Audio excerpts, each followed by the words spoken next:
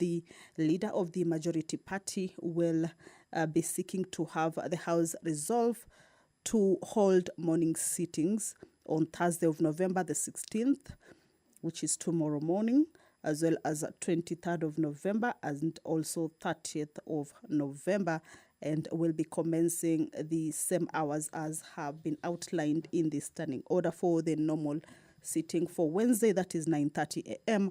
for the purposes of considering priority business ahead of the December recess. The members of the National Assembly for the second day running will be considering the motion on the debate on the President's address this afternoon, marking day 3. Remember, the debate on this particular motion began on a Tuesday, the 14th of November, and will be continuing, or rather it continued this morning sitting as well as this afternoon sitting. And with that regard, then the National Assembly this afternoon will not hold its question time session, where normally on Wednesdays afternoon, cabinet secretaries appear before the plenary sittings to respond to a number of questions that earlier on are usually forwarded to them by the members of the National Assembly to respond to a number of issues on matters of national interest. So this afternoon, the members will proceed with the debate on the President's address this afternoon, marking day 3. Remember, the President's address on the state of the nation was made on the 9th of November, the year 2023, in a joint sitting. That is a joint sitting that brought together both houses. That is the Senate and the National Assembly.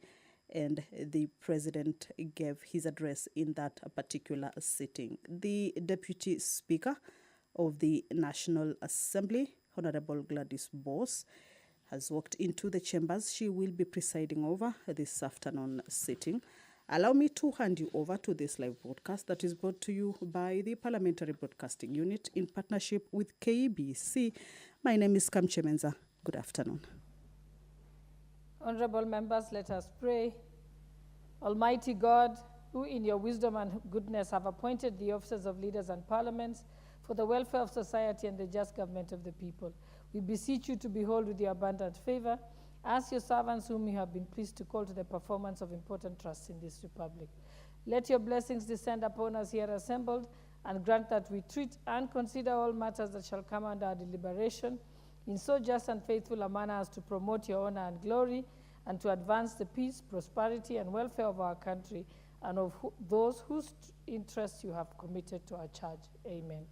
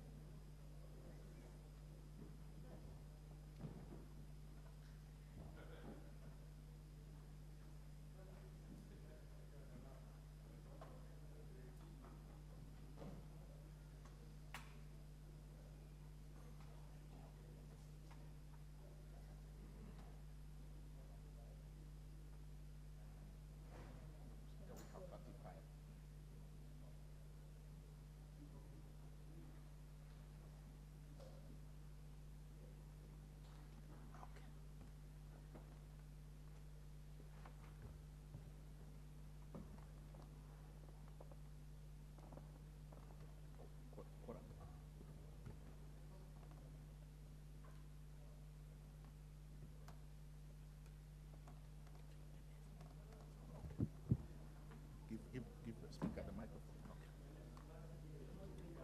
Okay. Honorable, I direct that the bell be rung for 10 minutes.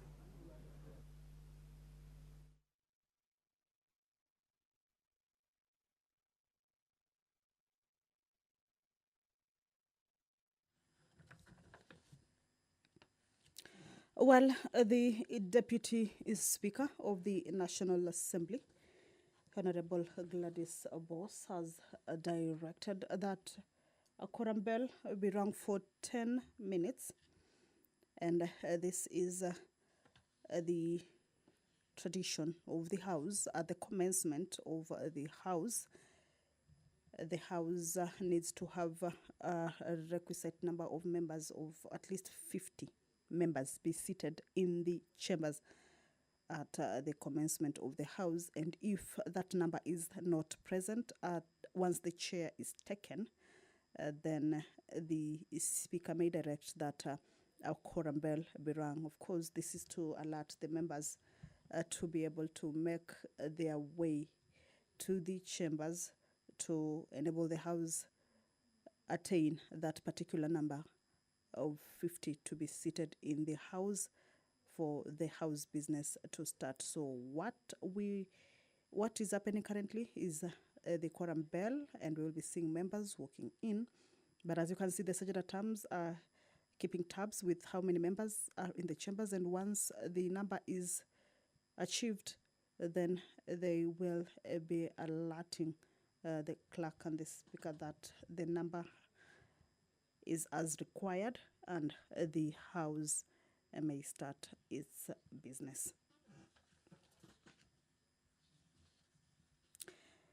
The members will be continuing with the debate on the address made by the President of the Republic of Kenya on the 9th of November, the year 2023. This was a State of the Nation address, and the members have been debating the contents of that particular address.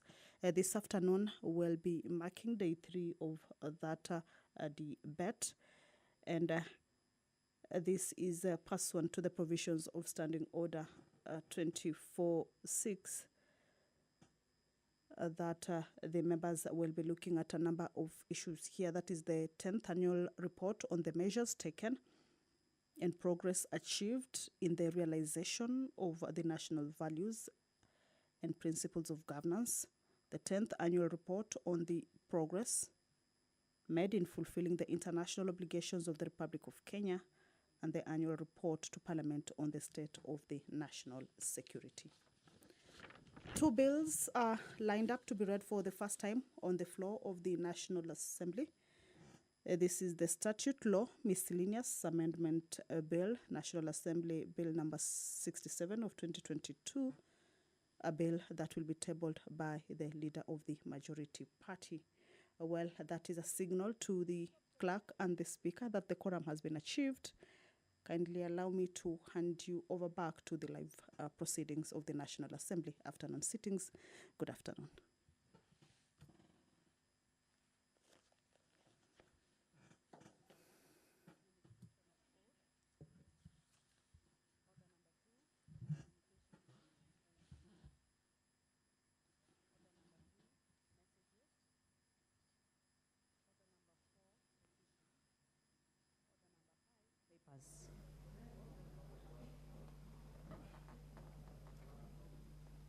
Proceed, Majority Leader. Honorable Speaker, I want to thank you. Honorable Speaker, I beg to lay the following papers on the table of the House today, Wednesday, 15th November 2023, in the afternoon sitting. 1. Report of the Auditor General on financial statements for the year ended 30th June 2023 and the certificates therein in respect of the following. 1. Eastern Africa Regional Transport, Trade and Development Facilitation Project, State Department for Roads. Horn of Africa Gateway Development Project, State Department for Roads. Northern Corridor Rehabilitation Program, Phase 3, Kenya National Highways Authority. Kenya Youth Employment and Opportunities Project, National Industrial Training Authority, NITA. Nairobi Southern Bypass Road Project, Kenya National Highways Authority. And lastly, Nairobi Thika Highway Improvement Project, Kenya National Highways Authority. I thank you, Honorable Speaker, and I beg to lay.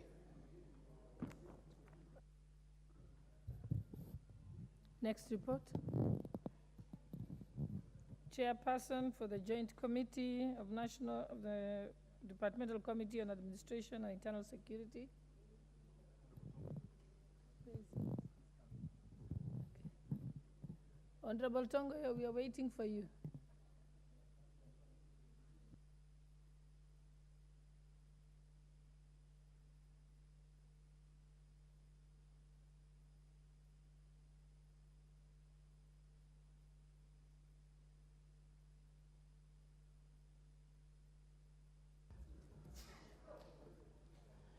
Thank you, Madam Speaker.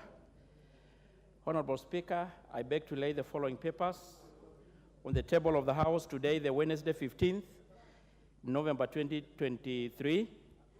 Report of the Joint Committee of the National Assembly Departmental Committee on Administration and Internal Security and the Senate Standing Committee on National Security, Defense and Foreign Relations on its consideration of the request regarding deployment of officers of the National Police Service to the Multinational Security Support Mission for Haiti.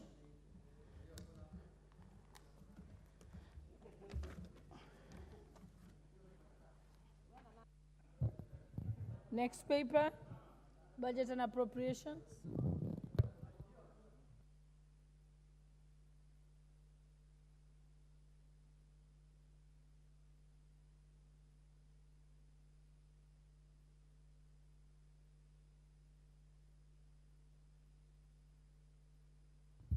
The next paper will be deferred to a bit later.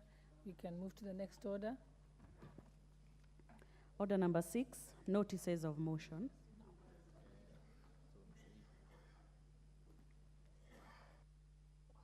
Honorable Tongoyo.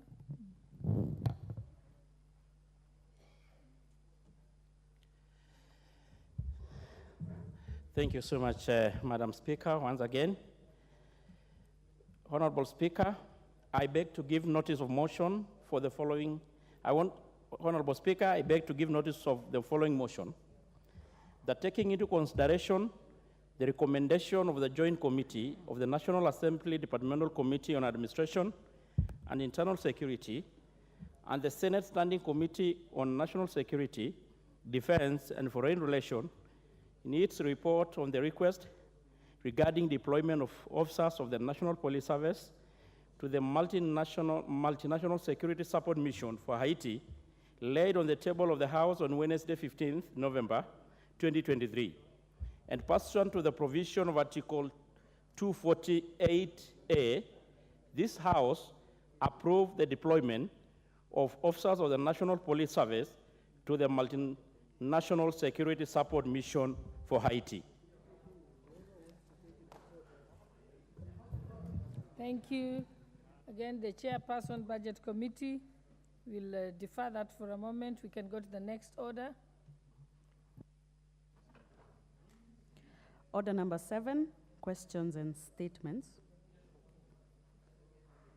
Order number 8, procedural motion, approval of morning sittings on specified Thursdays.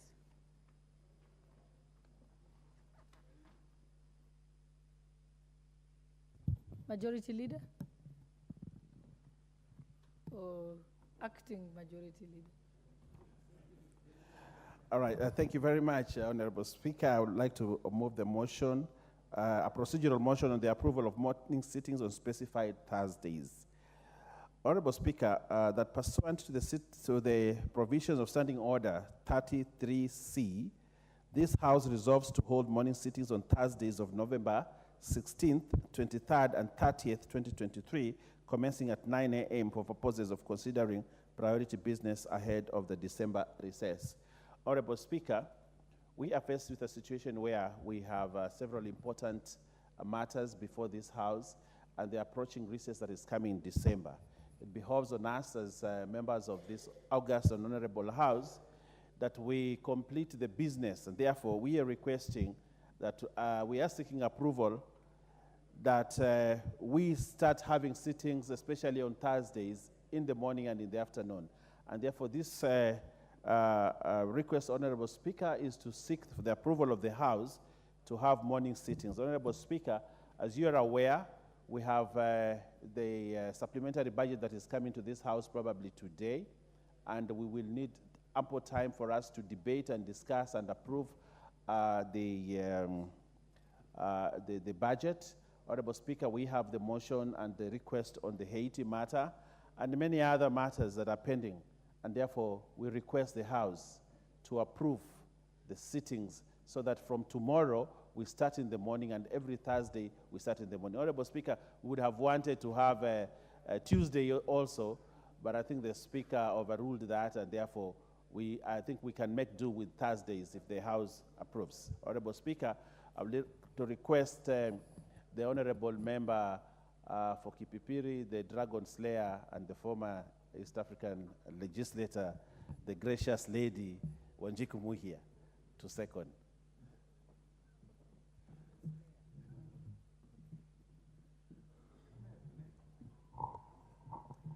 Thank you, Honorable Speaker.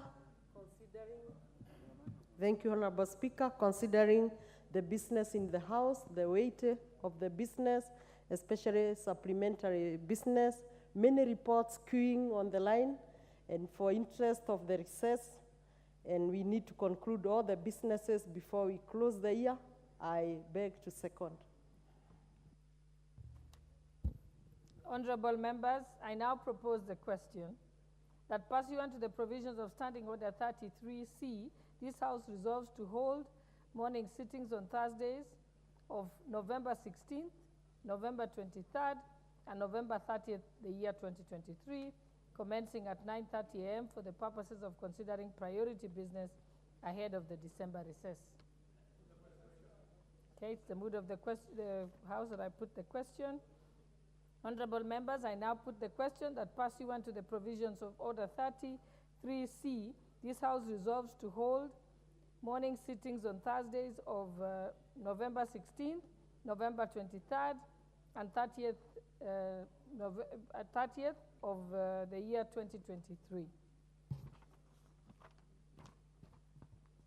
Commencing at 9:30 a.m. for the purposes of considering priority business ahead of the December recess. Will as many as of that opinion say aye? Aye. Will as many as of the contrary opinion say nay? Nay. The ayes have it.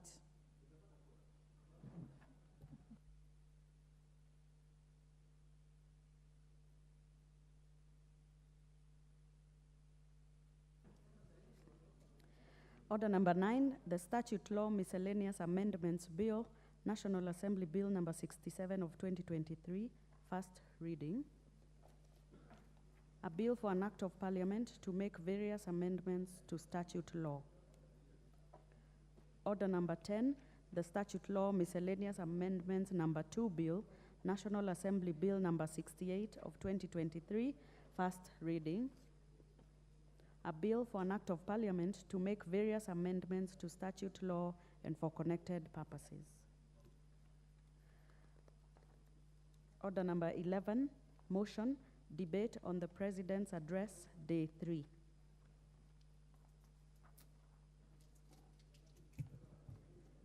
Honorable Jeanette, what is out of order?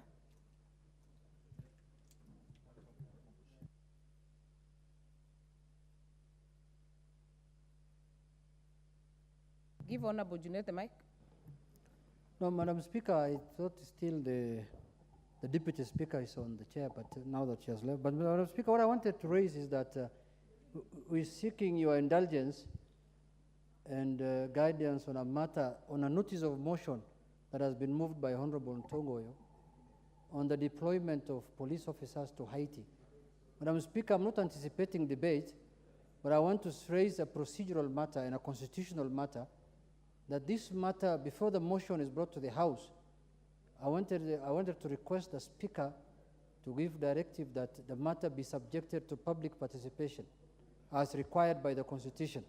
This is a very heavy matter.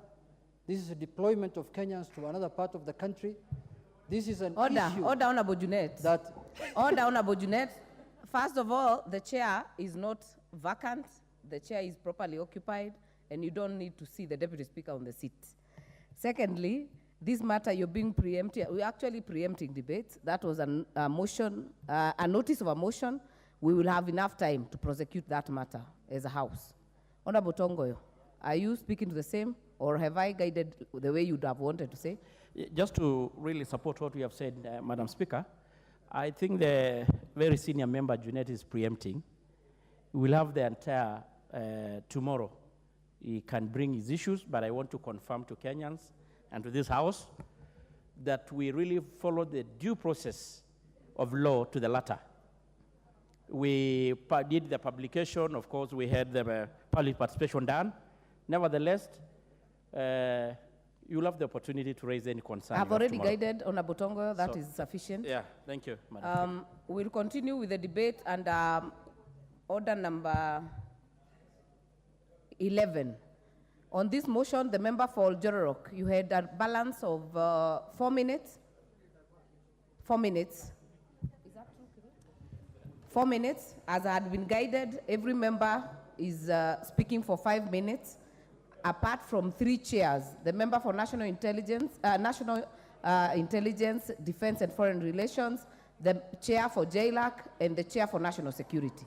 Every other member, 5 minutes. Member for Jororok, Honorable Mushira, you have the floor. Thank you, Madam Speaker. Madam Speaker, like I said in the morning, I want to laud the President for being forthright and candid to Kenyans on the real state of the nation as he was giving his speech. Madam Speaker, the President appreciated that it is true the cost of living is high, and that it is true he also took over a country that is ridden with debts. But the most important thing, Madam Speaker, is that the President gave an assurance that he is working towards fixing this mess that he inherited from the previous regimes. On the matter to do with debts, the President indicated that he is working towards rationalization of the budget and to reduce the budget shortfalls, and that way, we as a country, we reduce external borrowing. And number 2, Madam Speaker, the President indicated that he is working towards payment of the expensive and exploitative Eurobond that is due next year, and he indicated that he intends to pay that debt ahead of time. And that way, Madam Speaker, this will reduce the pressure that the country is experiencing in terms of servicing the debts that fall due. On the matters of cost of living, the President indicated that the program of subsidy of fertilizer that reduced the cost of fertilizer from 6,500 to currently 2,500 by subsidizing production rather than consumption is working, and it's a matter of time that the price of food will continue reducing. We've seen the reduction of food prices, and I know with time the food prices will continue reducing. Madam Speaker, I was impressed to listen to the President share success stories about the Financial Inclusion Fund, also known as Hustler Fund. Madam Speaker, this Hustler Fund is a game changer to the hustlers of this country. Madam Speaker, we as leaders need to encourage our voters and Kenyan citizens to apply for this fund, because out there, people have enterprising minds and brains. They have good ideas. What they lack is capital to implement those ideas. With the Hustler Fund, that you don't need to know anyone to get and to apply, you will be able to get this fund and apply your ideas and start that small business. Madam Speaker, we also need to encourage Kenyan citizens that for you to get more loans from this Hustler Fund, you need to borrow and repay. We know that it is true. There are Kenyans who have increased their limit, as the President stated, by borrowing and pay and borrowing and pay. But we also know that there are also Kenyans who have not been able to pay, and it is important to encourage them to keep on applying and paying for this fund.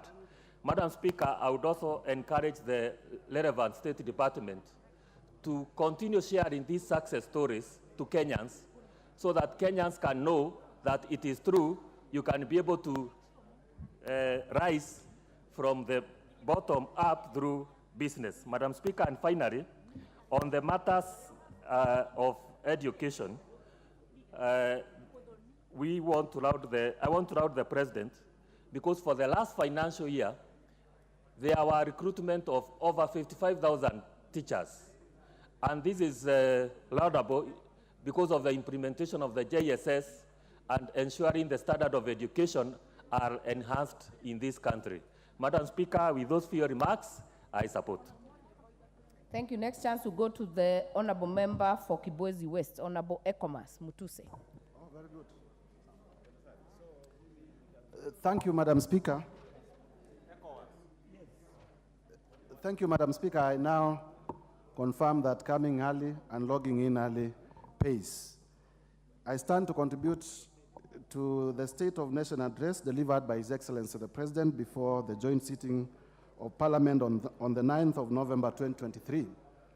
And Madam Speaker, before I go to what I want to say, first of all is to say that the President's speech was concise, it was brief, not a lot of verbosity, not ambiguous, very specific and eloquently delivered. It was also delivered within a good time, because many times you would realize that people would deliver a speech until the people listening to the speech get very bored.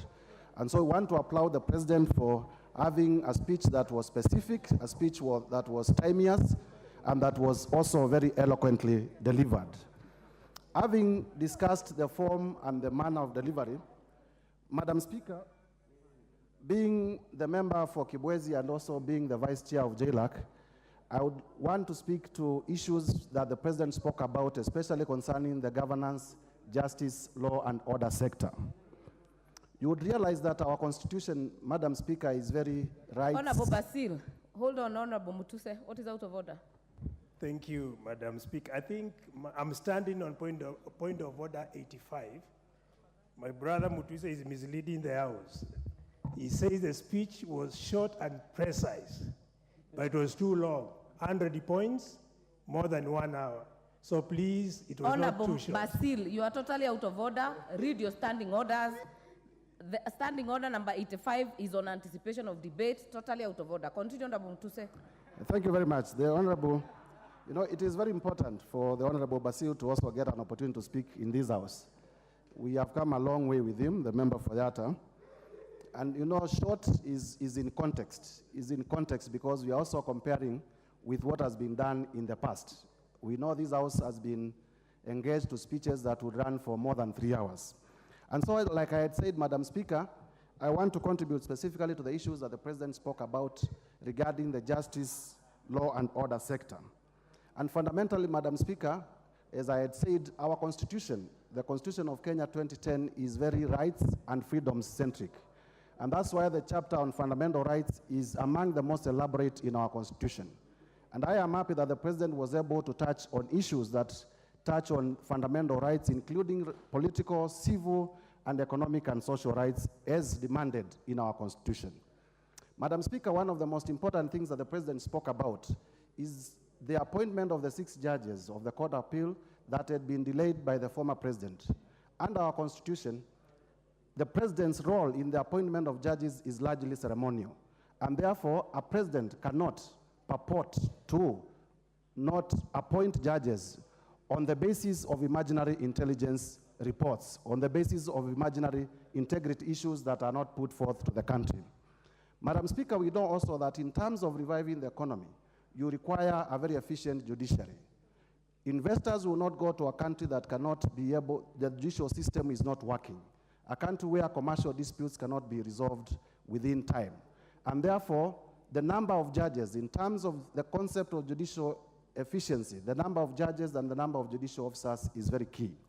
And that's why we in the Justice, and we applaud this House as JLAC, when the President made the proclamation about adding the budget of the judiciary by another 3 billion, this House was able to do it. And through that budget, I can confirm that more judicial officers have been hired. As we speak today, more judges are being hired.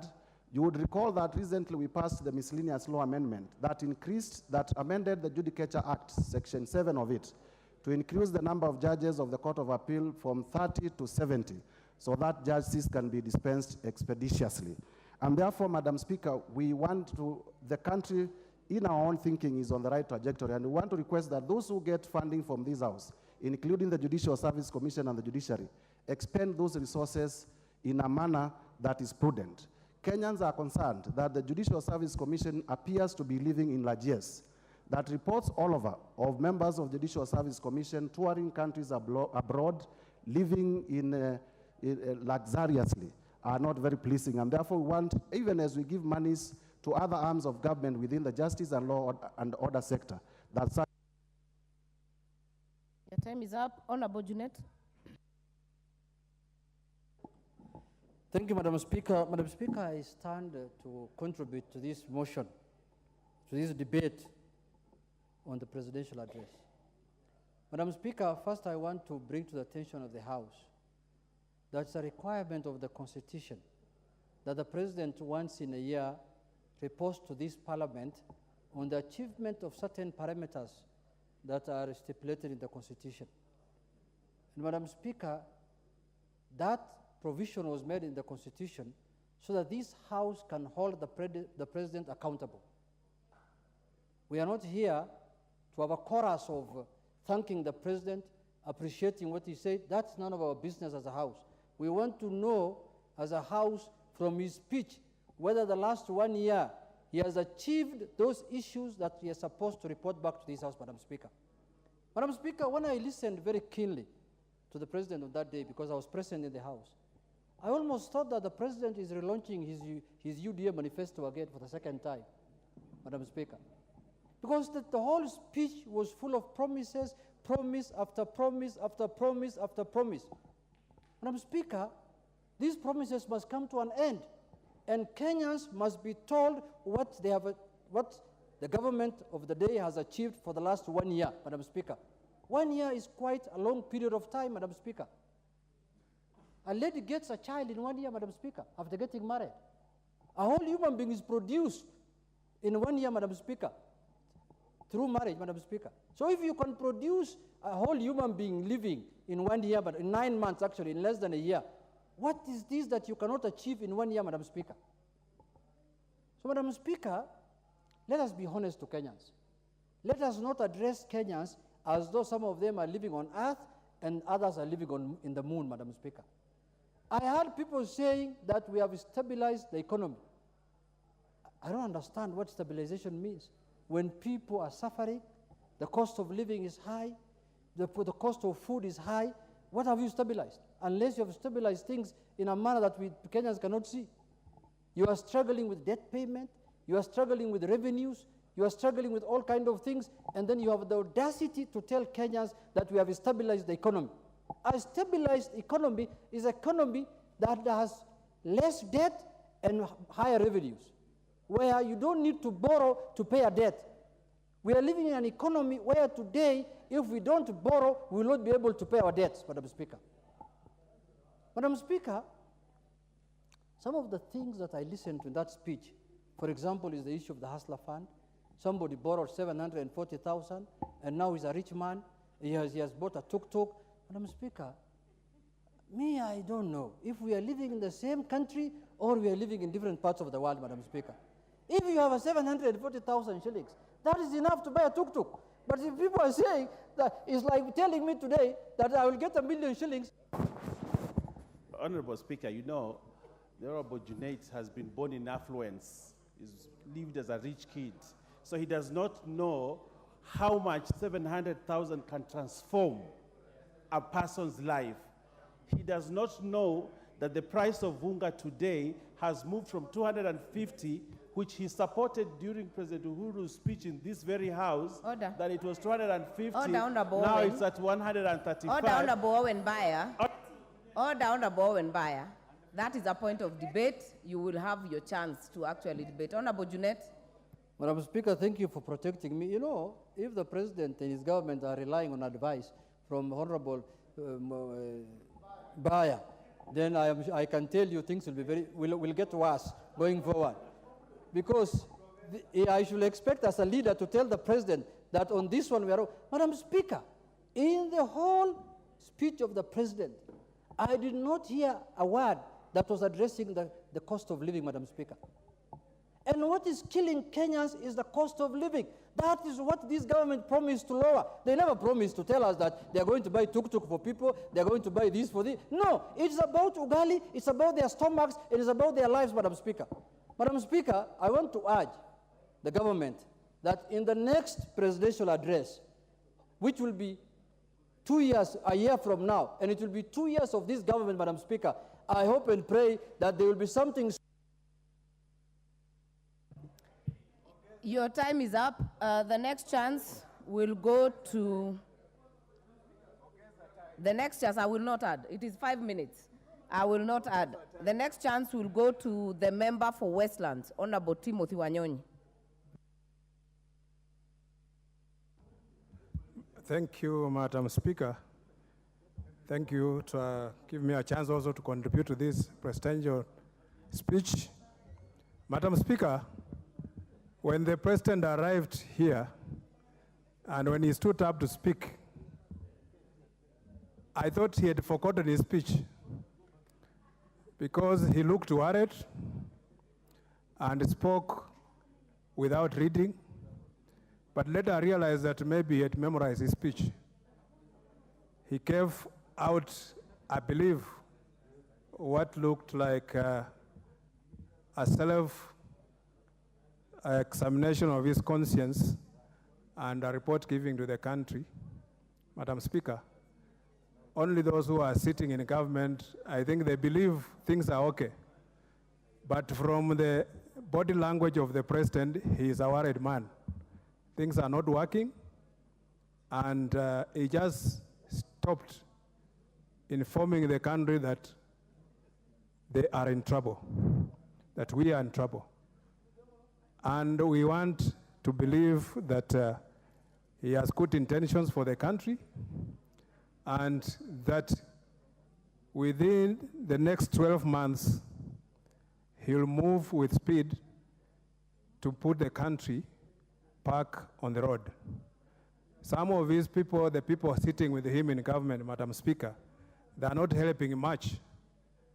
On Monday, Mr. Speaker, Madam Speaker, when we are, the day they declared a national holiday for planting trees, we saw in the media how wastage in a government that is already struggling with cash constraints, the CSS and senior government officials flying from one corner of the country to another to go and plant trees.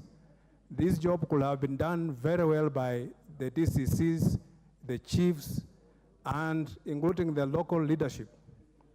I believe that is part of controlling government expenditure. And when we are struggling with no cash, Madam Speaker, I think the president needs good people around him to help him, Madam Speaker, to streamline how the government can recover and bring back the economy back on the road.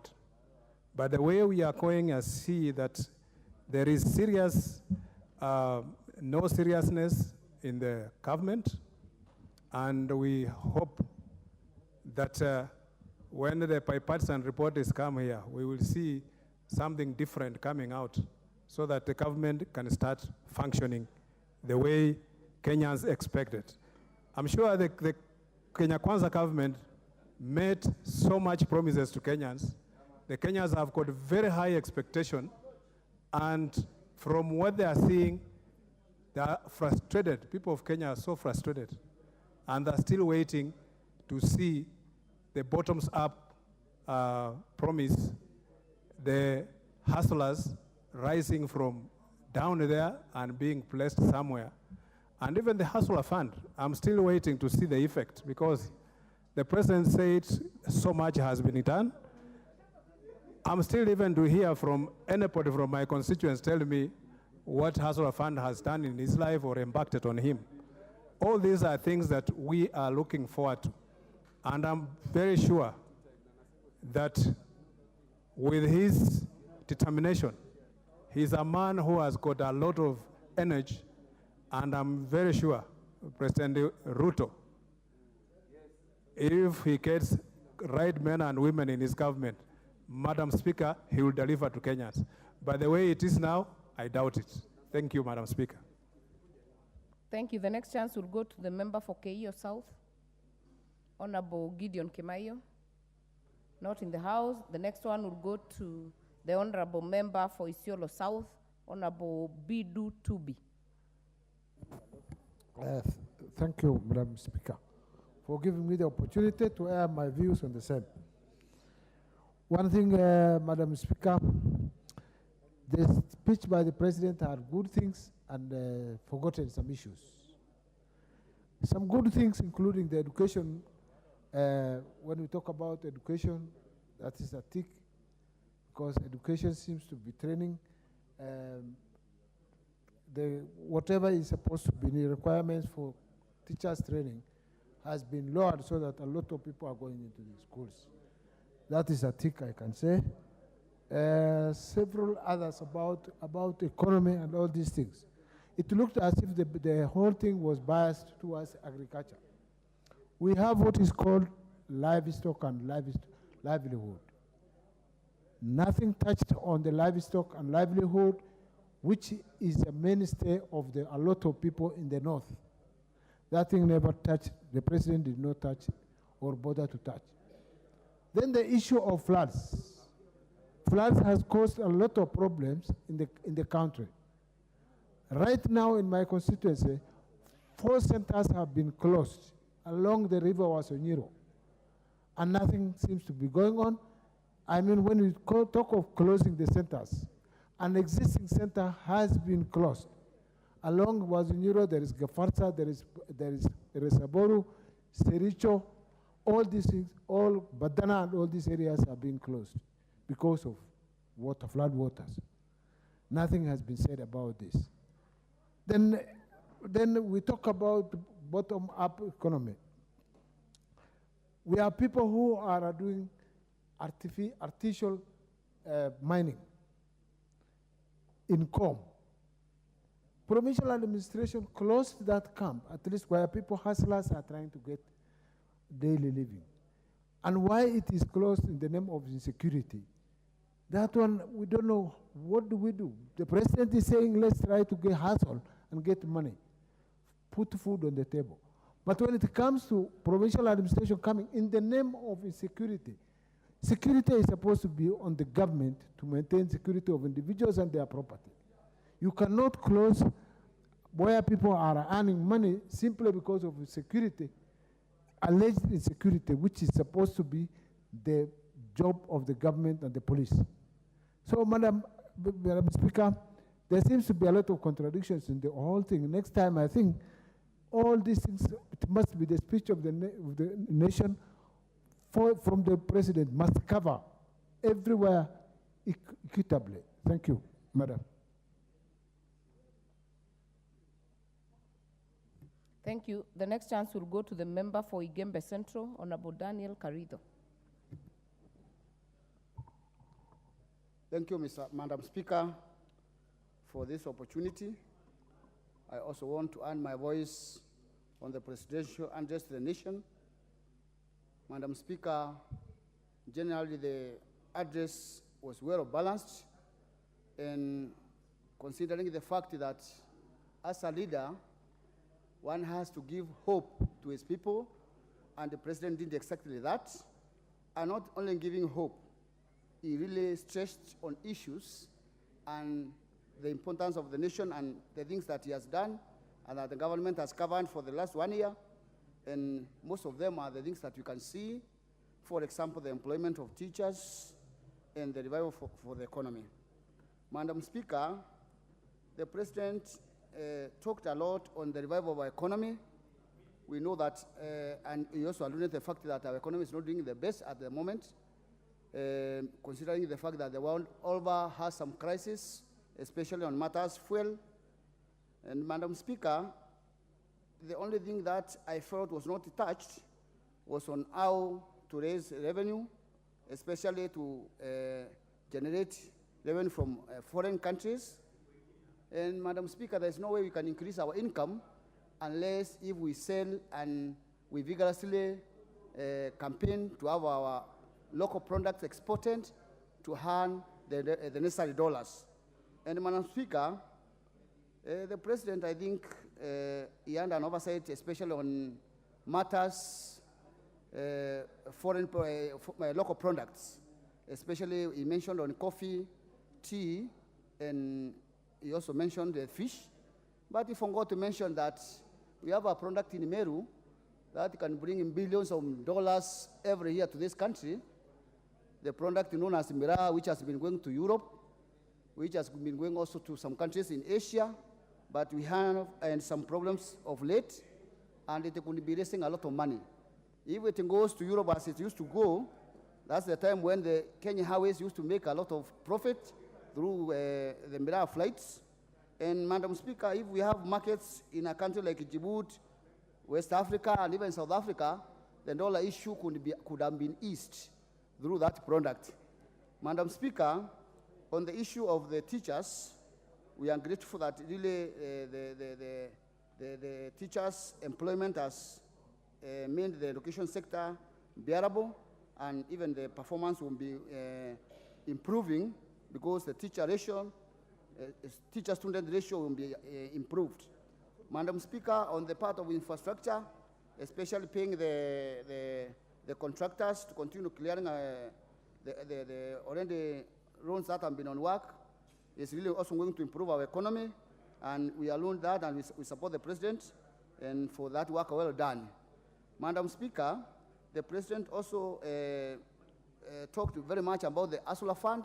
We have seen it working very well, even in rural areas, whereby the local and simple farm traders, business people, have been borrowing and paying, and it has really improved their operation base, and they are adding a shilling to the economy, which is seriously needed. Madam Speaker, I think the whole statement was well on balance, and I congratulate the President, and I think he is doing well, and this government is doing well as far as his want is seen. In terms of production, we have seen the fertilizer, which has been subsidized. The farms and the farm produce, especially the maize and even other farm produce, have improved seriously as per the report that we have collected. And I believe as time goes by, very soon we will be able to fend for ourselves.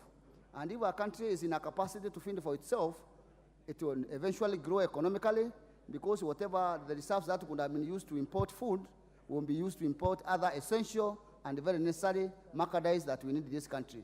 Thank you, Madam Speaker, and I support. Thank you. Before the next speaker, allow me to recognize in the public gallery students from Nairobi Institute of Business Studies, NIBS Technical College in Starehe constituency, Nairobi County. On behalf of the House, we welcome you to observe the proceedings of the House. The next chance will go to the member of Alego Usonga, Honorable Samuel Atandi. He's out of the House. Thank you, Madam Speaker, for giving me the opportunity to make my submission on the Presidential State of the Nation address. Madam Speaker, I was not present in the House when the President was here, but like many other Kenyans, I was able to listen or heard the content of his speech. And I concluded that the President had nothing substantial to tell the nation. In his speech, Madam Speaker, the President averred that withdrawal of subsidies on petroleum and fuel products had led to the stability of the economy. Madam Speaker, this is dishonesty of the highest order. Because, Madam Speaker, as you know, millions of Kenyans sleep hungry in their houses without food because the economy has been battered by wrong policies and corruption. Madam Speaker, I want to say that the President had really nothing serious to tell the nation. And we want to urge the President, like my colleague Honorable Juneta said, that in the next speech, we would like to see a President who is serious, not the one who was here. The one who was here basically was engaged in gerrymandering and hypocrisy and all manner of stuff that I cannot describe. Point of order. Point of order. Honorable Karoli, what is out of order? Madam Speaker, is it in order for Honorable Atandi to complain about the high fuel prices when he himself in this House, together with Honorable Junet, voted for the introduction of the first 8% VAT on the fuel? Thank you. I think I will ignore him because that time he was not in this house.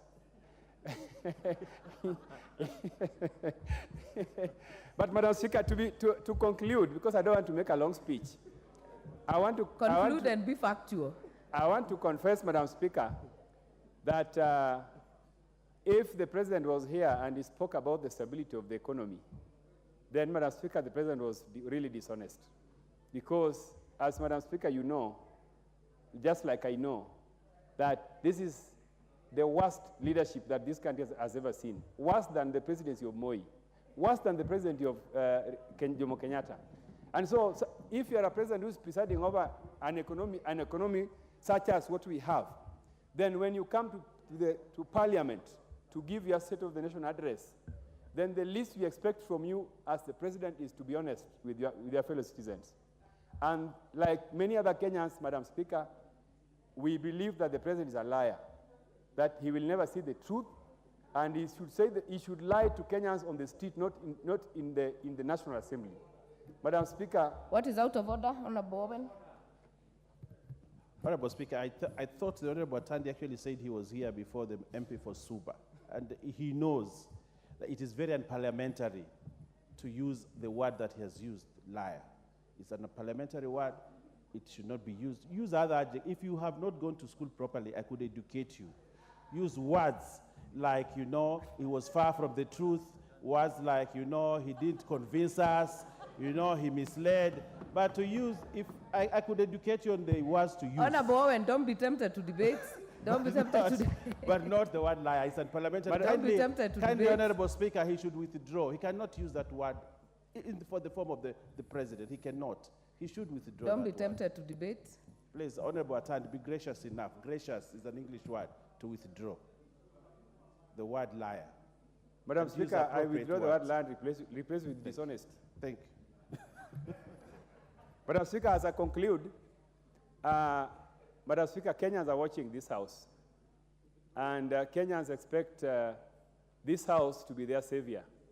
And so, Madam Speaker, it is important for this house to reject the president's speech, because the speech does not make sense. Honorable Atandi, I was just confirming, did you say the president is a liar? I did, and I withdrew. Okay. You have withdrawn for the record. Yes, I withdrew and replaced it with dishonest. Continue. Yes. Madam Speaker, as I wind up, I want to say that, Madam Speaker, if these members of this House do not change their strategy of legislation and approach to national issues, then most of members of this House will not come back, especially members of the government side, because you seem to support things that you should not support, including a dishonest speech made by a president who is bringing down the economy, a president who is defeated, who has failed to even do simple things. Thank you, Honorable Atandi. Next one will go to the member for Nandi, Honorable Cynthia Muge.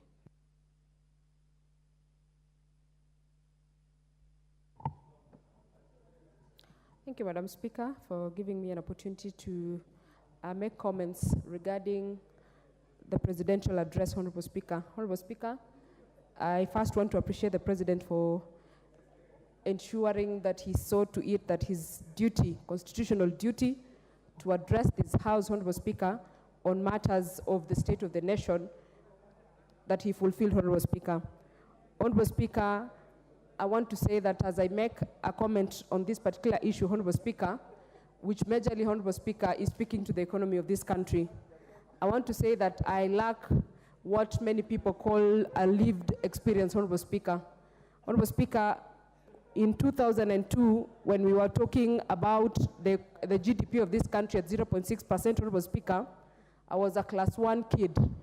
And Honorable Speaker, in 2013, when we are talking about the GDP of this country, again, Honorable Speaker, when it was doing better after the era of Kibaki, I was a very timid first-year student in the university, Honorable Speaker. Honorable Speaker, in 2017, when I had just opened my eyes and I was a member of the County Assembly, Honorable Speaker, the GDP of this nation, Honorable Speaker, was 4.9%. And Honorable Speaker, in 2022, when we were campaigning, the GDP of this country, Honorable Speaker, was 4.8. And in 2023, Honorable Speaker, which is this year, the year that the President made his presidential address, the GDP was 5.5%, Honorable Speaker. Honorable Speaker, when I hear people say, as a member say, Honorable Speaker, that there has been no progress made so far, I wonder if I'm the only person who sees these things, Honorable Speaker. And Honorable Speaker, with my lack of lived experience, Honorable Speaker, I ably compensate it with reading, listening, and asking, Honorable Speaker. In the statistics of this country, Honorable Speaker, show that we are doing better than we were doing in 2022, Honorable Speaker. Honorable Speaker, when some Kenyans went to the streets early this year, Honorable Speaker, they went to the streets with sufurias, Honorable Speaker, meaning that the complaint that most of them had was about the price and the cost of food. Honorable Speaker, when the President made his address, Honorable Speaker, he spoke about the cost of food, and I can confirm, Honorable Speaker, in my village where I come from, Honorable Speaker, Kapserton village in Mosop constituency, Honorable Speaker, we are asking farmers who harvested serious amounts of maize to stop selling their maize at 2,500 shillings a bag, Honorable Speaker. We are asking them to actually sell it to the government where it is offering a better price of 4,000 a bag. Honorable Speaker, that tells you the problem of the cost of living, the cost of unga, that some Kenyans took the street with the sufurias, Honorable Speaker, has been sorted ably by the President, who made deliberate decisions, Honorable Speaker, to lower the cost of production of this particular maize, Honorable Speaker. And to say that there's been no change, Honorable Speaker, is not honest, Honorable Speaker. We have had change. We are not yet where we are going, but we still have 4 years, Honorable Speaker, to get there. Honorable Speaker, to speak to the second issue, you know, Honorable Speaker, naturally, human beings see the negative things, they don't see the positive things. When we sit here, Honorable Speaker, and say that we have not seen anything, I pride myself in this President, Honorable Speaker, considering that it is this House that has passed the bills that are going to enable UHC, Honorable Speaker, that every Kenyan will have access to medical care, every Kenyan will not have the burden of selling their land, selling their property for them to be able to afford medical care, Honorable Speaker. It is this government, Honorable Speaker, since I came to life in terms of understanding what happens, that I have had anyone and someone saying that they are going to pay for the Eurobond debt, Honorable Speaker. It is the first time that I'm hearing it, Honorable Speaker. It is this same government, Honorable Speaker, according to the President's speech, that has hired a whopping 56,750 teachers, Honorable Speaker. Every member of this House who represents a constituency, who represents the special interest, who represents a county, Honorable Speaker, can speak and be able to be a witness to that, Honorable Speaker. This same House, Honorable Speaker, has live experiences of, Honorable Speaker. I cannot speak to the examples that the President gave, but I can speak for myself, Honorable Speaker. I started borrowing Hustler Fund when it was 500 shillings. Honorable Speaker, it's not like I needed it, but I wanted to see if it is actually working. I borrowed and repaid. I borrowed a second time and repaid. And the third time, Honorable Speaker, I have a maximum of 6,000, Honorable Speaker. So it is progressive and it is working. The President is a capable President, and he has demonstrated that, Honorable Speaker, and I think it's about time that we stop asking what this country can do for us as members and ask what value, what can we do for this country, Honorable Speaker. Thank you. Member for Sotik, Honorable Francis Sigay. Madam Speaker, thank you very much for giving me this opportunity to also address the issues raised by the President when he addressed this House the other week. Madam Speaker, I think first of all, I would like ourselves to be thoroughly honest. Thoroughly honest, because the President here was very honest. He told us that things are not good, that the economy is difficult. And we are talking here as if the President said everything is okay. Madam Speaker, the President's speech was very comprehensive, very bold, and he addressed the issues without hiding anything. So I think, Madam Speaker, I want to address the issue which affect my constituency, Sotik. Madam Speaker, I want to say in the history of this country, the government was able to roll out the giving out of fertilizers very well. And each and every household in my constituency got the fertilizer. And Madam Speaker, the farmers in my constituency were able to produce maize. And now we are now asking the government to look at the issue of price. Madam Speaker, the price is coming down, and we would like the government to address this. That means the president addressed the issue of the cost of living. In my place, what we call korogoro, the small container, has come down from 250 to 80 shillings. Madam Speaker, to me, that's a very big achievement. Madam Speaker, we should laud the president for this.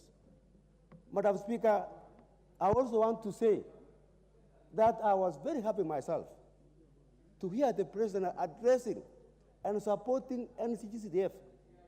He told us here that as the president of this country, he was supporting NGCDF. And Madam Speaker, everybody should laud this move.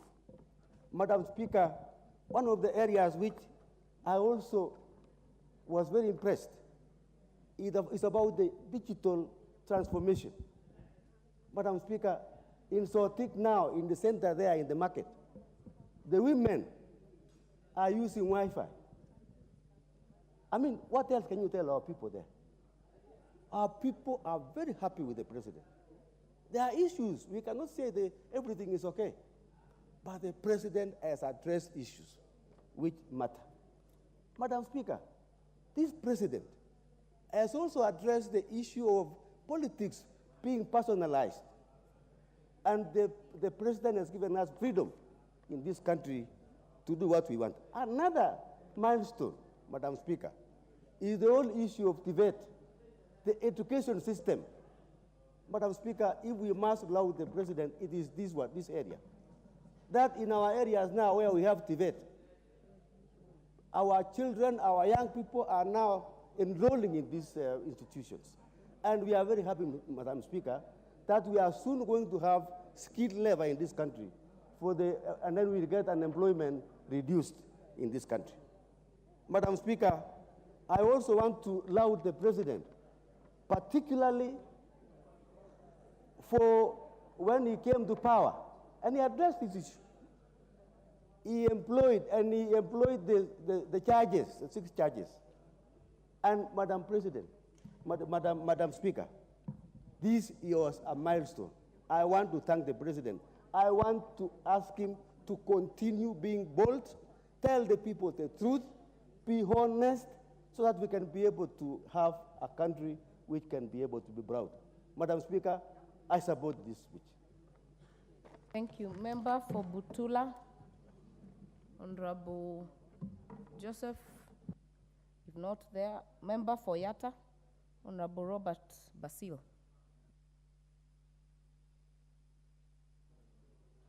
Thank you, Madam Speaker. I stand to contribute on the President's speech. As I said, it was too long and boring.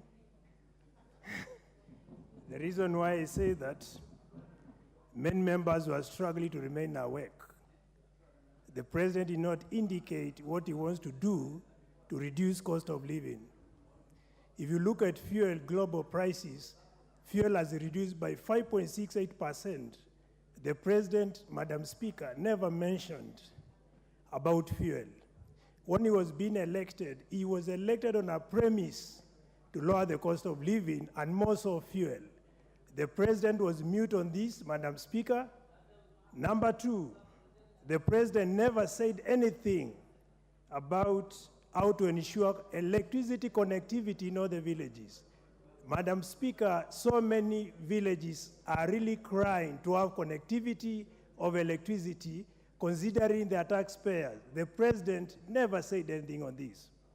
Number 3, the President talked about job creation, Madam Speaker. He did not specify on ethnic distribution when it comes to job creation. Recently, we saw recruit in KRA, 57% going to 2 tribes. Madam Speaker, we expect the President to explain to Kenyans on job creation who are the people who benefited ethnically on job creation. Number 4, the President never indicated meaningfully what he wants to do. Wait, Honorable Member. What is out of order? Honorable Member for Thika. Thank you very much, Madam Speaker. Is it in order for the member to stand here and say that the jobs goes to 2 tribes? Which jobs goes to 2 tribes? Which 2 tribes? Allow me to respond to the... And you give us evidence. Allow me to respond to Honorable Member Fodika. She doesn't seem to be informed, and I want to inform her today. If she reads dailies, the national newspapers, the new recruits for KRA, it was clear mentioned that 57 of the new recruits went to 2 tribes. I don't want to appear as an ethnic biased person. Therefore, I may not need to specify who are these 2 tribes, but it was public domain. So I refer the honorable member to read and appraise herself. Honorable Kawanjiko, what is out of order? Thank you, Madam Speaker. And as we appreciate whatever MP Foyata is trying to say, we also need to make it clear that this is a house of record, Madam Speaker. And the moment that you say that the job opportunities went to 2 tribes, the member Foyata should be able to substantiate and say that this and this tribe, depending on whichever records that he has, that the position went to the only 2 tribes. So it's not in order for him to make lies in front of this house, Madam Speaker. Order, Honorable Kawanjiko. You know, they're intercepting my speech. Order, Honorable Basil. Order. Honorable members, and this just for the guidance of every member, including you, Honorable Member Foyata, responsibility of statement of fact, standing order 91, a member shall be responsible for the accuracy of any facts which the member alleges to be true and may be required to substantiate. Kindly let us adhere to our own standing orders. Let also be guided that newspapers are not sources of information which are admissible in this house. So let us be careful as we debate. Honorable Basil. Thank you, Madam Speaker. I also want to make reference on this house. The issue of job distribution was debated when the CS for Treasury was here, Professor Juguna. He actually did acknowledge about that, and it's only that I did not get the actual record, but it was discussed on this house. The answer is clear, and the information can be retrieved. I even have a pending question which is supposed to be brought on the floor on the same Honorable issue. member, do not refer to pending questions that have not been discussed in this floor. But that issue was already discussed here on the floor. They are not a record yet of the House. That issue was already discussed. Anyway, let me proceed with my speech.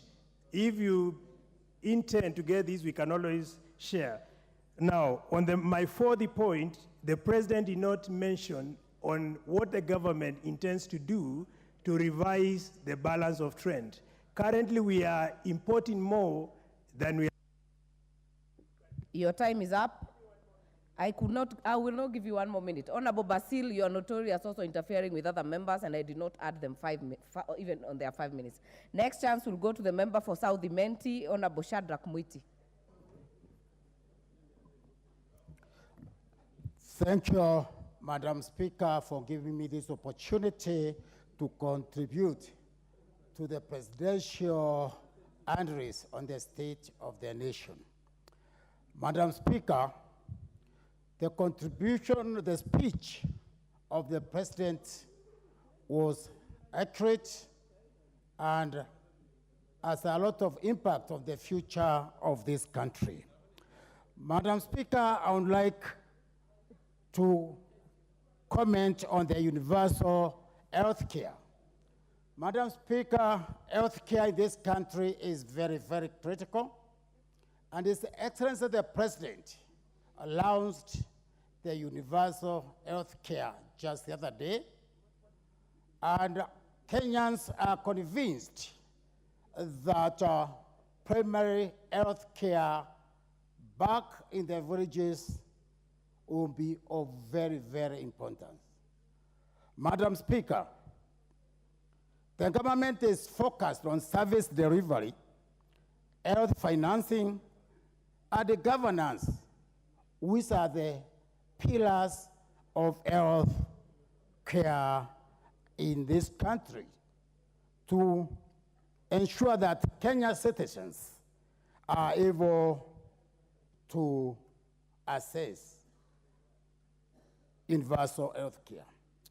Madam Speaker, Facilities Improvement Act is very, very important, as most of the health facilities will be retaining their funds that are collected in those particular health facilities so that they can be revamped back again to the health facilities to supplement their contribution from the county.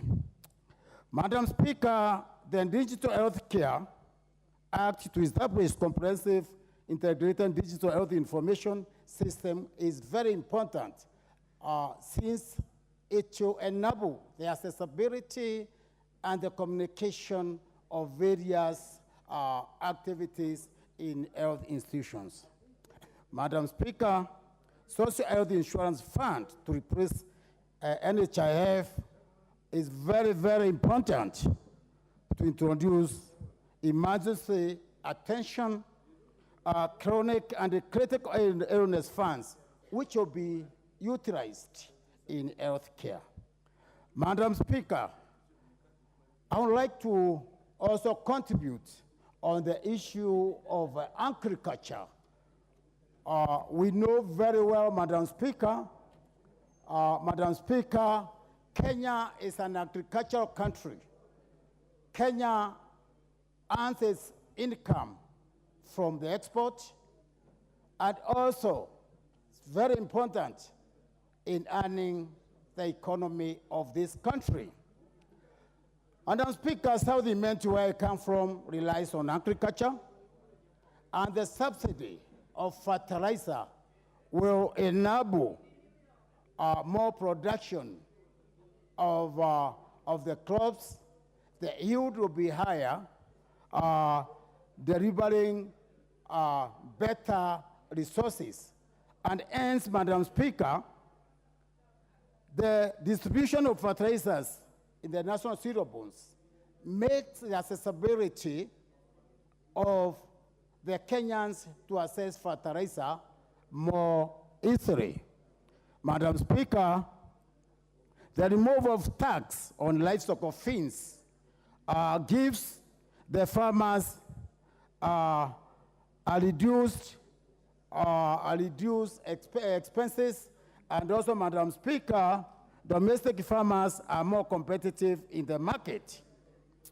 Madam Speaker, this will increase the profits since more farmers will manage to do the farming.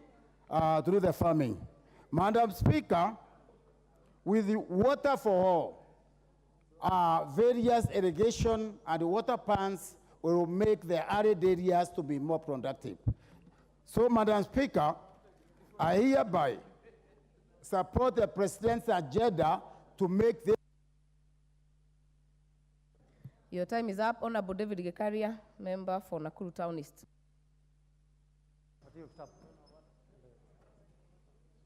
Thank you, Honorable Speaker, for giving me this opportunity to contribute. It's unfortunate the Member of Parliament for Yatta is not around. Honorable Speaker, when he started speaking, he said that the President's speech was long and boring, and some of the members were sleeping. And I think from his contribution, I think he's one of those members who are sleeping and did not listen to the speech when it was done. Honorable Speaker, it was alluded to the fact that the President never spoke about the cost of living. Honorable Speaker, if you look at the speech of the President, and he has said this for those who care to listen, and he made this in his speech when he was here last week on Thursday, is that the cost of living, it is something that has to come down gradually through a process of some intervention.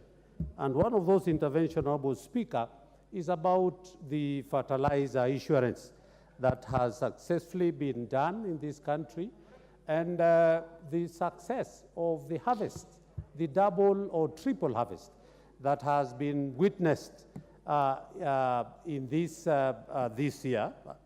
And at the same time, Honorable Speaker, and he also mentioned that out of that harvest, bumper harvest, the cost of maize flour in some shops has dropped significantly to up to 150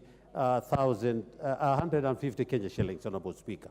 So it is important as we look at the speech of the President objectively, Honorable Speaker.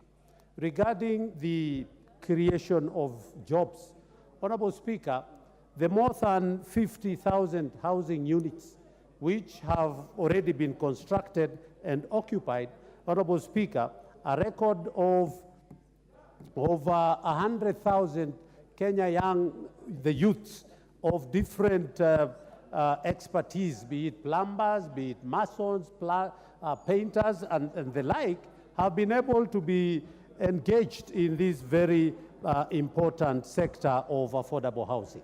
Over and above that, Honorable Speaker, a commitment that the President has said that ownership of a shelter, as indicated in our Constitution, is something that he has to address.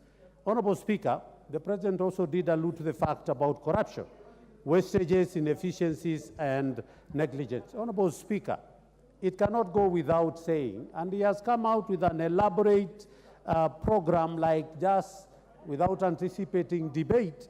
Honorable Speaker, tomorrow we'll be discussing the supplementary budget, which has reduced wastages and inefficiencies in respective ministries significantly by almost 200 billion Kenya shillings, Honorable Speaker. Honorable Speaker, my committee is responsible on the matters to do with climate change. And Honorable Speaker, Kenya had an advantage of being the host of the first African Climate Change Conference. Honorable, it brought about over 40,000 delegates from different countries to talk about the weather changes. Honorable Speaker, the President has said now we will not be complaining, but we need to start as Africa, as Kenya, as a continent. We have to start giving direction on what affects our climate and other climatic issues that we need to address. Honorable Speaker, the President has gone further to, of course, talk about the other conferences which are coming up on matters to do with issue of oriented politics. Honorable Speaker, the President has given it a thought, and he has also allowed the bipartisan dialogue that is going on now to be able to allow Kenyans to speak. Even if we were elected democratically, Honorable Speaker, the President has given a hand for the minority to be able to bring their issues on the table in the national dialogue issue that is going. Of course, Honorable Speaker, among others is the bilateral and multilateral issue. There was an agreement, minimata. Your time is up. Member for Narok North, Honorable Agnes Pareyo. Thank you, Madam Speaker. Thank you, Madam Speaker, for giving me this opportunity to contribute to the President's speech. From onset, I want to say that the President's speech was good. And why I say so is because he touched on issues that are affecting our people. Number one issue is that he touched on the youth. Because having digital hubs in our constituencies will help the youth to get their jobs and can earn a living from working at the hubs. And then he touched again on the subsidized fertilizers, which will give a long-term solution to hunger in our country. When we have fertilizers, farmers can grow their own food and nobody will be hungry because they will have food to eat. And will also give a solution because it will put food on the table and it will as well put money in their pockets. The president also was able to touch on education. He touched on education by making sure that we hired a good number of teachers in our primary schools because we didn't have teachers. And also, he was able to touch on education in general. And these are issues that have been affecting us. Order members, keep the consultations on a manageable level. You are disrupting the member for Narok North. Continue on about Thank you for protecting me. He was able to talk on education by hiring the teachers and again making sure that our children went to school, universities, and they could get loans so that they could continue with their education. On housing, for those who don't have houses, he has also touched on the housing programs that are going to come up in every constituency that will give our people dignity so that they can be living in good houses. And in terms of health, he also touched on health because he was able to talk about NHIF, where our people will be assured of having insurances so that they can also be attending to their medication. And for that reason, I support the speech, and I want to say that it was good. Thank you. Thank you. Member for Webuye, Honorable Daniel Wanyama. Maybe that will break the Kamukunji there, led by Honorable Kalasinga. Honorable Speaker, thank you. Let me contribute to the presidential speech, and on the onset, give an indication that the trajectory that speech took is going to bring Kenya back to the right footing in terms of economy recovery. The two issues that he touched on that touched my heart is one, food security, and two, the universal health. The moment any country, any nation fixes those two issues, the citizens of that country have very good life, and therefore that addresses the issue of the cost of living. So in his speech, and what we have seen is that other than putting subsidy on the consumables, it is better to put that subsidy on the production, because already from where I come, we have had very good yields in terms of the fertilizer that was reduced, and many farmers have had very good harvests this year going forward. So that has addressed the issue of hunger as we progress with this country. But most importantly, Honorable Speaker, because I come from the sugar belt, this government of Kenya Kwanza has done what other governments have not done.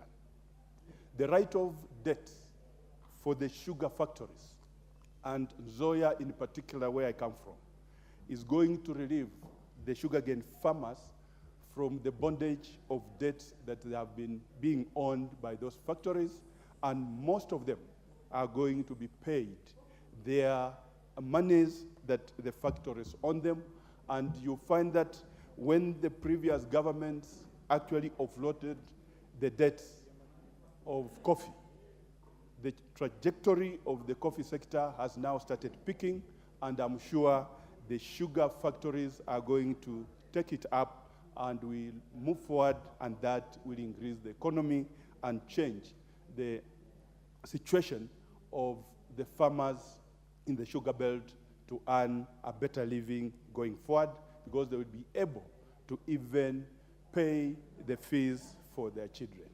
And on the side of universal health, what the president has put across, and given the plan that we have, I think once that is addressed, I'm sure this country, the people of Kenya are going to have it easy, that the lack of drugs in the referral stores will be a thing of the past. As I conclude, a member for Honorable Tim indicated that the president did not have a speech.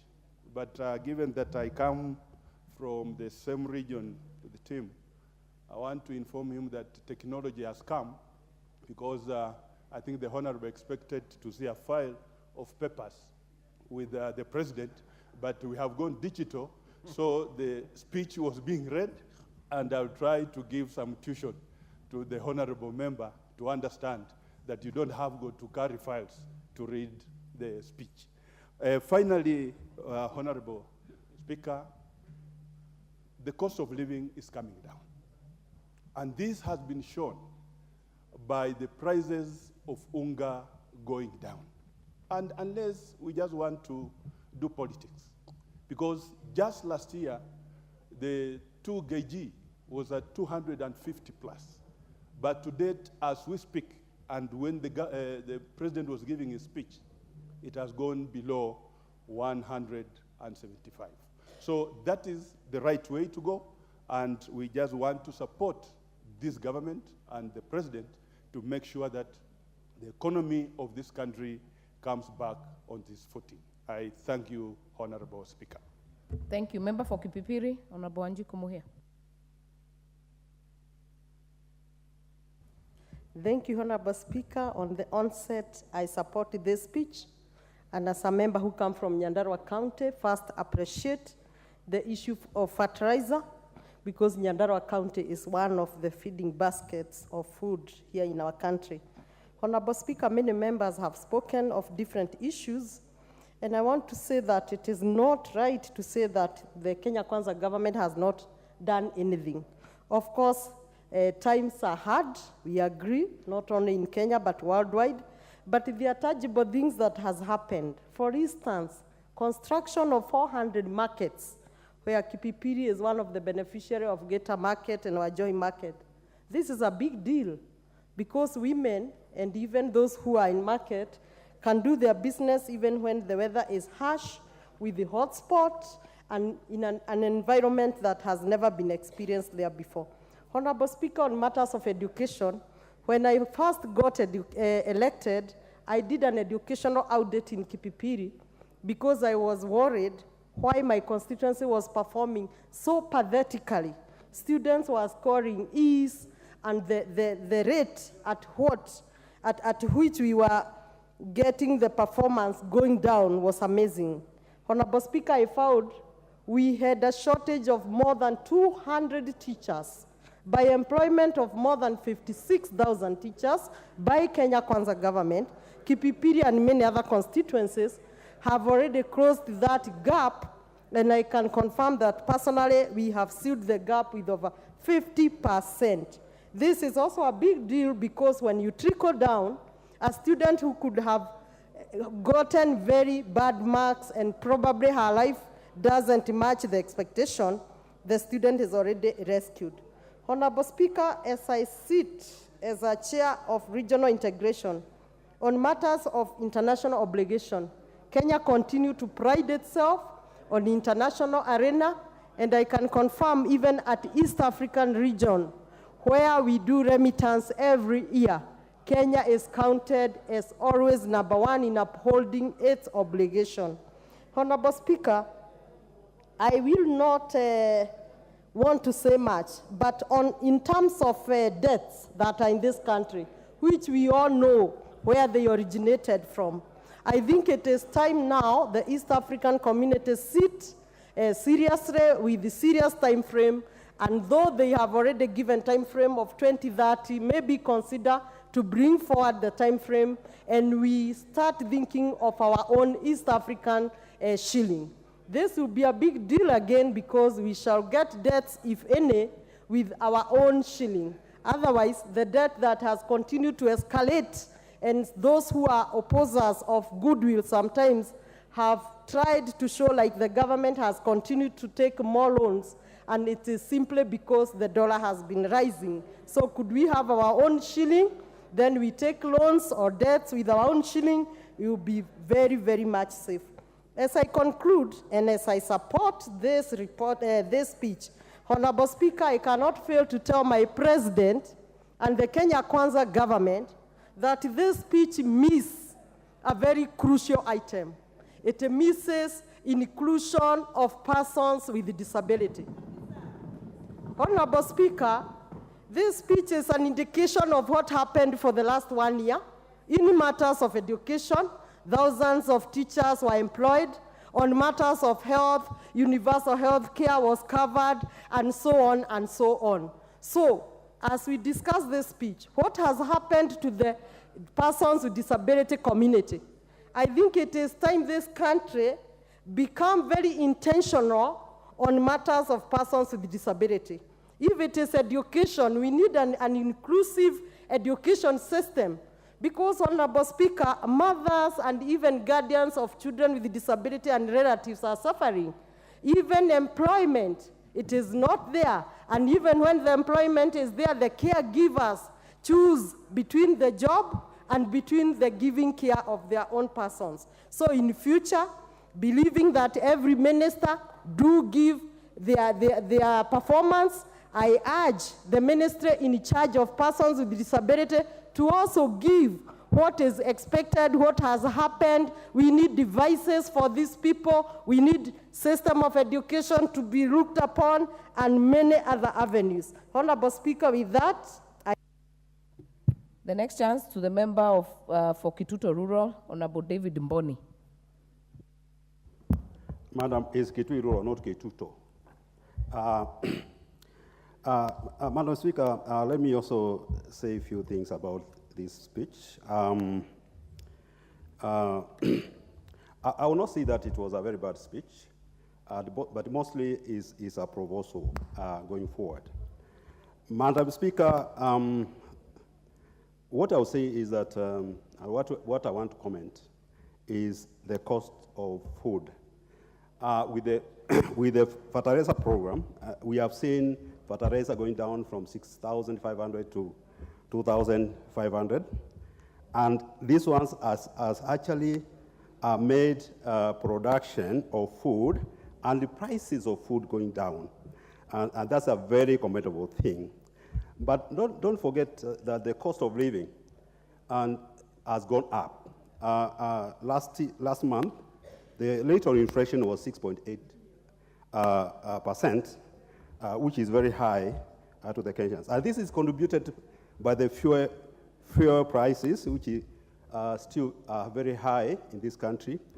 But we start asking ourselves, if petroleum prices are going down in Uganda, in Tanzania, where are we buying our fuel? Are we not buying from the same market? And what happened to the G2G agreement, which we expected the prices of fuel in the country to go down, and also reduce pressure on Kenya on dollar, because our Kenya shillings has been depreciating over time. Madam Speaker, I think apart from giving the fertilizer to the maize growing areas, currently in Eastern Province where I come from, we are having a lot of rains.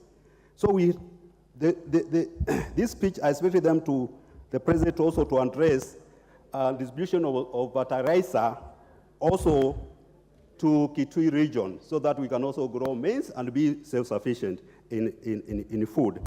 And also expected to hear more irrigation schemes being done in Eastern Province, so that we can be able to grow food.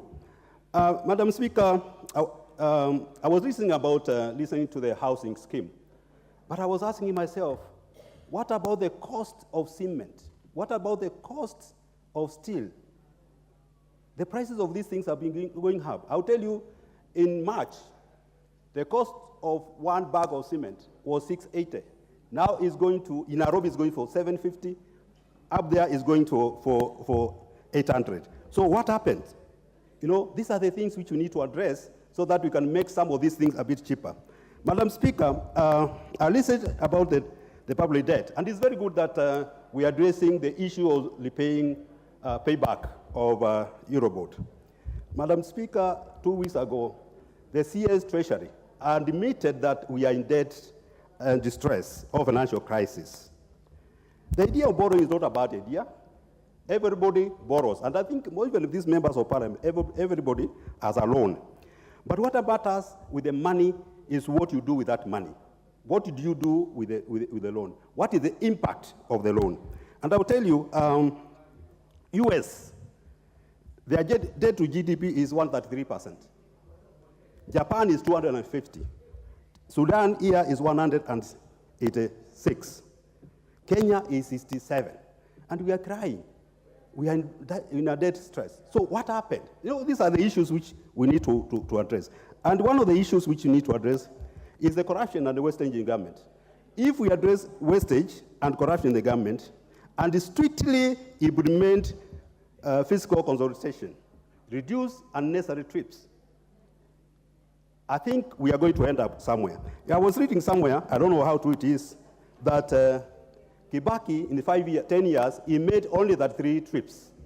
Our current president has made 40 trips in a year. So I was wondering, in 5 years, and one trip, I'll tell you, costs around 300 million. In 5 years, how much are we going to spend in terms of trips and other trips which are made by government officers? In terms of savings, I think we have the lowest savings rate in the country, globally. The next chance to member for Githunguri, Honorable Gathonu wa Mushomba. Thank you, Madam Speaker. I rise to give my contribution on the current debate as we analyze the presidential speech on the state of the nation.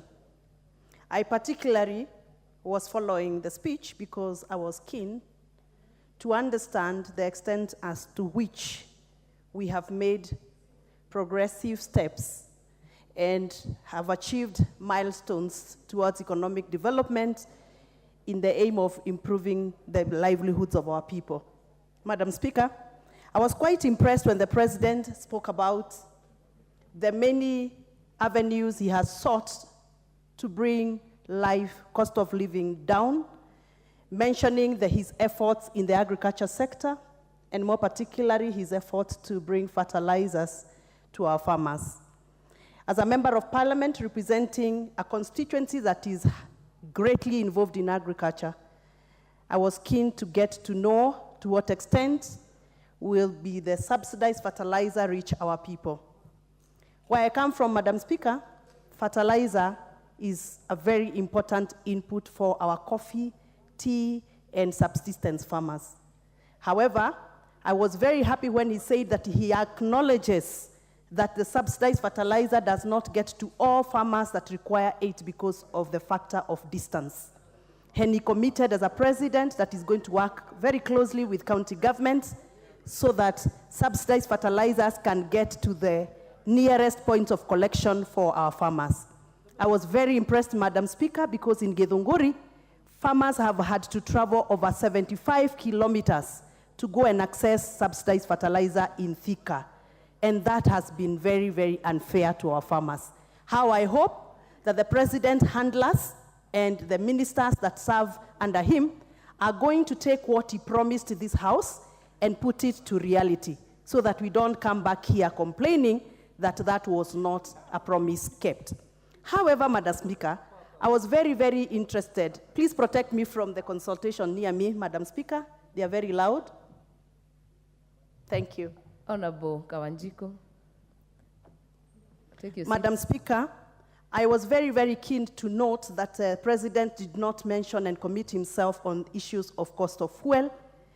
Obviously, because I know it has been a very, very thorny issue. The cost of living has gone very high, and basing the baseline on the cost of fuel in this country, it is something that I thought he would actually commit that in the next coming 1 year, he will have made efforts to bring the cost of living down by reducing the cost of fuel in this country. That notwithstanding, Madam Speaker, As a farmer and as a representative of the farmers in Githunguri, I was very keen to hear. I wanted to hear the president commit himself on his effort on matters milk. He has spoken about maize, he has spoken about coffee, but he did not mention anything to do with milk. Noting and considering that he has been visiting our areas of representation, and more particularly in Githunguri, where he has promised not once, not twice, that he's going to make effort to provide coolers for our farmers. He has promised those coolers not once, not twice, but those coolers have not been presented. He did not commit himself when those coolers are going to be delivered, yet he has committed many times and promised many times. How I hope that his handlers and the people who are working with the president, we will make him honorable by making sure that whatever he promises is delivered in our backyard. As I sit down, Madam Speaker, I am keen to note that the president's speech did not talk about or mention anything to do with the elderly persons of this country. The elderly persons of this country have somehow been forgotten. We have assumed them for long. We have bundled their money in waiting for over 9 months, and sometimes even the way we distribute their monies, the social protection Inua Jamii Transfer Fund, is so inhuman, and we need to dignify the elderly persons of Kenya. I am hoping that in the next presidential update, we are going to hear more of the inclusion and consideration of the elderly persons of this country, and also to make sure we commit not to delay their monies, the monthly monies that we delayed. Thank you, Madam Speaker. What is out of order, Honorable Alice? What is it, point of information or point of order? Information. Sorry. Let me just say something. Just the member for Githunguri has already taken her seat. Member, yeah, thank you very much, Honorable Speaker. Just to let the member for Githunguri to know that we have streamlined the Inua Jamii program, and the elderlies are getting their money the beginning of every month and with no delays. And also, even the one we registered just the other day, they will start receiving their money from January. That one I can confirm. Honorable As the Alice, chair. Order. As the chair. Order, Honorable Alice. I've indulged you because you're the chair of the committee, but information had to be accepted by Honorable Member for Githunguri. But I would ask that when you're doing your contribution, you actually streamline some of those issues. So I will not give you back, Honorable Amushomba. We'll continue. But we will interrupt the debate, as had been alluded by the speaker earlier, to go back to order number 5 and order number 6 by the Budget and Appropriation Committee Chair. Okay. Oh, not yet. You're not ready. Okay. Then we'll go back when that is ready. The next chance will go to the member for Roysambu, Honorable Augustine Mwafrika. Thank you, Madam Speaker, for this glorious opportunity also to discuss the speech of the President. Madam Speaker, allow me to thank His Excellency the President for the honor and respect he accorded to this House at the outset of his first statement. The President referred this House as a distinguished assembly of democratically elected representative of the people of Kenya. I thank His Excellency for that reference of this House and respect. Madam Speaker, the President did talk about transforming this country for the present and the future generations, despite the 3 primary challenges which he outlined, one as external shocks, fiscal distress, and the external imbalances. Madam Speaker, the President did emphasize his commitment to improve the economy of this country. He also did express his commitment to stop and reverse the negative trends of unemployment And this has been demonstrated by the rolling out of the housing project across the whole country. Mr. Speaker, the President did also talk about tackling the poverty in this country, which is denying Kenyans their dignity. Madam Speaker, the President did assure Kenyans of his commitment to bring the national values and the principles of governance to his leadership. This, Madam Speaker, is expected to improve the well-being of Kenyans, and also is expected to promote unity, security, and also, Madam Speaker, to bring development across the whole country. Madam Speaker, the President also did recognize leaders who have undertaken the process of the bipartisan dialogue, national dialogue, and he did say that these leaders are expected to come up with a common ground, which is expected to deepen our democracy and also to enhance our unity in our country, Mr. Speaker. Mr. Speaker, the President did also talk about the fertilizer, subsidized fertilizer, which the price was reduced from 7,200 to 2,500. Mr. Speaker, we thank God because of the rain, and we expect that to have a bumper harvest at the end of this season. Madam Speaker, Mr. Speaker, we know that there are those people who had made the wrong use of the cooking sufuria, misusing it as their headscarf. I believe going forward, Mr. Speaker, with the supply of subsidized fertilizer, we expect to have bumper harvest across the whole country. Thank you, Mr. Speaker. I support the speech of the President. The Honorable Owen Baya. Owen Baya. You already spoke. Why is the name still there? Anyway, the Honorable Abraham Kirwa. Thank you again, Mr. Speaker, for this opportunity to contribute to this motion on the issue of the President's speech. I stand here to support the speech by the President of the Republic of Kenya, Mr. Speaker. I was very, very keen to follow exactly his speech, and one of the areas I was keen is the issue of agriculture and how it was going to affect the people of Mosop.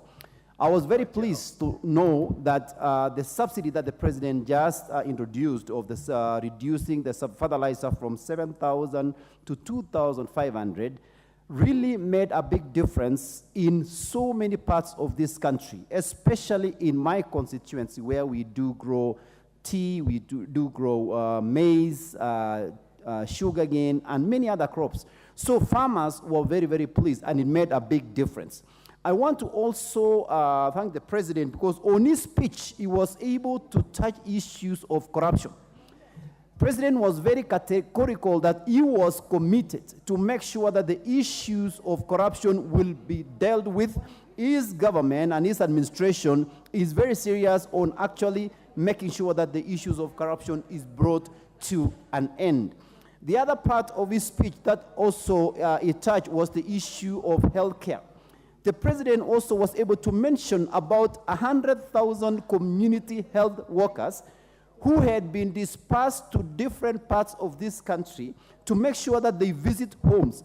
As of last month, the President mentioned that they had visited 1.2 million households, and they had managed to meet several people. And out of this number of people who had gone to visit, they always go with electronic gadgets to be able to measure things like blood pressure and the basic necessities of healthcare and also medicines. So I thought really the president, looking back in the last 1 year, as he mentioned in his speech, we as a country, we've made a huge stride.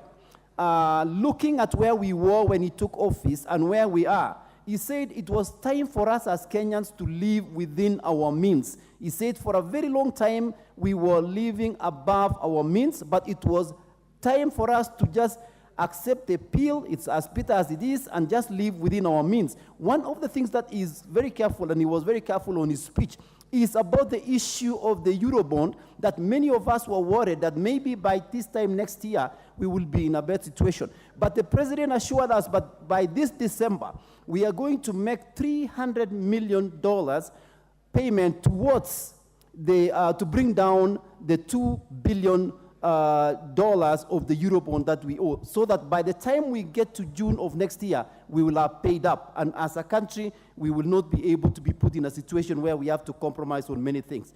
One of the things also the president mentioned is about the cooperations that he has had with several banks, with several institutions, IMF, World Bank, that we've worked very closely together because of the measures that we have put as a country financially to make sure that this country is on the right trajectory so that we don't get into a situation where we declare bankrupt. So looking at the speech of the president, I was very pleased that as much as we are really going through tough time as a nation, the cost of living is still a little bit high, but the systems and the things that the president has put in place and his administration is going to make sure that this country is stable and we will be healing and our economy will continue to grow. So I support this speech by the president that we are on the right speed. Thank you, Mr. Speaker.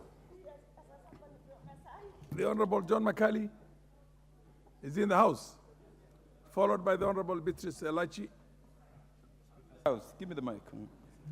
Thank you, Honorable Speaker, for giving me this opportunity to also contribute on the President's speech on the state of the nation. At the outset, Honorable Speaker, I must say, this speech was given pursuant to the provisions of Article 132 of our Constitution that requires the President to give an account of implementation of the national values set out in Article 10. Article 10 sets out the rule of law as one of the critical concepts, a national value, which each and every state person has to comply with. So at the first stage, we appreciate the President for complying with the rule of law, constitutionalism, because he's obliged by law to give that speech. Looking at the President's speech, there are a few issues that stand out. One, the implementation of the universal health care. That one should be a plus for the President. The reforms that have been made in the education sector in terms of employing teachers is a plus to the President and the government. The debt servicing is a plus, but there are several other issues which need to be taken into account as we look at the President's speech. One, in regard to the education sector, we realize that much as we have employed teachers, we still have very big issues with infrastructure in our schools. We still have very, very big issues with remission of capitation that is supposed to support our schools.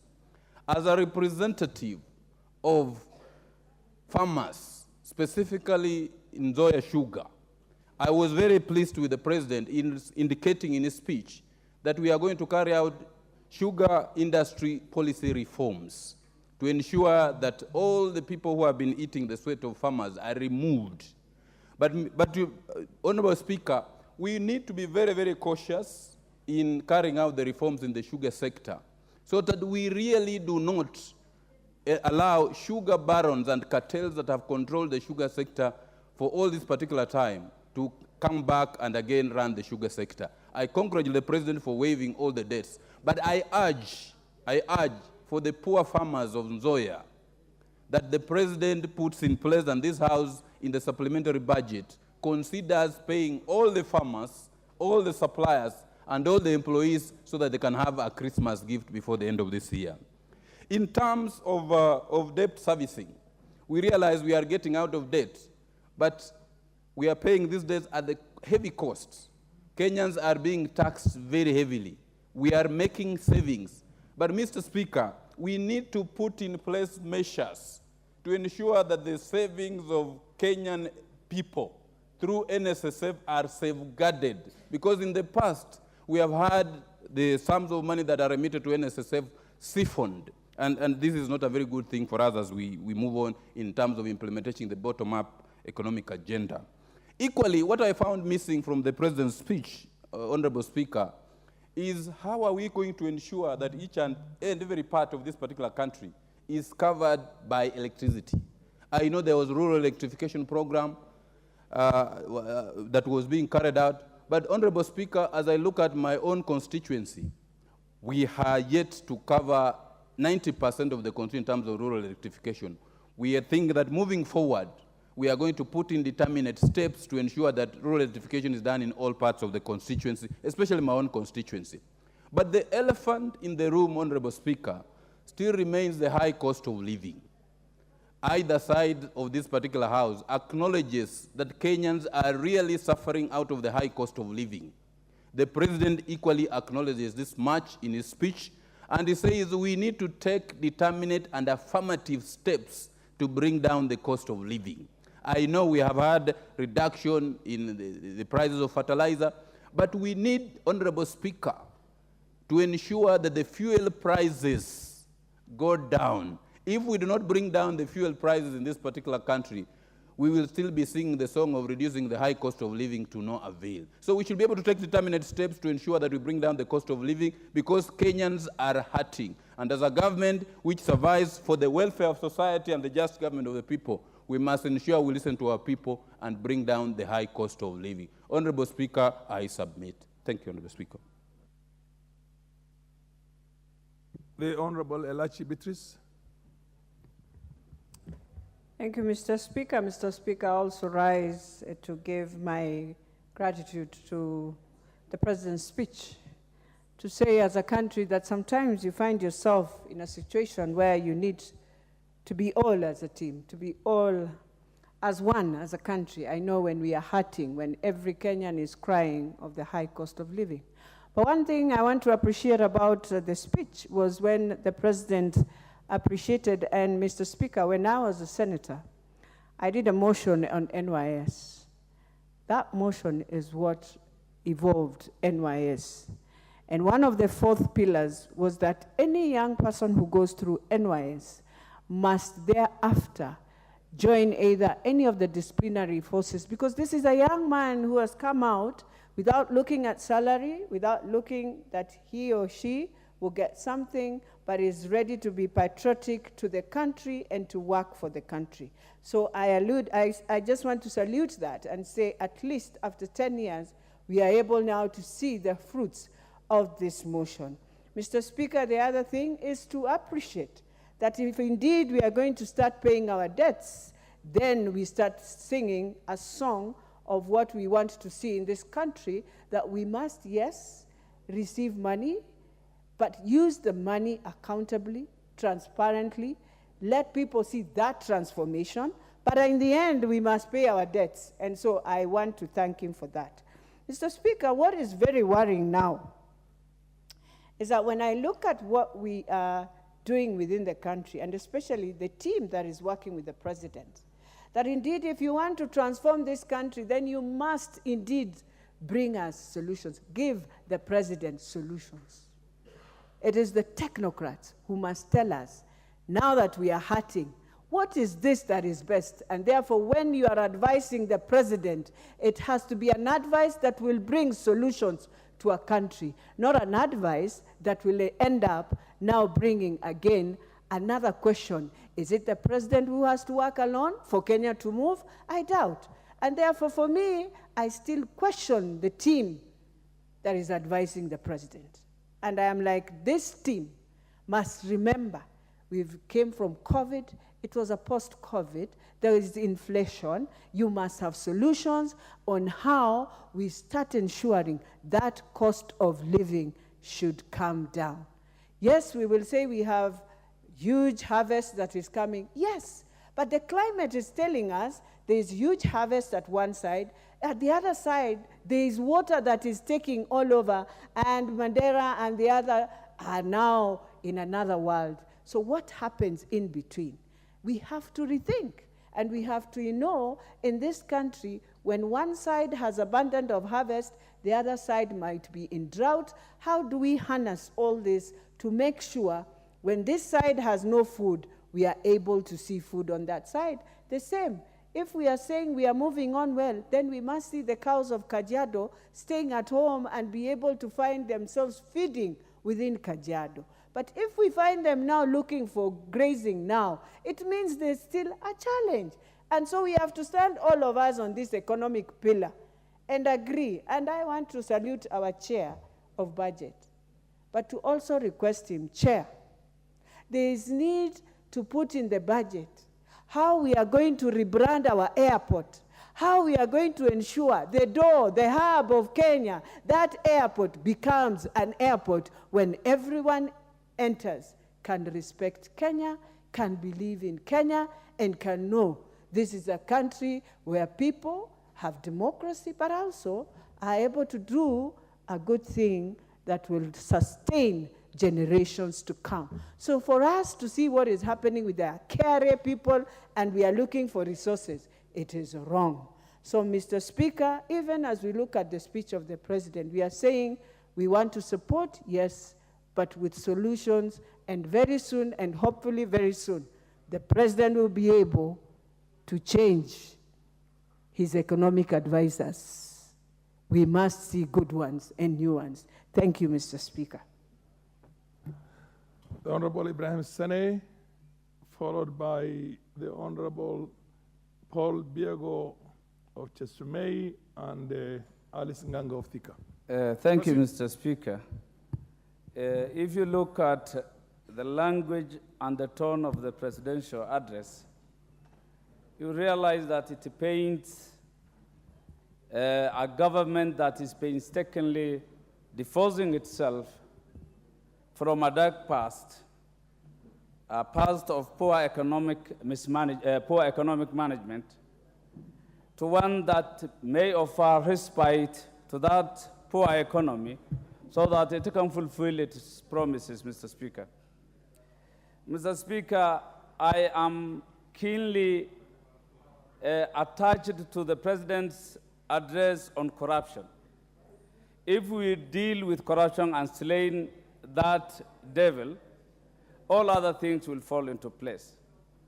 What I expect to see from the Kenya Kwanza government is a firm decision, action on dealing with corruption decisively, Mr. Speaker.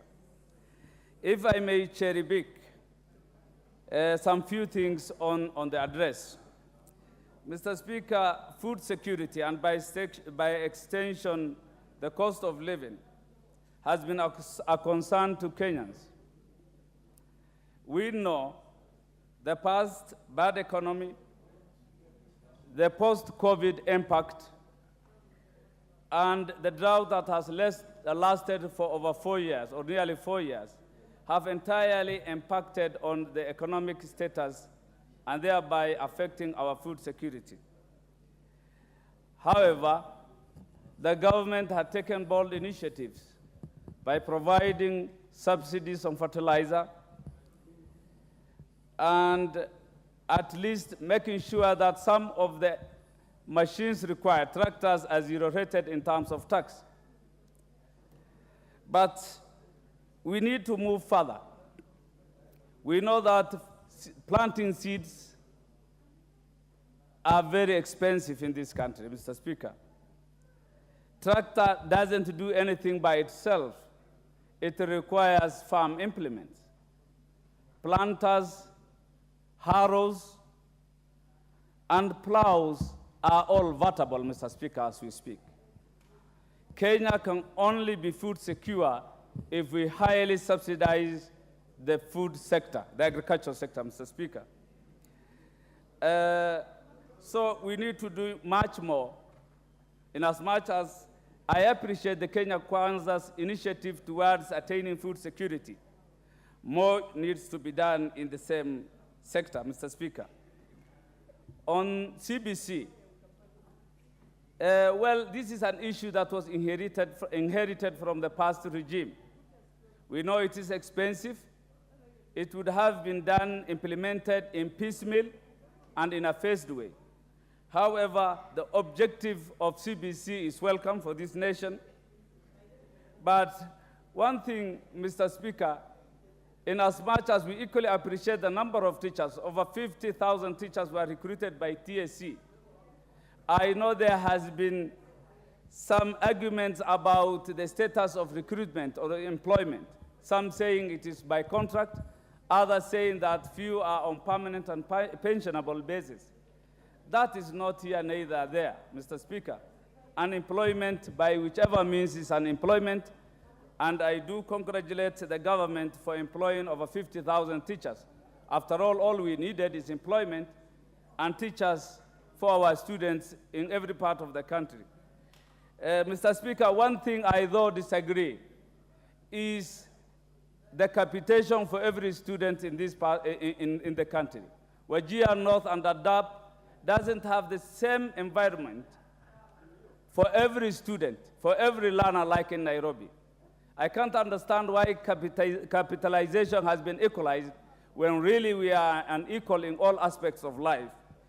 Mr. Speaker, on universal health care, it is a move in the right direction. Inclusion.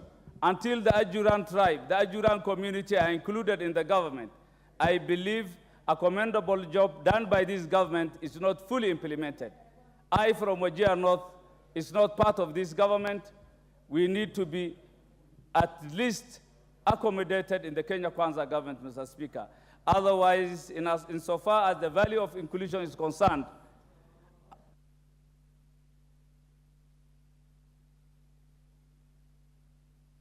the Honorable, who is on a point of order? What's your point of order, Honorable? Honorable Speaker, I am just concerned that you're giving too many opportunities. Order. The first basic rule you learn in Parliament is you do not cast aspersions on the Speaker. Proceed. The Honorable, who was number 2? Chesumei, followed by Alice Nganga. Order.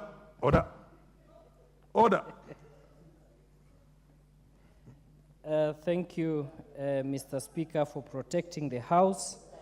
I stand to support or to give my voice on the presidential speech. And from where I sit, I think the President did a very good job. The speech was okay. Honorable Chesumei, I will interrupt you. You will have your minutes, but can you take your seat?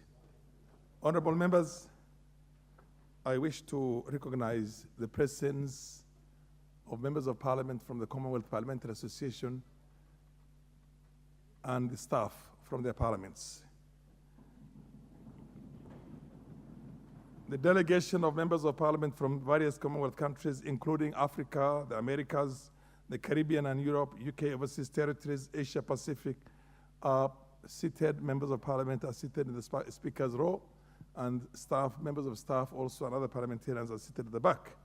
The parliaments represented comprise, ordinarily, in the olden days, when a speaker is making these communications, he used to sit, but because the members of Parliament will be required from that area to stand up to be recognized, and when when the speaker is on his feet, everybody should freeze, so you will not have an opportunity to rise to be recognized. So I'm going to do this when I'm sitting. The honorable members, the parliaments represented comprise the National Assembly of the Gambia. Could the honorable members from the Gambia stand, and the staff? The Parliament of Jamaica in the West Indies. Thank you very much. The National Assembly of the Kingdom of Lesotho. Thank you very much. National Assembly of the Kingdom, the States of Jersey Assembly. Order, honorable members. Order, Kibrek. Order. Parliament of the New South Wales in Australia. Thank you very much. Welcome. Nova Scotia House of Assembly. That must be somewhere in Canada. Thank you very much. You're welcome. Parliament of Sierra Leone. welcome. The Parliament of Uganda, our neighbors. You're welcome. United Kingdom Parliament, the mother of parliaments. You're welcome. The National Assembly of Zambia. You're welcome. And the Parliament of Kenya, I'm sure the Honorable Kali David is here, but let me finish my communication first. A special mention to the chairperson of the CPA UK, the Right Honorable Dame Maria Miller. I hope I pronounce your name well. Welcome, Madam Maria Miller. Honorable members, the delegation is attending a workshop on strengthening parliamentary action to address gender-based violence and modern slavery in supply chains, organized by the Commonwealth Parliamentary Association UK in partnership with the National Assembly of Kenya. Honorable members, the main objective of the workshop is to provide an opportunity for parliamentarians and relevant stakeholders to consider and discuss from multiple perspectives, including legislatively, culturally, socially, and legally, on how to collaborate better within their countries with a view to ensuring an impactful process in ending modern slavery and gender-based violence in every nation in the Commonwealth. Honorable members, on my behalf, representing the Speaker of the National Assembly, and on that of the National Assembly and CPA Kenya as a whole, I thank them for participating in the workshop and welcome them to Parliament and wish them fruitful engagements during the workshop. Honorable members, may I also take this opportunity to thank everyone who took part in ensuring success of this workshop, including the CPA UK, the Parliament of Kenya, various Commonwealth parliamentarians who were engaged, the facilitators, resource persons, and the Secretariat from both the UK and Kenyan parliaments. Your input and commitment has enabled the success of this workshop. Thank you very much. I will give this an opportunity now of exactly 2 minutes to a member of the CPA from the Kenyan National Assembly, the Honorable Dr. Makali. Yeah, thank you very much, Honorable Speaker.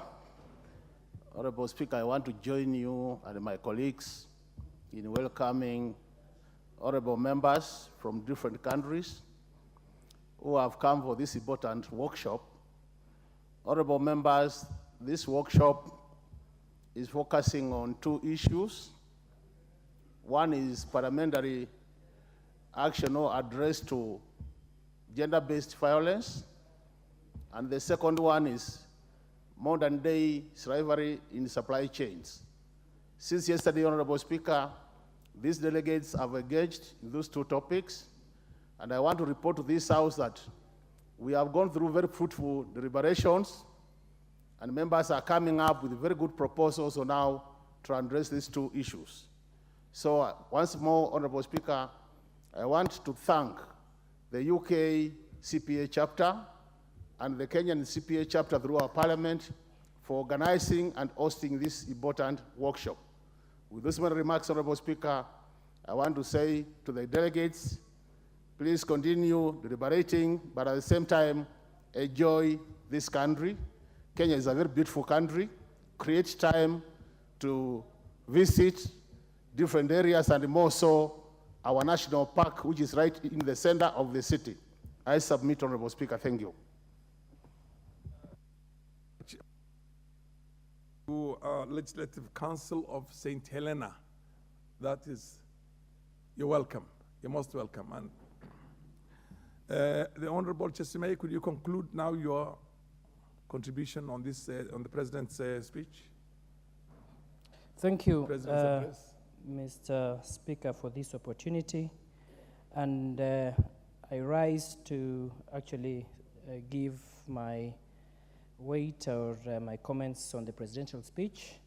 And to me, I think, and I saw that the President gave the state of the nation as it is, and unlike how other members have said that he did not say much, but to me, I believe he covered a number of things, and probably the ones that were left out would can be considered another time. But as for now, I wonder, because people who share the same political ideologies, we saw, and me particularly, I saw many things which were good in his speech, and especially on the implementation and the support of the 5 pillars of the governance plan as outlined in our manifesto of the bottom-up economic transformation agenda 2022 to 2027. I think what the main agenda, which is agriculture, micro, small, and medium enterprise economy, housing and settlement, and improved health facilities, which was promised to all Kenyans, and digital superhighway and creative economy. I think I was happy because I had all that being mentioned. Of course, taking into the fact that the president and the Kenya Kwanza government is just 1 year in office. I had somebody try to compare with the era of Moi, who actually took 24 or was for 24 years, which is not compared. You can't compare somebody who has actually served 24 years with 1 year. And what I also want people to see, and I don't know why people seem not to see this, is that this Hustler Fund, which has actually helped so many people, is a fund that no other government had given. And the exemplary performance in Hustler Fund should actually be taken seriously. And to me, I see that is good. Again, on the subsidies on fertilizers, the place where I come from is an agricultural place, and many farmers are actually happy about the fertilizer subsidies, which we have seen it has boosted a lot in terms of production. Again, what is key and worth noting, I was in Nyeri for an Arambe, and the Member of Parliament, DM there, was telling us that even the housing program, their houses are already ready. So about the affordable housing program, I believe that it's up and running, and that is something which is commendable, and which I also saw that this government, our government, is doing well. The establishment of the projected 25,000 free public Wi-Fi hotspots countrywide is something that also caught my attention, and it is things that actually we need to applaud the efforts being done by the president and our government for the last 1 year. And also supporting the creative sector through establishment of the Talanta Hela program is also something that caught my attention, and I'm happy about it. Lastly, as I wind up, Mr. Speaker, I come from an area, as I've said, where farmers plant maize. And when the president said categorically that they have provided the maize drying services, and at a fixed cost of 70 shillings per bag, which down from the previous 350, and the first consignment of 100 mobile dryers for the use of farmers docked into the country, then I saw, and in 1 year, all this has been achieved. I then knew, and I hope that in the next 4 years, then Kenyans are ready to see much more. And the dairy farming, or the dairy farmers, the productivity for better farmer returns, the government working very closely with the relevant agencies is something that also I would see would help. So the issue of food security is well taken care of. Honorable Alice, before you proceed, I would want to ask we go back to order number 5 and ask the chair of the budget committee to lay the papers and give a notice of the motion. Thank you very much, Honorable Speaker, for this opportunity. Honorable Speaker, I beg to lay the following papers on the table of the House. Today, Wednesday, 15th November 2023. Report of the Budget and Appropriations Committee on its consideration of 1, the first supplementary estimates for financial year 2023-2024, and 2, the amendments by the Senate on the county government's additional allocation bill, that is National Assembly Bill number 23 of 2023. Thank you, Honorable Chair, Honorable Speaker. I would give, I thought you also wanted to contribute on the President's address to Parliament. Or you said you're putting in the notes of motion. Proceed and put in the motion. Thank you very much, Honorable Speaker. Motion, yeah. Okay. Thank you very much, Honorable Speaker. Honorable Speaker, I beg to give motion of the following, to give notice of the following motion. That is on the consideration of the second supplementary estimates for financial year 2023-2024. Honorable Speaker, I beg to give motion to give notice of the following motion, that this House adopts the report of the Budget and Appropriations Committee on the first supplementary estimates for financial year 2023-2024, laid on the table of the House on Wednesday, 15th November 2023, and pursuant to the provisions of Article 223 of the Constitution and Standing Order 243. 1, Roman 1, approves an increment of the total recurrent expenditure for financial year 2023-2024 by Kenya shillings 90 billion 717 million 383,737 shillings in respect of the votes as contained in the schedule. 2, Roman 2 approves a decrease of the total capital expenditure for financial year 2023-2024 by Kenya shillings 24 billion 515 million 810,722 shillings in respect of the votes as contained in the schedule. 3, approves an overall increase in the total budget for financial year 2023-2024 by Kenya shillings 66 billion 201 million 573,015 shillings in respect of the votes as contained in the schedule. And Roman 4 resolves that the schedule forms the basis for the introduction of the Supplementary Appropriations number 3 Bill of 2023, signed by the Chairperson, Budget and Appropriations Committee. Thank you, Honorable Speaker. Alice Nganga, followed by Ndindi and Catherine Omanyo. Thank you very much. Thank you very much, Honorable Speaker. I also rise to comment on the state of the nation addressed by His Excellency, the President William Ruto.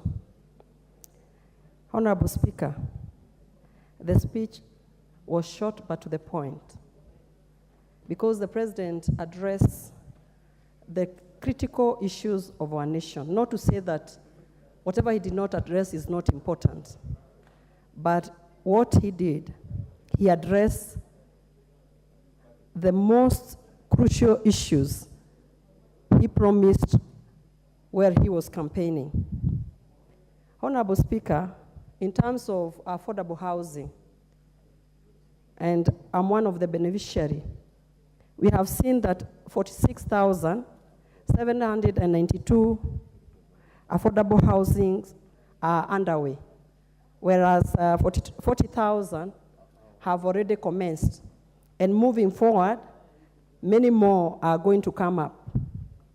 And in this, among the affordable housing, we have social housing that will also take place, as well as the market category housing, for people to choose whichever they want, or they are comfortable with, or they'll be able to pay back, or to repay back.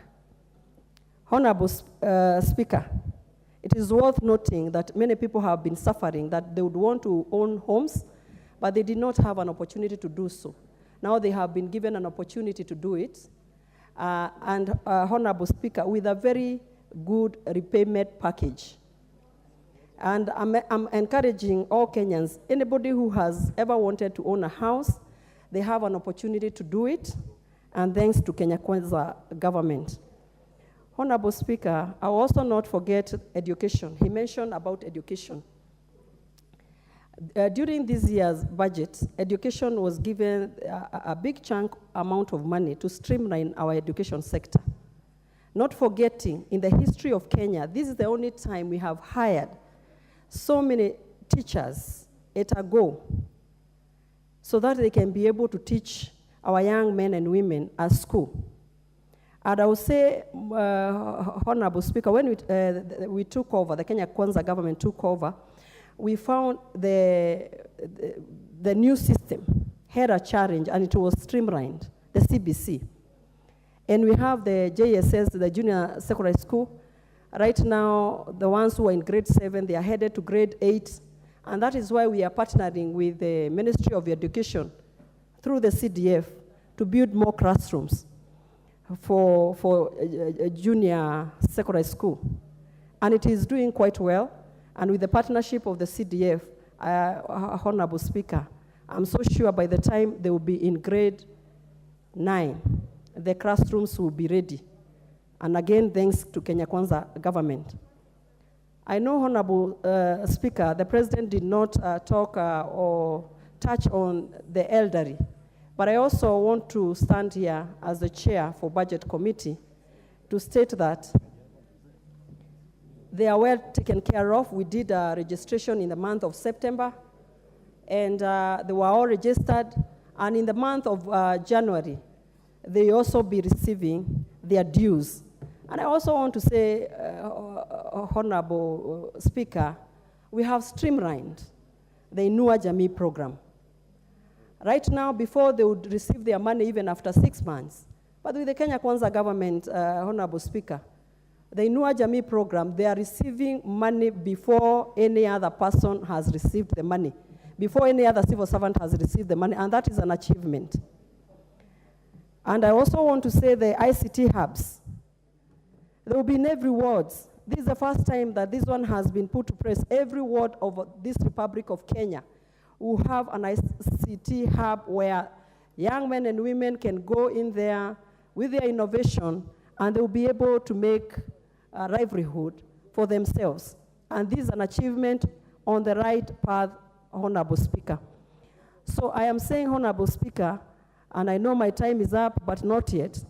I also want to commend the HASRA fund. It is a success story where we have seen that 6.6 billion Kenya shillings have been borrowed. And the repeat that. Honorable Ndini Nyoro. Thank you very much, Honorable Speaker. And Honorable Speaker, I rise to laud the very articulate State of the Nation address that was well articulated by the President. Honorable Speaker, across the entire speech of the President, it was laced with realism on how we are and we are doing as an economy. And I want to thank the President for not painting misplaced optimism on how things are. Because part of leadership is to talk straight, and talking straight, the first chapter is to tell the truth. And Honorable Speaker, the President addressed the nation on the reality of the matters, and of course, also enumerating the direction which we are taking to take Kenya forward. Honorable Speaker, I want first of all to talk about the macros that the President referred to, and say that in terms of the measurement of the economy, I want to take it into two perspectives. One, there is the economy of the pocket on the sentiments about Kenyans, the cost of living, and other things that affect Kenyans directly. But also on the other side, the macro side of the economy. And Honorable Speaker, I want to agree with the President that we are burning midnight oil because there is a lot of room for improvement when it comes to the economy of the pocket and the cost of living. And Honorable Speaker, we are doing the math that we can so that that side of the economy also is commensurate with the other of the macros. The one I'm talking about for macros, Honorable Speaker, beyond the hardships that there are in the economy, because they are there, and it is good that as leaders, we also associate with the reality that is there. Honorable Speaker, the truth of the matter is that in the macro sense of the economy, Kenya is actually doing much, much well comparatively to other nations of the world. And Honorable Speaker, these are facts. And facts are not generated by a regime. Facts are also generated by international bodies like the IMF and the World Bank. And quoting the data from our own Kenya National Bureau of Statistics, which is also buttressed by the data from the IMF and World Bank, Honorable Speaker, in this year of 2023, I'll use only two parameters to also show that Kenya is also not doing as badly as it appears, that we are also doing very well on the perspective of comparing Kenya to other nations. I will use inflation and also economic growth. Honorable Speaker, on the facet of economic growth, this year of 2023, in the first quarter, Kenya grew by 5.3%. That is real GDP. The nominal one actually grew by much higher. Honorable Speaker, the second quarter of 2023, the Kenyan GDP grew by the same, actually 5.3. Honorable Speaker, by the data from World Bank and IMF, Kenya was actually the fastest, the 29th fastest growing economy in the world. And Honorable Speaker, these are facts, and it's good that we say them because they are there, and it's our country. On the side of the inflation, Honorable Speaker, the entire world has been faced with increased inflationary pressures. But Honorable Speaker, it is good to note that comparing Kenya now and Kenya a year before, by then, in terms of inflation, we were almost cruising into double digit in terms of inflation. But Honorable Speaker, as we talk now, the inflation in Kenya is actually within our own benchmark, because the benchmark of inflation in Kenya is 5%, and then a band of 2.5% either way. And at the current rate of below 7%, Kenya is doing fairly well. But I also want to say, Honorable Speaker, that the side of inflation, we are doing much well on the side of food inflation, but we are also, these advantages are also being weighed down by the fuel inflation. But Honorable Speaker, we are doing the best that we can to also stabilize that side. On the other side around agriculture, Honorable Speaker, the policy on fertilizer is working very well. That is why in Kenya, we are likely to have the best harvest ever in Kenya this season, where we are anticipating to have over 45 million bags of maize in only one season. Honorable Speaker, all the other previous regimes were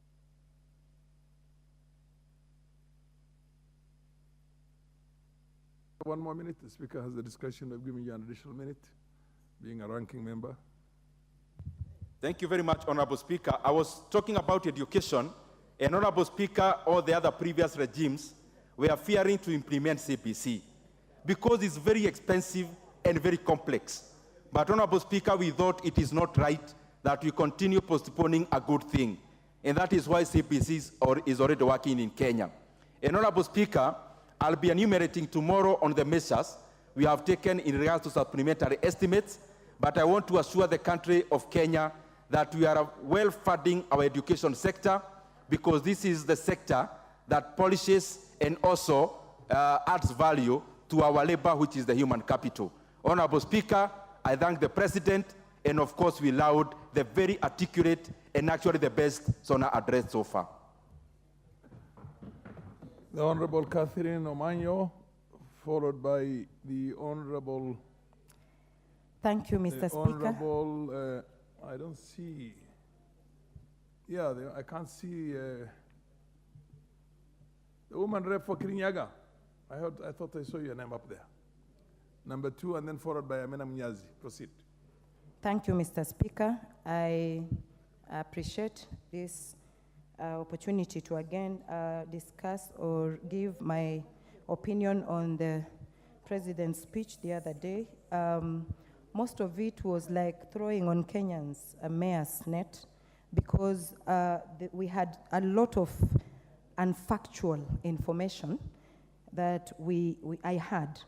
And especially if it comes to the fertilizer, I've had people praising. But my question was, who was given the mandate to supply the fertilizer? Because he might have been given very beautiful report after the fertilizer was supplied, but the truth is the real farmers are being sold the fertilizer. So if it was to benefit the farmers, some of them that I know, especially in Busia, did not even understand the procedure or who was handling that. So in future, if this bottom-up thing must work, we have village elders, we have nyumba kumi, we have administrators, the chiefs, who understand and know where the real farmers are, and if they were to be used, then this fertilizer that we are hearing about will reach the real farmers. I am remaining optimistic, but let us not keep lying that very soon this poverty index will be reduced or done with. And then if I continue poking the bubble, the nation is being overtaxed. Every now and then, if you wake up in the morning, a surprise of new taxes and dodgy or crafty means are being used. Right from the airport, if you come down, Kenyans and the visitors that are visiting our country are in shock. It is staggering that it has taken so many days, going into months, and almost swindling into a year, and nobody has taken a stern action to stop this dodgy means of taxing people. You cannot keep taxing people until you see them bleed to death. A true leader will protect her people and not want to lead graves. Unless somebody wants to lead graves, I do not want to be part of the people going to die. The employment that the president mentioned, that he has been employing people, it does not reflect the true face of Kenya. There are a few tribes, 2 or 3, that benefit more than every other tribe in Kenya. So I wonder, do we have other seat fillers in Kenya and others who truly deserve a chance to live in this nation? If we all matter, from Wajir to Turkana to Teso North in a small village called Ateret, do we matter? If we do matter, then all the tribes, any vacancies that are advertised, we should see every region. Honorable Ruto. What's your point of order, Julius Ruto? Honorable. Thank you so much, Mr. Speaker.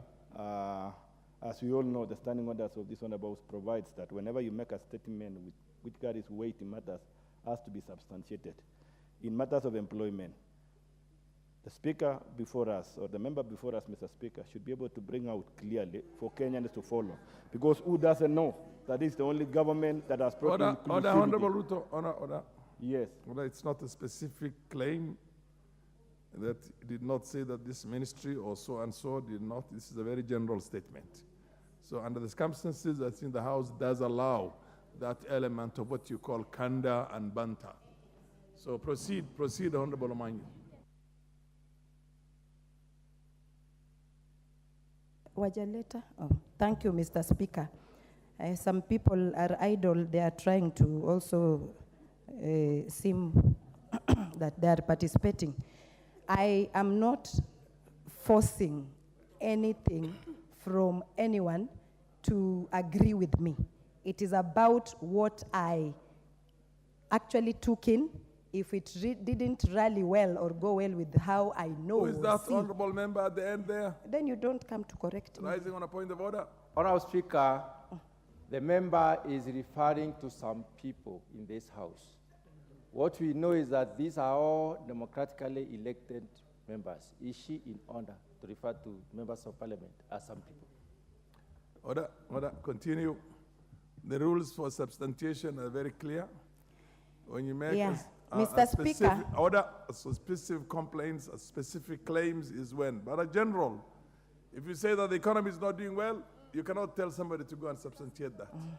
If you say there's an element of nepotism somewhere, you don't have to substantiate unless the member claims such and such ministries, so and so, these people were recruited. And then, of course, you proceed now and protect. You cannot cast aspersions on an institution of the government, except in generality. In generality, it's acceptable. Proceed. Thank you, Mr. Speaker. And also, when I heard the President give more hope, and other things have not been realized across my own imagination, I thought that he should at least do some of these things without promising more, because it is reaching a time he will be talking and we will not be taking anything he says serious anymore, like El Nino and this fertilizer thing and petrol stuff. It is now becoming like whenever he stands, he must say something. We have to trust our president, and he will, if he continues saying things that are not factual, then anytime he says anything, we will know that he's coming from the point of lies. Thank you, Mr. Speaker. The Honorable,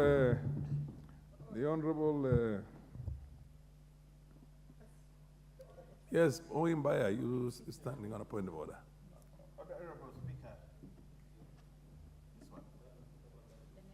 Honorable Speaker, I know you, as you sit on that chair, you carry with you one virtue, the virtue that always wants to put decorum and the respect of the House.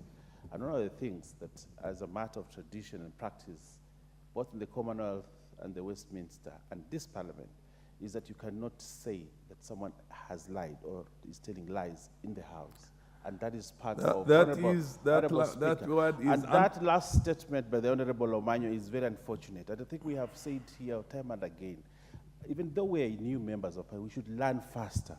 We will forgive you for being slow. Order, Honorable Bayer. We will forgive you for being slow. Order, Honorable Bayer. But Honorable Speaker, you have made your point. It is important that Catherine Omanyo actually withdraws that remark. Order. She withdraws.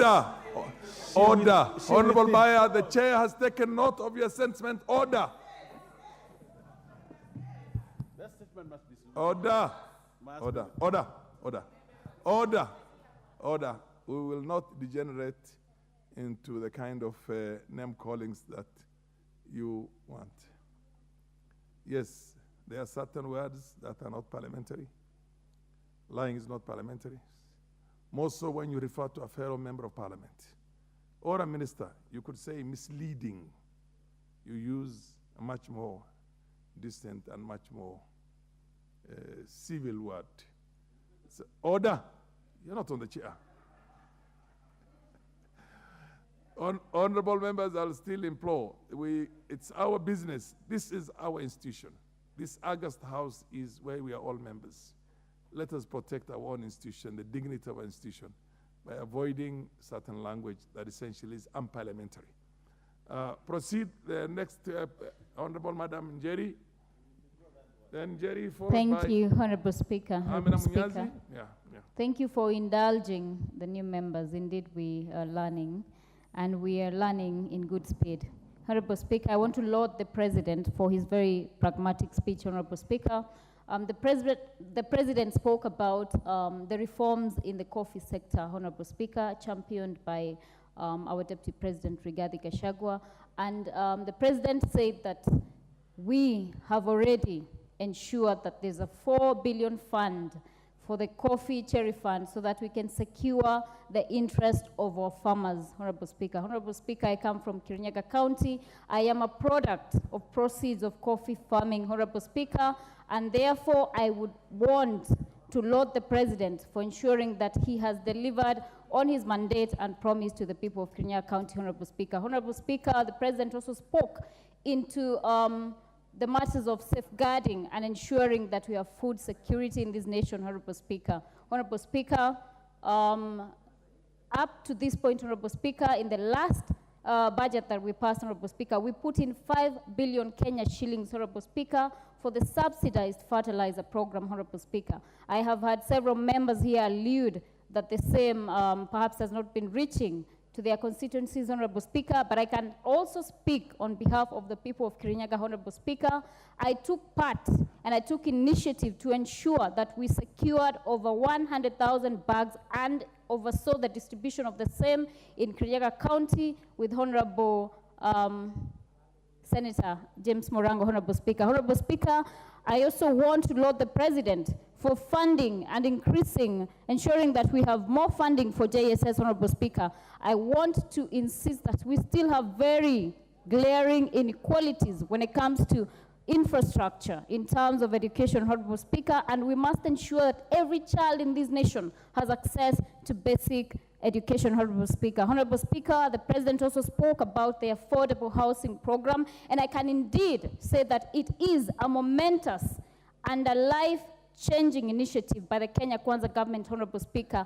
I yesterday made sure that I visited the affordable housing program project in Kirinyaga County, Gishugu constituency, and Honorable Speaker, the community, the economic impact, the cash flow, the job creation for the community, Honorable Speaker, is something that is an impact and commendable, Honorable Speaker. Honorable Speaker, I also want to commend the President in regard to universal healthcare coverage, Honorable Speaker, and ensuring that we have community health promoters, Honorable Speaker, so that we can bridge the gap in terms of access to healthcare services in this nation, Honorable Speaker. Honorable Speaker, as I note that we do have challenges, Honorable Speaker, I want to speak on the plight of young people in this nation, Honorable Speaker.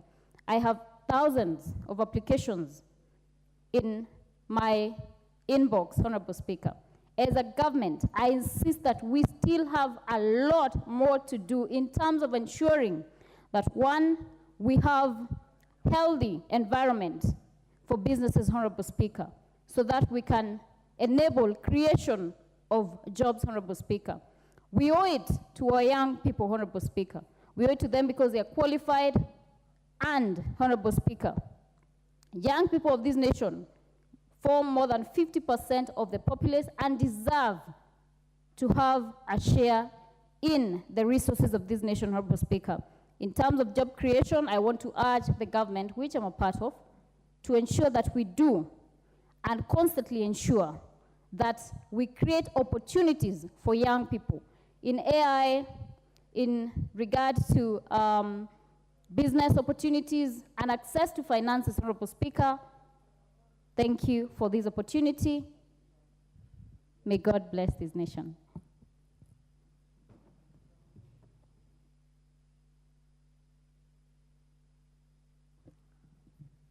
The Honorable Munyazi Amina, did I not give an opportunity to you?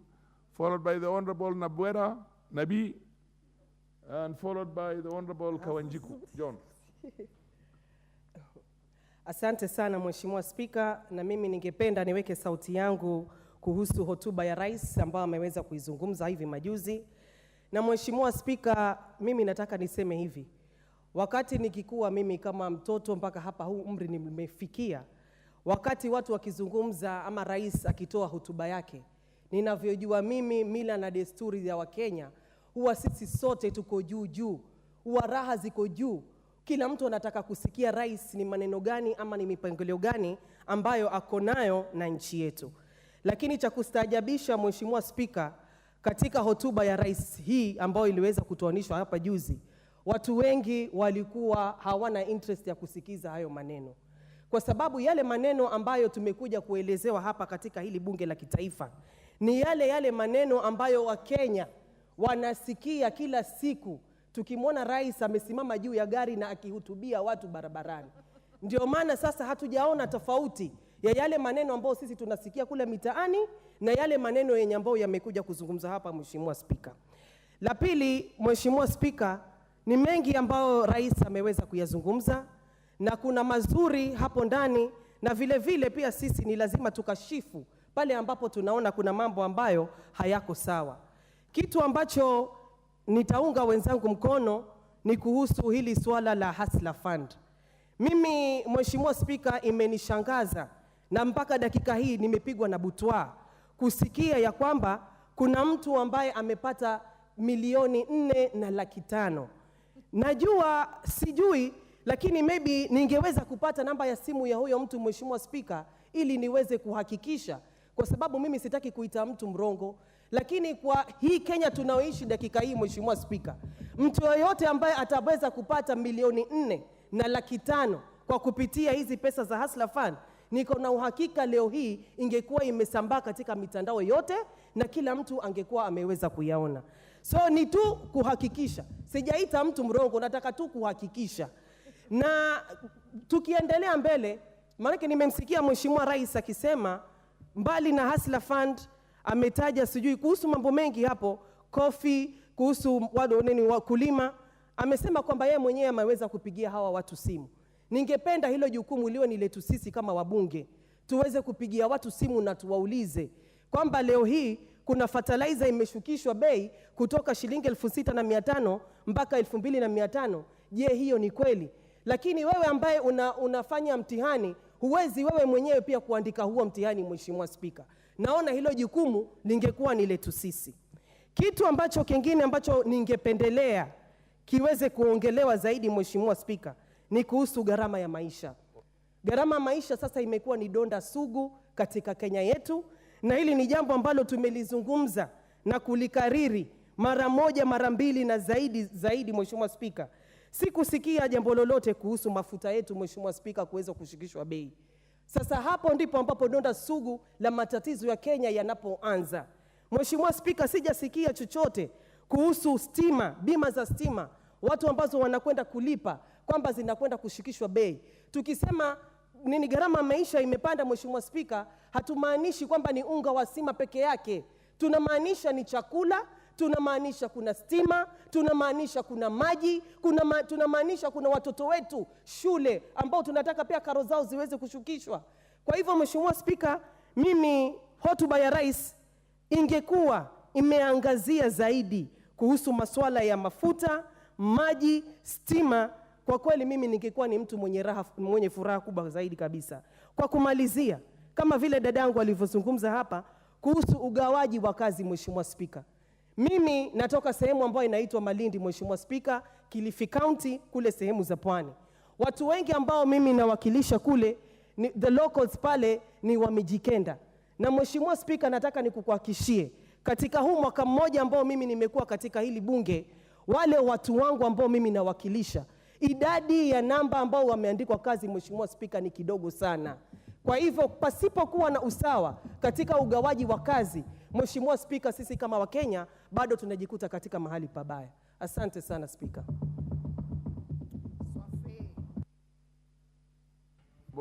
Nabuera. Thank you, Mr. Speaker. A very long, lofty in words, and as usual, full of promises, was the speech that we were treated to hear. Mr. Speaker, the Constitution requires that the President on that particular day, he addresses himself on how he has gone about or what he has achieved in realizing, or the country realizing, national values. And Mr. Speaker, it is so clear that the values we espouse in this country are patriotism, participation of the people, rule of law, equity, human rights, non-discrimination, human dignity, among others. The problem I have with the speech of the President was that he was unable to recognize the fact that the country is facing an impending collapse of the education system because of the following. One, non-release of capitation money as given in the budget. Two, failure to have enough teachers to handle JSS as we move into the second class in January. And three, lack of over 6,000 classrooms and 0 resource centers in the JSS sector. Mr. Speaker, I'm even more worried that the president did not recognize the fact that in the road sector in this country, his own minister is overseeing discrimination by using funds from the fuel levy, Mr. Speaker, to allocate discriminatively to some sub-counties at the expense of the others. We are aware that he allocated as much as 300 million to one sub-county and 0 to another. Mr. Speaker, I'm even worried that the president did not recognize the insecurity in this country. Which human dignity are we talking about when the woman in Matunda, Likuyan sub-county, cannot do business at 7 p.m.? When a young boda, whom they usually refer to as hustler in Lugari, cannot go around his business because he'll be shot by people. A country where we have taken an oath to protect our own people. Mr. Speaker, do you know that as we are here, I hear people praising the speech. We have people who cannot afford a meal in their houses. Do you know that I was taken by surprise and in shock when I heard that a gorogoro of maize costs 60 shillings? Where in this country? Where, so that I can go and buy for my people? My people are dying because there's no food. Mr. Speaker, I'm even worried that as we stand here to speak,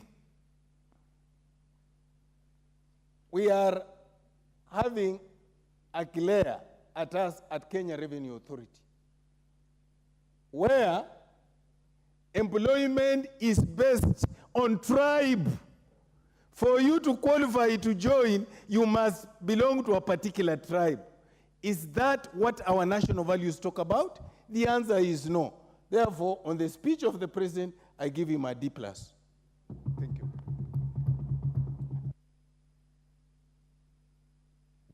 I gave it to Kawanjiku.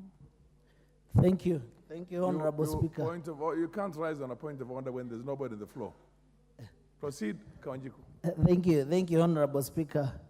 And I think as I take this opportunity to talk about the presidential debate, I also want to tell my friend Nabi that for sure, the gorogoro of maize, and even if it's not happening in his constituency, he should be able to visit Uasin Gishu, visit our constituency. It's all over, and it's good to substantiate whenever you are giving out, unsubstantive information, Mr. Speaker.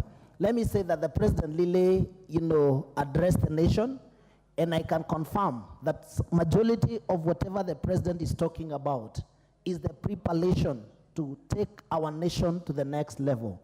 He talked about the debt that has really choked this country, and it is good, our friends from the opposition, to also appreciate that where this nation is, that we need a lot of intervention across the board, Mr. Speaker.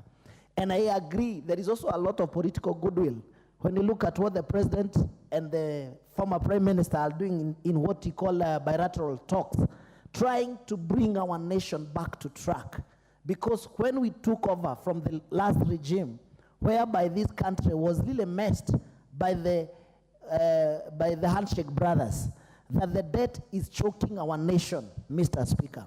And the President confirmed that almost 500 billion of our national revenue that we are correcting, 500 billion is going to pay debt, Mr. Speaker. We must also appreciate there are a lot of external forces that, especially when our Kenya shilling is not doing good, Mr. Speaker. I sit in the budget committee, and we had to reallocate. We had to do what you call budget cut for us to be able to take care of the interest rates that has actually increased in about 150 billion Kenya shillings that we did not take a loan, we did not go to borrow, but due to inflation and fluctuations in terms of Kenya shillings, we are losing almost every day that we lose a shillings against the dollar, we are losing to a tune of about 40 billion, Mr. Speaker. Therefore, we have a lot of responsibilities, and we must honor our international obligation in terms of paying our debt, Mr. Speaker. And we congratulate the President because he has said we cannot continue to borrow. We must look for means and ways to sustain ourselves as a nation, Mr. Speaker. On top of that, he brought the subsidies. And I want to correct the member who said that there is no fertilizer of 2,500 shillings. That fertilizer is even in my constituency. I'm a farmer. I'm learning how to farm because we must do what you call corrective responsibility. In our small farm, even if it's 100 by 100, we must help the president to make sure that we are food sustainable. We can be able to sustain ourselves in terms of food security in our nation, Mr. Speaker. And I bought that fertilizer, 2,500 shillings. Even myself as a member of parliament, I bought it in my constituency, just next, a few steps here in Kiamba, Mr. Speaker. And if they don't have the fertilizer of 2,500 shillings, I can even help her to make sure that she access the fertilizer if she doesn't want to access the fertilizer, Mr. Speaker. It is ignorance of the highest order. It is misleading to say that that the fertilizer is still at 6,500. As you are aware, Mr. Speaker, we are actually expecting to have a bumper harvest for the first time because we agree that we are not going to do subsidies in terms of consumption, but production, Mr. Speaker. And therefore, to a tune of about 50 million bags, for the first time, we are certain that in the next maybe 1 year, our country will be able to sustain itself in terms of food allocation. He had talked about TVETs. He makes sure that we increase and make sure that we have TVETs in all our constituencies. He's talking about the KMTC. He talked about universal health, Mr. Speaker. After you have, gotten food to eat at any time of the day, the next big thing is about your health. And we really appreciate what the president and the executive are doing to reorganize the health sector by making sure that the hustlers now will be able to access health care. Even if you don't have money to pay for NHIF, the government will be able to pay for you so that every time you go to a hospital, you can be able to access health care. Those are some of the interventions that the government has done to make sure at the end of the day, Mr. Speaker, we take care of our people. Therefore, the Hustlers Fund, it is there. Whoever is saying that you cannot borrow 4 million, it is actually misleading. The Honorable Kiborek, followed by the Honorable Oyula, and the Honorable Rebecca Tonkei. Proceed. Thank you, Mr. Speaker. Mr. Speaker, I stand here to give credit to the President because our President was elected at such a difficult time that we can equate to the time of Winston Churchill when he was appointed into office by the King of then and the Queen of then. And it was during such a difficult time when he addressed the House of Commons, and he said, in his time, it was time of blood, toil, tears, and sweat. We can't equate with our situation in Kenya, where President William Ruto was elected to office at the time when our economy was facing depression. We were going through the downtown of the curve of economic, and the president came in handy to resuscitate our economy, which was not doing good. He has done his bit. He's doing his bit. It's only that it is easy to criticize the man in the arena, like it was once said. All of these members here come from constituencies, and they are criticized such a time when the constituents feel they are not doing good. But the effort they are giving, they know themselves that it is very difficult to govern at such a time when there's economic crisis. Mr. Speaker, on the key issue of education, the President made a deliberate move to put about 27% of our budget to education, and he was elected when CBC was about to take off. He has done his best in putting CBC into the right path. He's been able to employ teachers up to the tune of 56,000, which has never been seen in this country before. And we want to echo President for that because education is the foundation of our growth and our economic growth as a country. The President did well when it comes to health matters. I myself, I sit in a committee of health, and we came up with 3 bills or 4, including the Social Insurance Fund, Primary Health Care Fund, and Critical an emergency and critical disease fund which will be able to bring our economy and do a radical reform in our economy, Mr. Speaker. Mr. Speaker, I can assure you, sitting in a committee of health in the next 10 or so months, our health system will have changed and there will be a paradigm shift from how we used to do things in this country. He brought about the 100,000 community health promoters, which will go a long way in being able to identify and be able to solve the issues of diseases at the primary health level. Mr. Speaker, KEMSA, since the time of COVID, has been facing a downturn and has been in total crisis and total problem. But the president, in his own wisdom, was able to come up with a plan to resuscitate KEMSA and to bring back KEMSA, because that is what will be able to give drugs to our hospitals and to be able to make our health system run. And we want to commend the team at the KEMSA and the president, and even in the budget, the president increased money to the KEMSA so that we're able to pick from where it was and be able to serve this country well. Mr. Speaker, the issue of cattle rustling, which I come from a northern part of this country, which is facing a very serious challenge, we want to commend the president. He is on a journey to silence the guns, which has been terrorizing our people. He spoke well about it, and his formula seems to be bearing fruits. And we want to tell the president that we support him. As Kenyans of goodwill, as Kenyans who love peace, we have to stand with the president so that he's able to bring to end the menace of insecurity which has been in this country since independence. Mr. Speaker, the issue of fertilizer, some of these members here who come from towns and come from areas where they have not seen agriculture don't know the impact the fertilizer subsidy has brought to this country. We want to encourage the president and echo him for what he has done to be able to subsidize fertilizer and to transform agriculture in this country of ours. Mr. Speaker, president is president at such a time that there is no any other leader who could have taken Kenya through these challenges we are facing at the moment. Had we gotten the handshake brothers, Mr. Speaker, this country will be a banana republic, but thanks to the genius of William Ruto that he has been able to keep the country going and be able to remove the country off the economic cliff which was facing and was courtesy of the handshake brothers, Mr. Speaker, who today we are seeing even they constructing an airport which is leaking. Mr. Speaker, it's a shame that handshake brothers were ruling this country at such a time that we were in the last 3 years. Thank you, Mr. Speaker. Is it okay? Who's next? Okay. Huh? Thank you, Mr. Speaker. Order, order. Yes, the Honorable Oyula, followed by the Honorable Tonkei, followed by Jessica Mbalu, and the MP from Magarini. We'll just go in that order. Thank you, Mr. Speaker, for giving me this opportunity to also comment on the presidential speech. Mr. Speaker, the President in his speech started very well. The President identified the key economic problems the nation was facing. And these were external shocks, fiscal distress, and structural imbalances. So you start by identifying the problems that you are faced with, which the President did very well.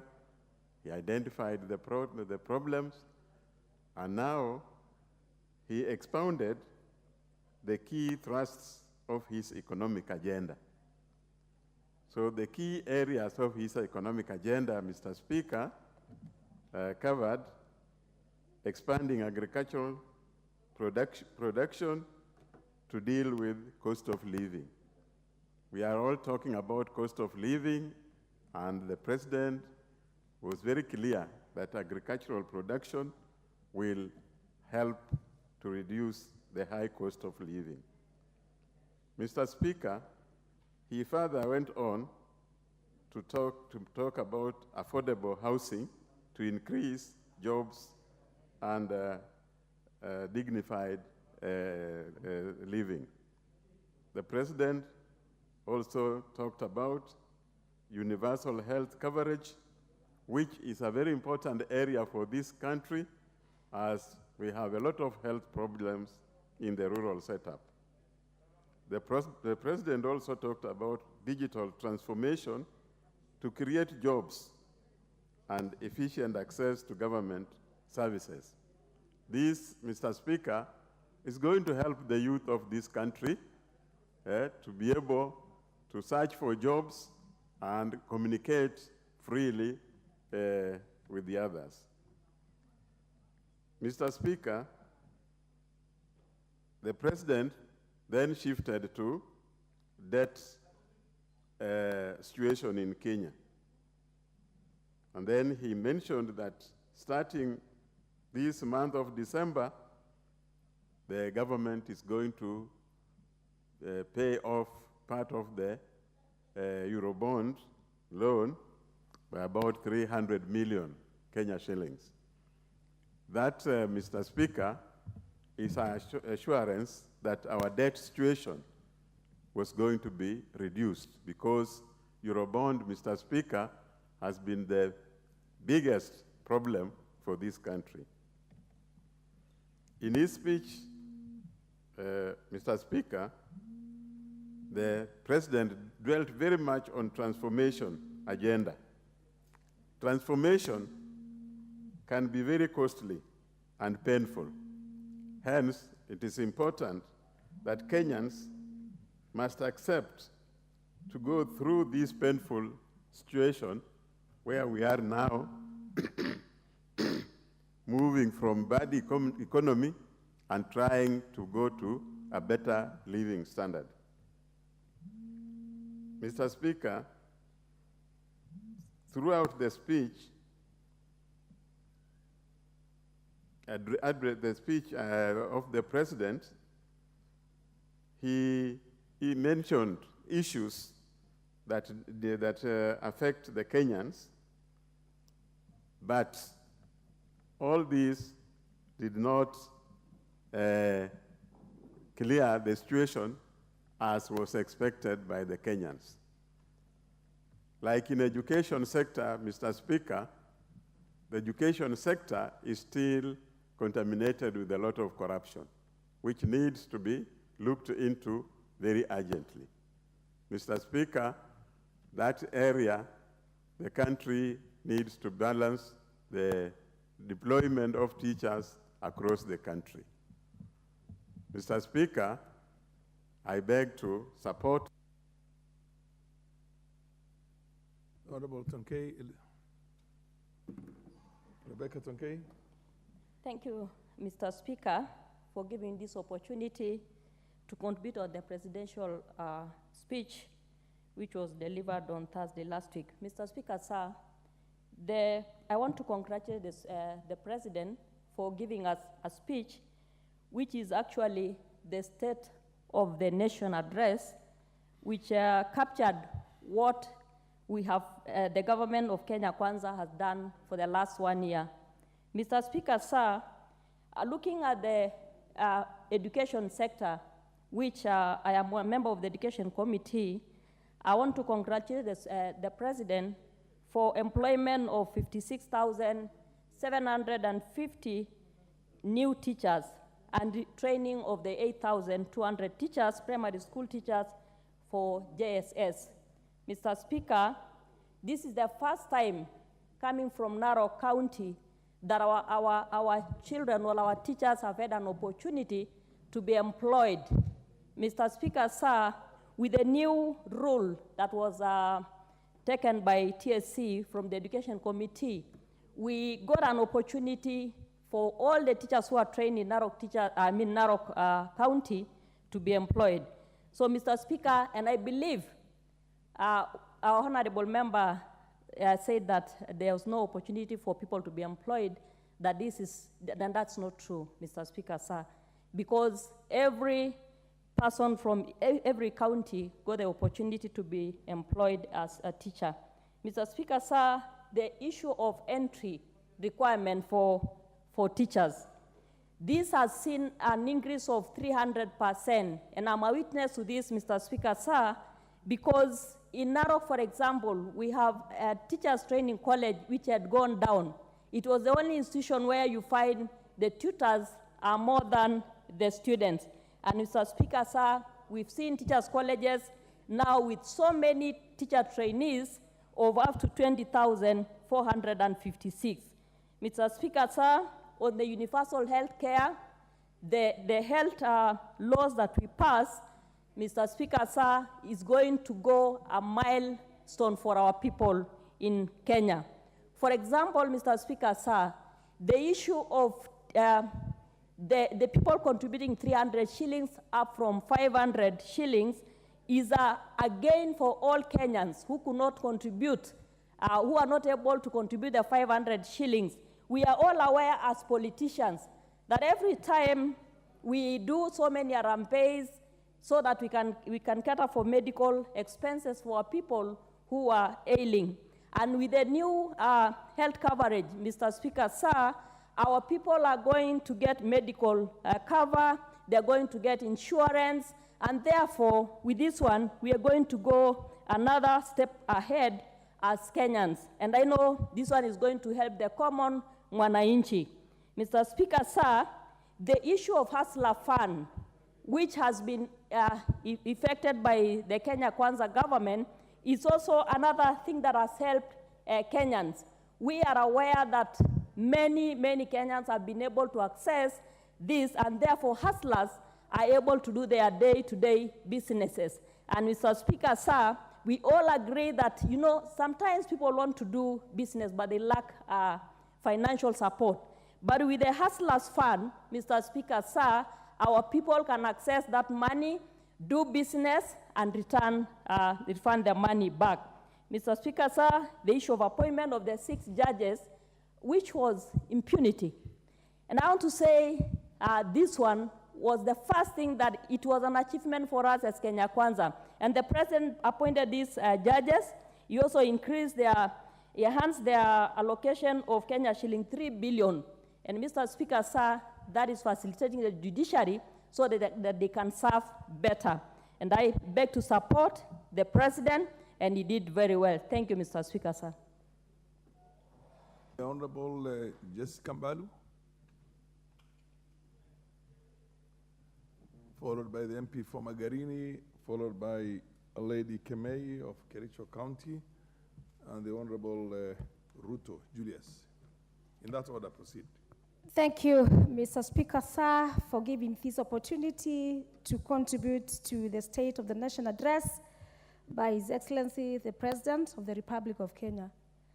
Mr. Speaker, before I critique the speech, I must say that the President did well just to appear before the Parliament and, of course, admitting and appreciating the members of Parliament as democratically elected representatives of the people.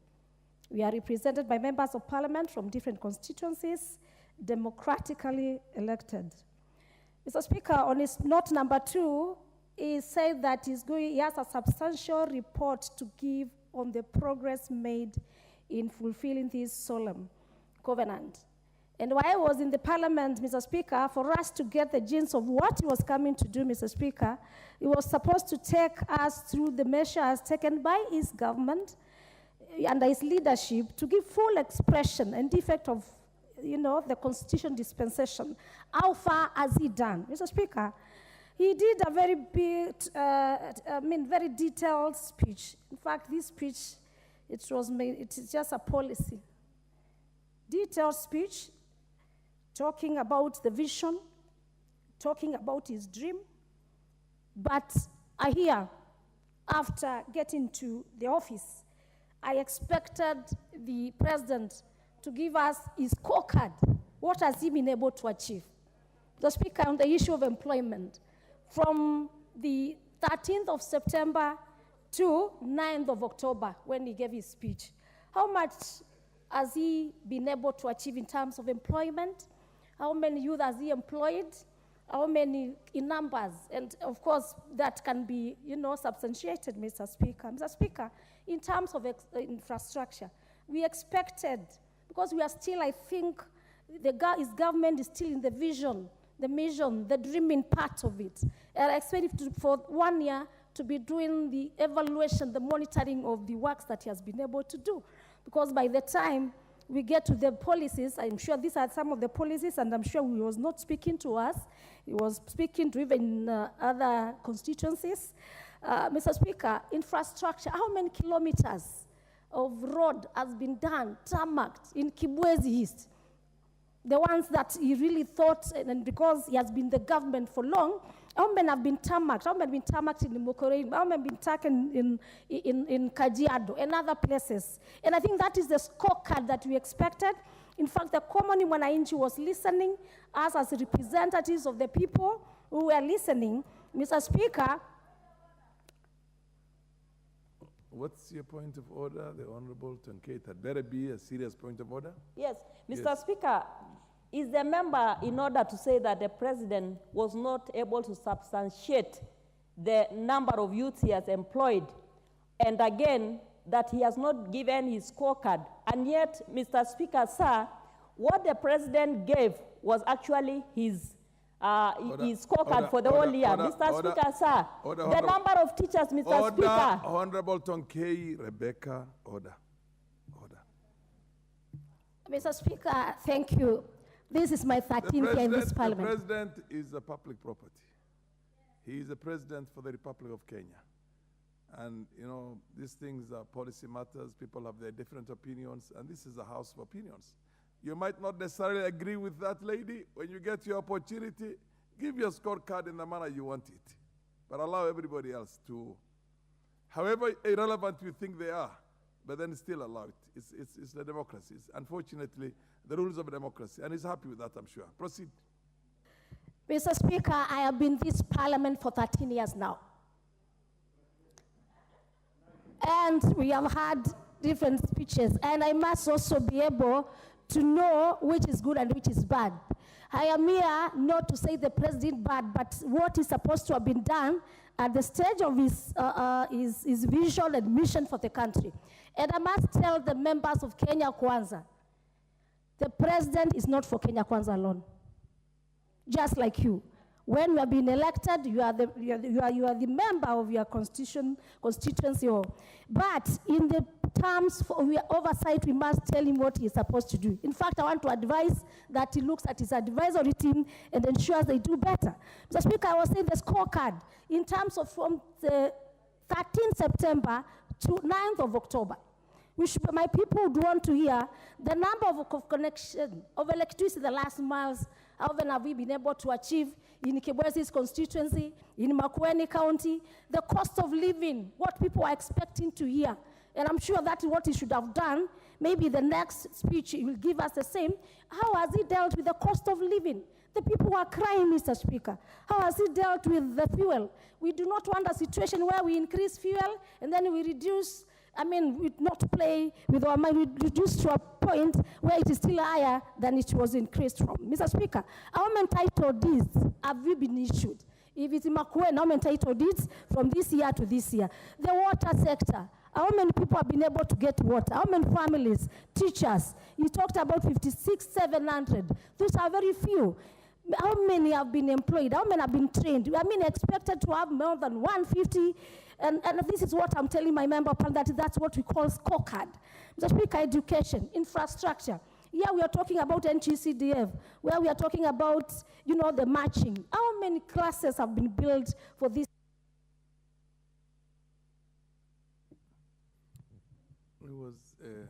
I had given the next person.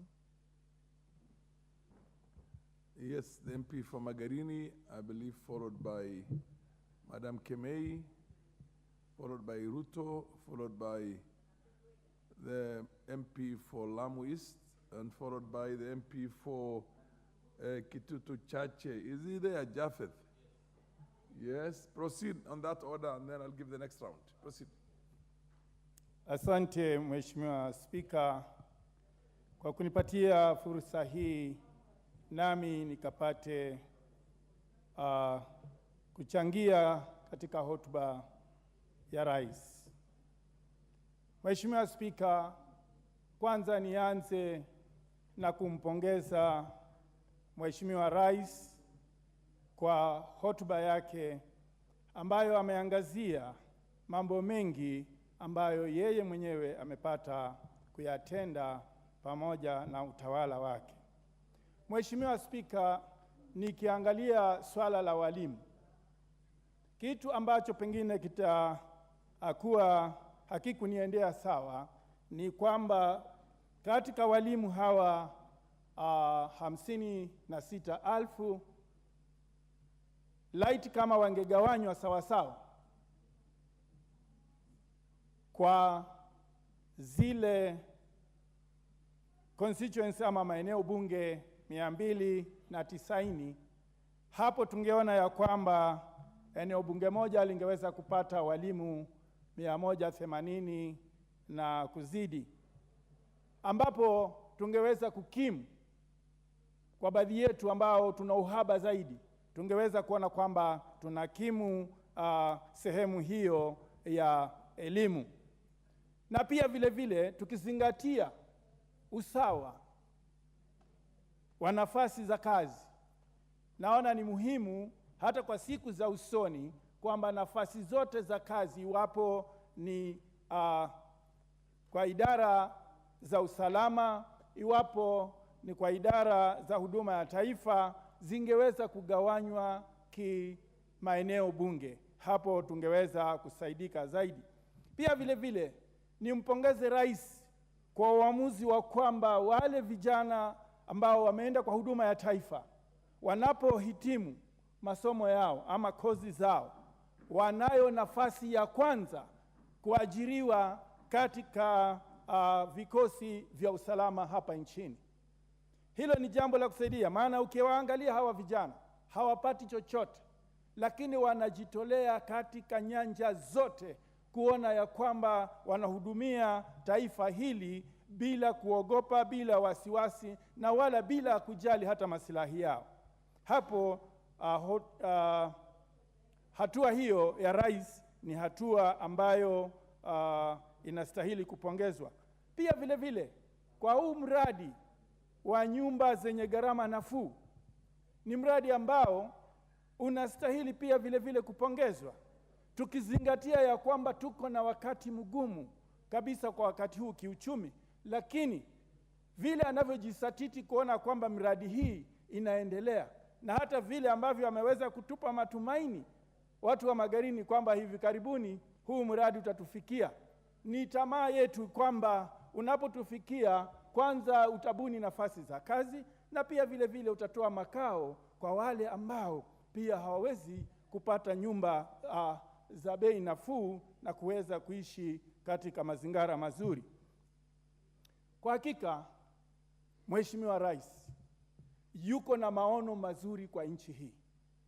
Tatizo ni kwamba baadhi yetu sisi wananchi wa Kenya hatuna yale maono aliyonayo, wala hatuwezi kuyaangazia kwa undani tukajua amelenga wapi. Tusikose kufahamu ya kwamba panapo mawimbi mazito, papo hapo ndipo palipo na mlango. Mula ni mla leo, mla jana, leo kalani. Hilo ndilo linalotusumbua sisi. Tunataka kila kitu kiwe chaweza kufanyika sawa sawa na bila wasiwasi wowote kwa wakati ambao hata haiwezekani. Ni lazima tuwe na wakati mzuri wa kuona kwamba tunapatia nafasi nchi kuweza kupona. Kufikia hivi sasa nchi imeanza kupona pole pole. Kwa Kiingereza, the country is healing now and we need to give it time. Asante. Spokuwa as part of the rules, if you start with English, you end with English. If you're too comfortable with Swahili, you do the whole presentation, or rather, in Swahili. Thank you, in Swahili. It's Madam Kemei, followed by the MP for Kitutu, Chache. And the MP for Keses, yes. And Keses is Ruto, yeah. And then proceed on the basis of that. I'll give the second round. I think most of you will have had a chance to say something on this speech, on this address by the President. Proceed, Madam Kemei. Thank you, Honorable Speaker, for giving me this opportunity to speak about the speech of the President. And on the onset, I want to appreciate and say that the speech of the President was on point, accurate, and it has an impact on now and the future. I want to be very specific to some areas. To start with is the side or the sector of agriculture, where we have reforms in the coffee, tea, milk, and sugar sector. I appreciate this, Honorable Speaker. I come from Kericho County, where all these products, the coffee, the tea, milk, and sugar are grown. Not forgetting even the horticultural like avocados. So with the subsidized fertilizers, Honorable Speaker, I want to say that we at the moment have food security. Maize being the main food for us, or the product of that, the unga. And in Kericho, Honorable Speaker, we grow so much of it. So for those who are saying they don't know if it is true that the korokoro is between 60 and 75, they should visit Kericho, they should visit Trans Nzoia and buy from them. I'm only concerned, Honorable Speaker, that we wouldn't want to have the price coming down below that, because farmers have to get profit from the produce. So with that, I say the fertilizers are distributed, but I pray and plead that the chiefs should make sure that they are fairly distributed and taken to the people on time, so that they don't move up and down for the same. Though it is not mentioned about the tea, he didn't mention tea in the speech, I want to say the reforms in the tea sector is being seen. For example, Honorable Speaker, the partners came and there was increase in the pockets to the farmers, and I appreciate that. The coffee at the same time. Now coming to milk, the President in his speech talked of having the coolers to boost the quality of the milk. I pray that the price of milk should also come up, so that we don't have the farmers getting less than 50 shillings per liter. On health matters, universal health coverage, I appreciate that. In the main thing, the health promoters going to the people and visiting the many Kenyans is a plus to us, because a healthy person or a healthy nation is a wealthy nation. Employment of 200,000 new health workers is a plus to us, adding to the side of employment. Not to forget that we have more of these health promoters also getting a source of income to their families. Honorable Speaker, when it comes to savings, the saving culture which was not there has been improved, and that is why in NSSF, the savings has grown to 6.5, and I appreciate that. The Hustler Fund, where we have most of our hustlers getting money from that, borrowing and returning, that is a plus to us. And the education sector, employment of 56,000 plus teachers is something that has not been there before. And therefore, I ask our people to be patient. The standard of living is still is coming down, and with time, I believe, come the next year when we'll have the next speech, I'm sure it will have improved. The economic situation will have improved, and the cost of living will have come down. And Honorable Speaker,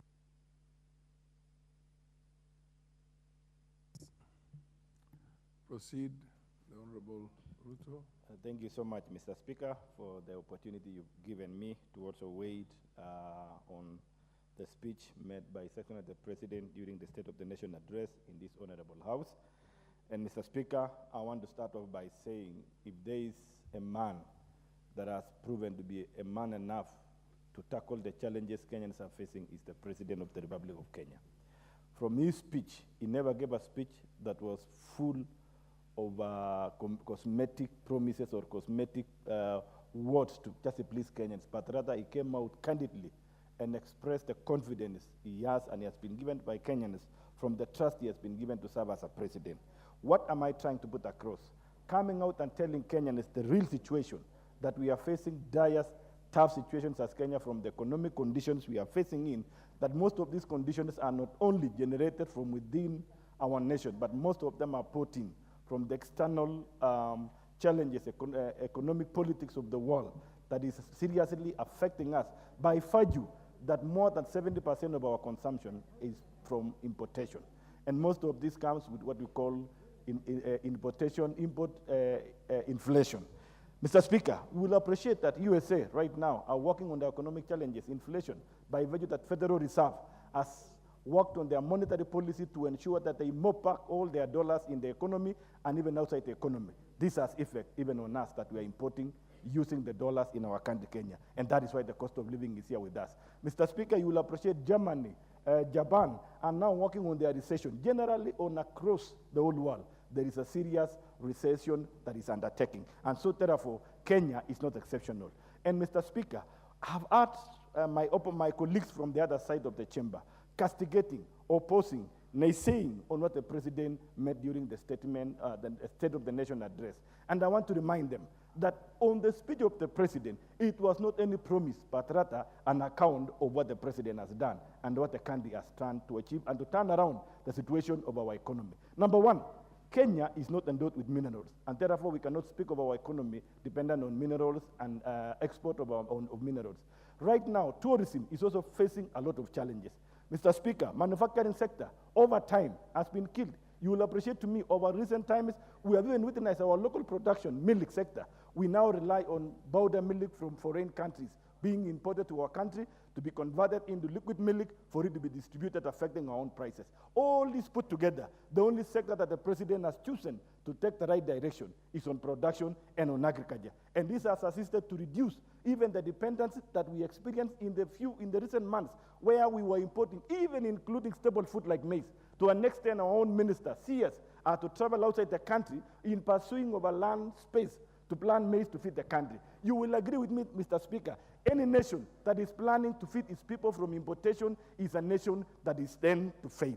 And I want to appreciate the president that by the steps he made, pronouncing a reduction of prices of fertilizer and all farm inputs. As we talk now, production of maize from the region where I'm coming from is now estimated to have grown by more than 40 million bags as compared to the previous financial period. This one, in essence, Mr. Speaker, it tells us now Kenyans are ready to be fed by their own production within the country. This will subsolve the aspect of importing with the importation of inflation from foreign countries and creating employment amongst ourselves, because we are foreseeing now value addition being the second discussion after what we are producing. Mr. Speaker, on the aspect of livestock, fish sector, the president has confirmed that along the coastal stream, we have 22 landing points for fish collection from the auction. This tells us the earlier dependence on importation of fish from China, our staple food, the alternative protein that our doctors have been asking us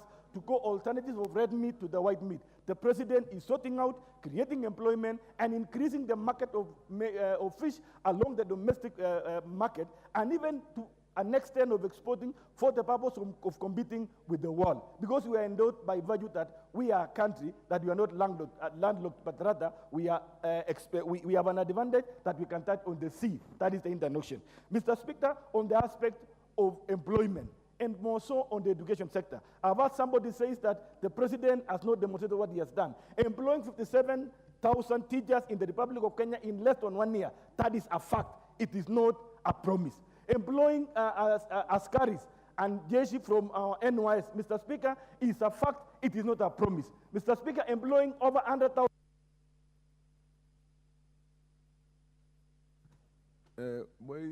Madam Rueda of what happened to the MP for Kitutu Chache? Oh yes, then proceed. Kitutu Chache first. Madam Rueda, you'll have to wait. Oh, okay. It's Rueda. Yeah, okay. Kitutu Chache comes after Rueda. Proceed. Asante Bwana Spika nami kunipatia nafasi. Mimi nilifurahishwa sana na hotuba ya Rais. Kusema ukweli, Rais hakupeana dawa ya maumivu. Dawa ya maumivu ni ile rukuu. Unasema unapeana hii ili utulize maumivu kidogo, lakini ugonjwa uko pale pale. Rais amepeana dawa ile ya kupoza ugonjwa. Anajua shida ya Kenya ni nini, hataki mambo ya kupeana painkiller, hiyo dawa ya maumivu, yeye anataka kutibu. Na kutibu sahihi ni wakati wake. Ikiwa ni kiongozi, lazima utibu ugonjwa, sio kuubembeleza. So naona kuna mpangilio mzuri wa kutibu ugonjwa tulionao. Mimi nilipendezwa sana na rais alipotaja jamii zilizotengwa. Jamii zilizotengwa walizungumzia mambo mengi, na mojawapo ni upande wa mifugo. Tumepata tamaa mzuri, tunaona tunaweza uangaliwa, kwa sababu hii Kenya vile inavyoenda, ikitajwa sehemu nyingine, wengine wanaumwa sana. So inaonyesha kuna kasoro katika sisi wa Kenya. Hatuchukuliani kama sisi ni Wakenya wote, lakini rais ametoa msimamo ya kwamba Wakenya wote ni Wakenya. Mifugo wakiendeleza vizuri, uchumi itainuka katika sehemu zetu, zile sehemu zilizotengwa. Kusema ukweli pia, rais ameanza kutenda yale anasema. Tumemuona wiki iliyopita ameenda kwa jamii zilizotengwa na anafuatilizia yale aliyosema. Kama mojawapo, Lamu alianzisha barabara, ambayo barabara hiyo kwa miaka 60 hatujakuwa na hata inchi moja ya barabara. Yeye rais ndio ameanzisha, na kweli tunaona yale anayosema atatenda. Amezungumzia pia kuhusu uchumi samawati. Uchumi samawati amesema ataweka tovuti ya kutua katika kila kaunti yenye mwambao wa pwani, ukianza Shimoni mpaka Kiunga. Na tumeona zimejengwa na zinafuatiliwa, naenda kuzifungua. Bado tu yetu ya Kiunga ameahidi atatengeneza, tunatarajia nayo pia atengeneze. Ya Mokoe pia imepangwa, lakini bado yetu ya Kiunga nayo afanye. Ndio tutoe samaki wengi. Na katika uchumi huo, akizungumza katika mambo ya uchumi samawati, utaona rais anazungumza mambo ya kutoka kwenye moyo. So tuna imani upande wa uvuvi utaendelezwa na itasaidia Wakenya wote. Huku wakitoa majani, huku tukitoa samaki, mwingine atoe kingine, Kenya ndio itaendelea. Lakini watu wakikaza tu mambo yote yafanywe sehemu zingine ziachwe vile vile, mwisho inakuwa sote tunaumia. Kitu ambacho sikupenda ni ile kusema kwamba zile forces zitatolewa kwa NYS. NYS ni mpangilio mzuri, lakini sehemu zingine kama kwetu hawaendi sana NYS. So tunaona kama tutakosa hizo nafasi za KDF na polisi.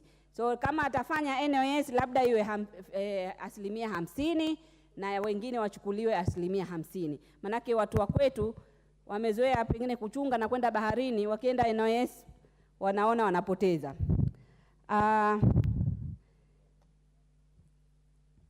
Mimi naona kwamba rais anasema anayatenda. Na pia upande wa walimu kusema kweli tumeona sasa wakiandikwa. Na walimu wakiandikwa itatusaidia. Manake maeneo ya kwetu walimu wakienda miaka 3 wanakimbia. Na kuna hii formula ambayo wanatumia kukimbia kazi, kisha wakirudi wanapelekwa sehemu zingine na wanalipwa salary, pia inatutatiza kule kwetu. So vile rais anafuatilizia mambo ya elimu, na nimeona Lamu Mashariki amefuatilizia kwa karibu. Yeye mwenyewe anataka kujua kwa nini mtoto wa eneo bunge lote la Lamu Mashariki mtoto mmoja ndio aende university, na ameanza mikakati na tumeitwa viongozi. Ukweli ni kwamba rais anatenda yale anayoyasema. Tumpeni tu muda ili na tumpe support yetu ili atende kazi, na sisi wa Kenya wote uchumi wetu uimarike. Asante Bwana Speaker.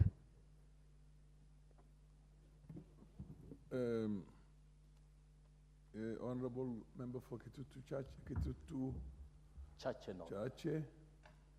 Thank you, Mr. Speaker, sir, for also giving me this opportunity to also say a word towards the President's address of the nation. First of all, I want to applaud the President for giving a very realistic state of the nation address and giving a clear roadmap towards economic growth of this country. First of all, I want to applaud him because on the education sector, when he came in, the education sector was marred with a lot of uncertainties, especially the CBC program, which he has been able and manage the CBC sector.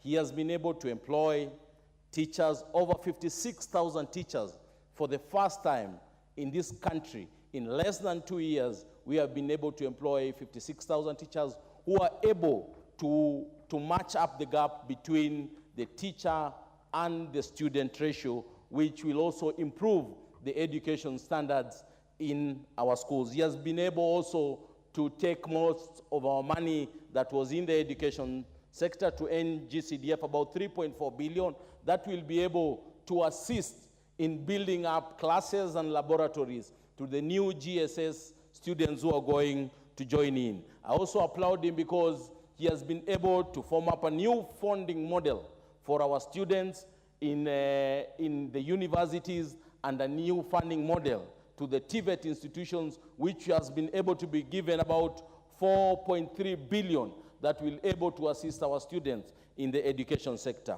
I also want to applaud him on his speech because of the universal health care, which he has been able to employ about 110,000 CHPs, community health promoters, who will go a long way in supporting the families back at home, which will cover about 100 households. These will go a long way in identifying the sick people at home before he goes to a level 4 hospital. We can be able to know what kind of illness that is ailing this person, and this will be able to assist us know early enough if this person is supposed to go to a dispensary, a level 1 hospital, or a level 3 hospital. These will assist our people so much. These will also assist us because in the new UHC model, he's been able to assist by reducing the cost of NHIF from 500 shillings to the most poor people to 300 shillings. You know, back at home, most of our people don't have money to pay this NHIF, so this will go a long way in assisting our people to pay for the NHIF. Number 3, in the agriculture sector, he has been able, I've had one of my colleagues say that he doesn't know the fertilizer of 2,500. I say that is negligence as a member of parliament because this thing is outside here. The price of fertilizer has moved from 6,500 to 2,500. And that is the reason why we have been having a bumper harvest. Ever since, this is the first time we'll have a bumper harvest of about 50,000 bags. And that is the same reason the government has been able to buy dryers that will go a long way in drying maize in our cereals board. And he has also reduced the cost of drying maize from 3,500 per bag to 70 shillings, from 350 shillings per bag to 70 shillings per bag. In the housing sector, we have been able to build so many houses for the less fortunate people. These houses, this affordable housing has been able to create employment for the many young people in this country who are not able to get employment. It has been able to create employment for artisans. It has been able to create employment for mercenaries, for electricians, and all manner of people. In the blue economy sector, he has been able to buy piers for our people in the coastal region and Nyanza region so that they can be able to go fishing. He's been able to buy boats for them. He's been able to buy coolers for cooling machines for them so that they can be able to put their fish inside there so that it doesn't get spoiled. In the mining sector, he's been able to put money in the mining sector so that those who are doing the mining can... The Honorable Beatrice Adagala, followed by the Honorable Gideon Kimayo and the Honorable Stephen Mogaka. Bernard Kituri, you'll have your shot, don't worry. Thank you. Proceed, Honorable Adagala, Beatrice. Okay, thank you, Mr. Speaker, for giving me this opportunity at this particular time to give my views on the presidential state of address that he came to address the nation in this parliament here. Mr. Speaker, I want to say the message was clear and short, keeping in mind that the president has been in office for only 1 year, and there are few things that have been achieved. From the onset, if I can start with agriculture, Mr. Speaker, sir, I would applaud the president on that, and especially on the issue of fertilizer. I want to echo the same sentiments my colleagues have echoed, and we want to ask him or the ministry in charge to continue doing that, because that's what is going to eradicate the issue of poverty, the issue of people lacking food, hunger, if agriculture is enhanced in this country. So I would ask the Minister for Agriculture, the next disbursement to ensure counties like my county, Vihiga, the farmers have small farms, they can package the fertilizer in 10 kgs, 25, and 5 kgs for everybody to afford. And that's my request that I would ask to add on how, the way he talked about agriculture.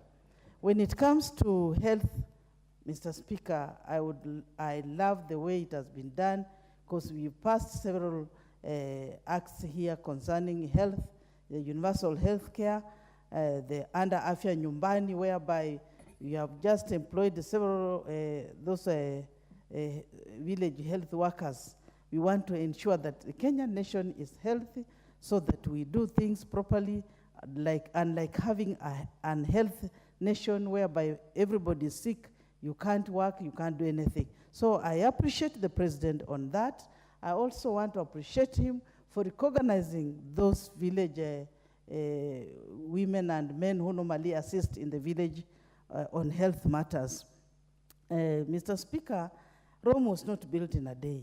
Somebody was shouting here on top of his voice, one of my colleagues, shouting of hunger.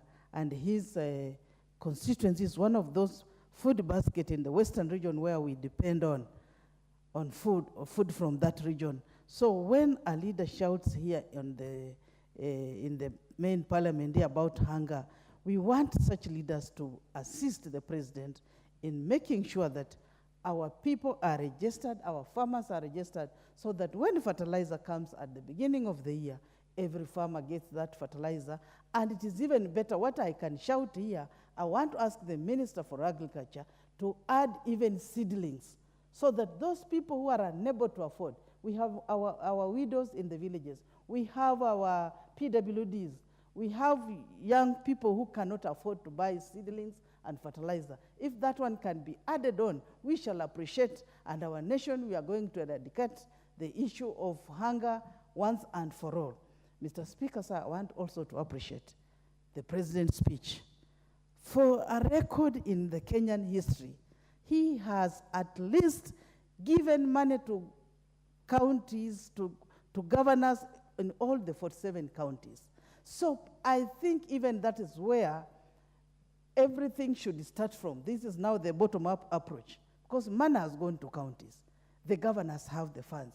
They should be able to steer counties to another level, that we may not be complaining of poverty, hunger, diseases, and everything.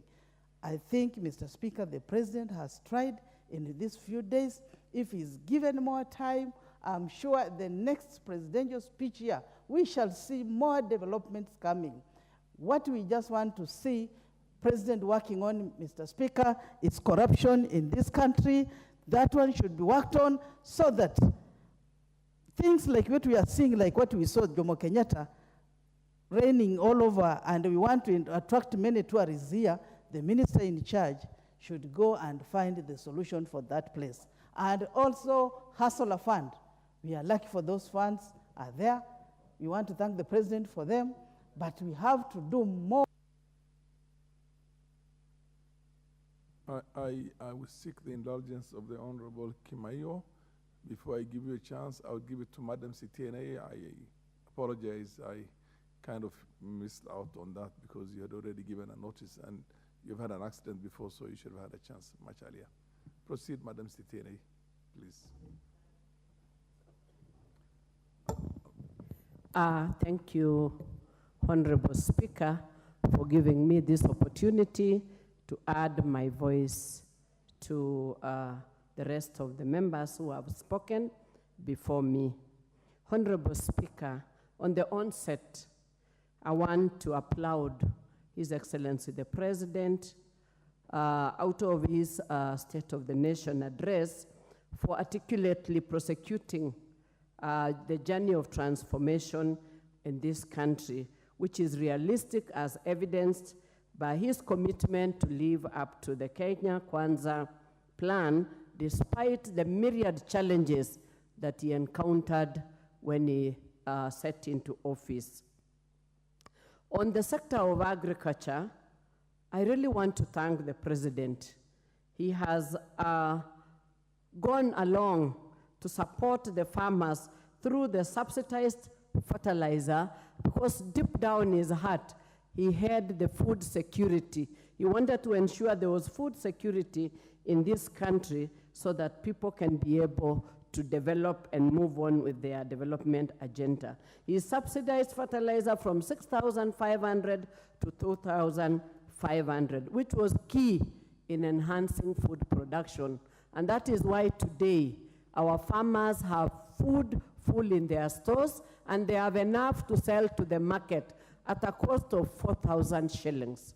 And at the moment, because there is surplus of food, we are actually having the price of maize at 70 shillings a korogoro, unlike what people are actually saying. Those who are complaining do not know, because many of them are not in the production line.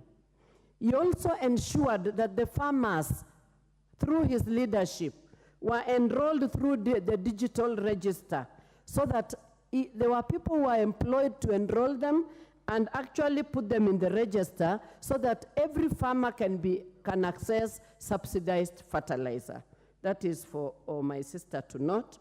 On dairy industry, he has been able to ensure that there will be milk coolers going to those dairies that have not received milk coolers, and therefore our dairy farmers are going to be able to market their milk without challenges.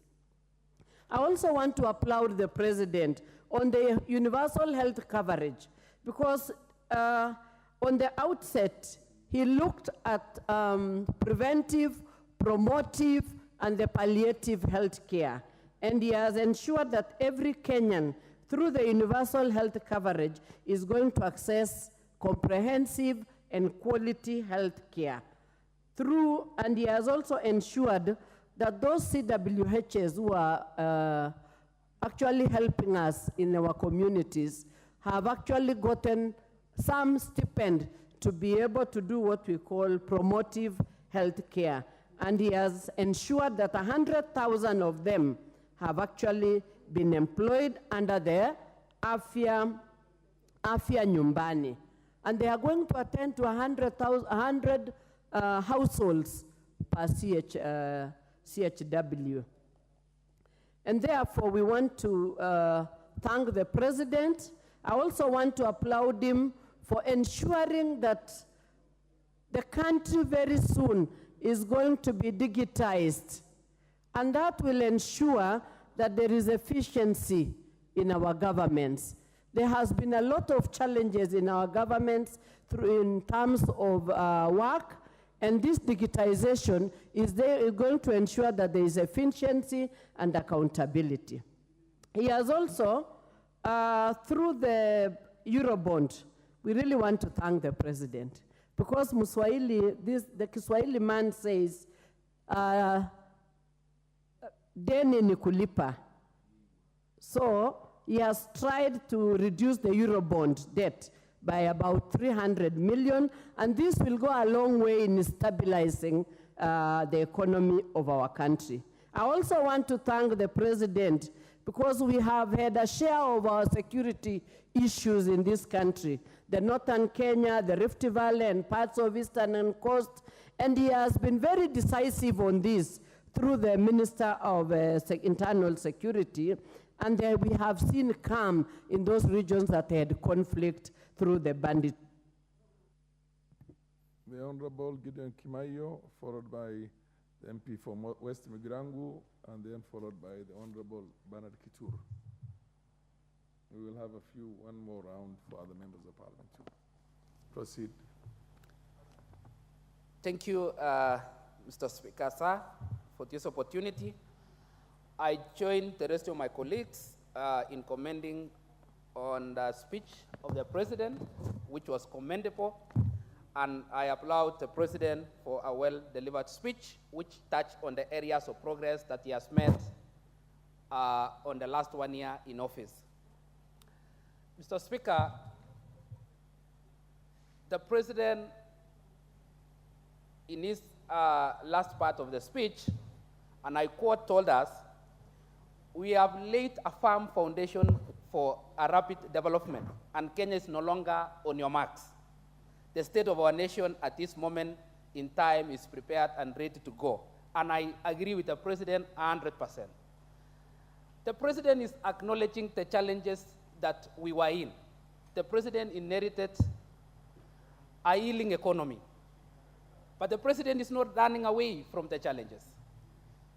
The President understands that we have the problem of debts, but is working very hard to ensure that we don't go in default in terms of debts for this country. I thank the President for the progress he's making in agriculture. When the President came in, he promised Kenyans that he will subsidize production, and he has kept his promise. Today, the cost of 1 bag of fertilizer is 2,500, which that is commendable to the government led by His Excellency the President. Now the President has pronounced himself. He has given a plan. I now urge the Ministry of Agriculture through the Minister working with the national government to ensure that the fertilizer reaches to that farmer in the village, so that it is only not one center in the entire constituency, so that we have last mile for fertilizer, so that fertilizer goes to the ward level where the mkulima is.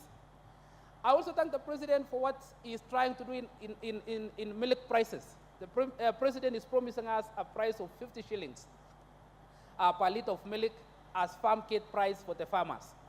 This, if it will happen in the near future, will assist our farmers, who are subsistence farmers mostly in our country.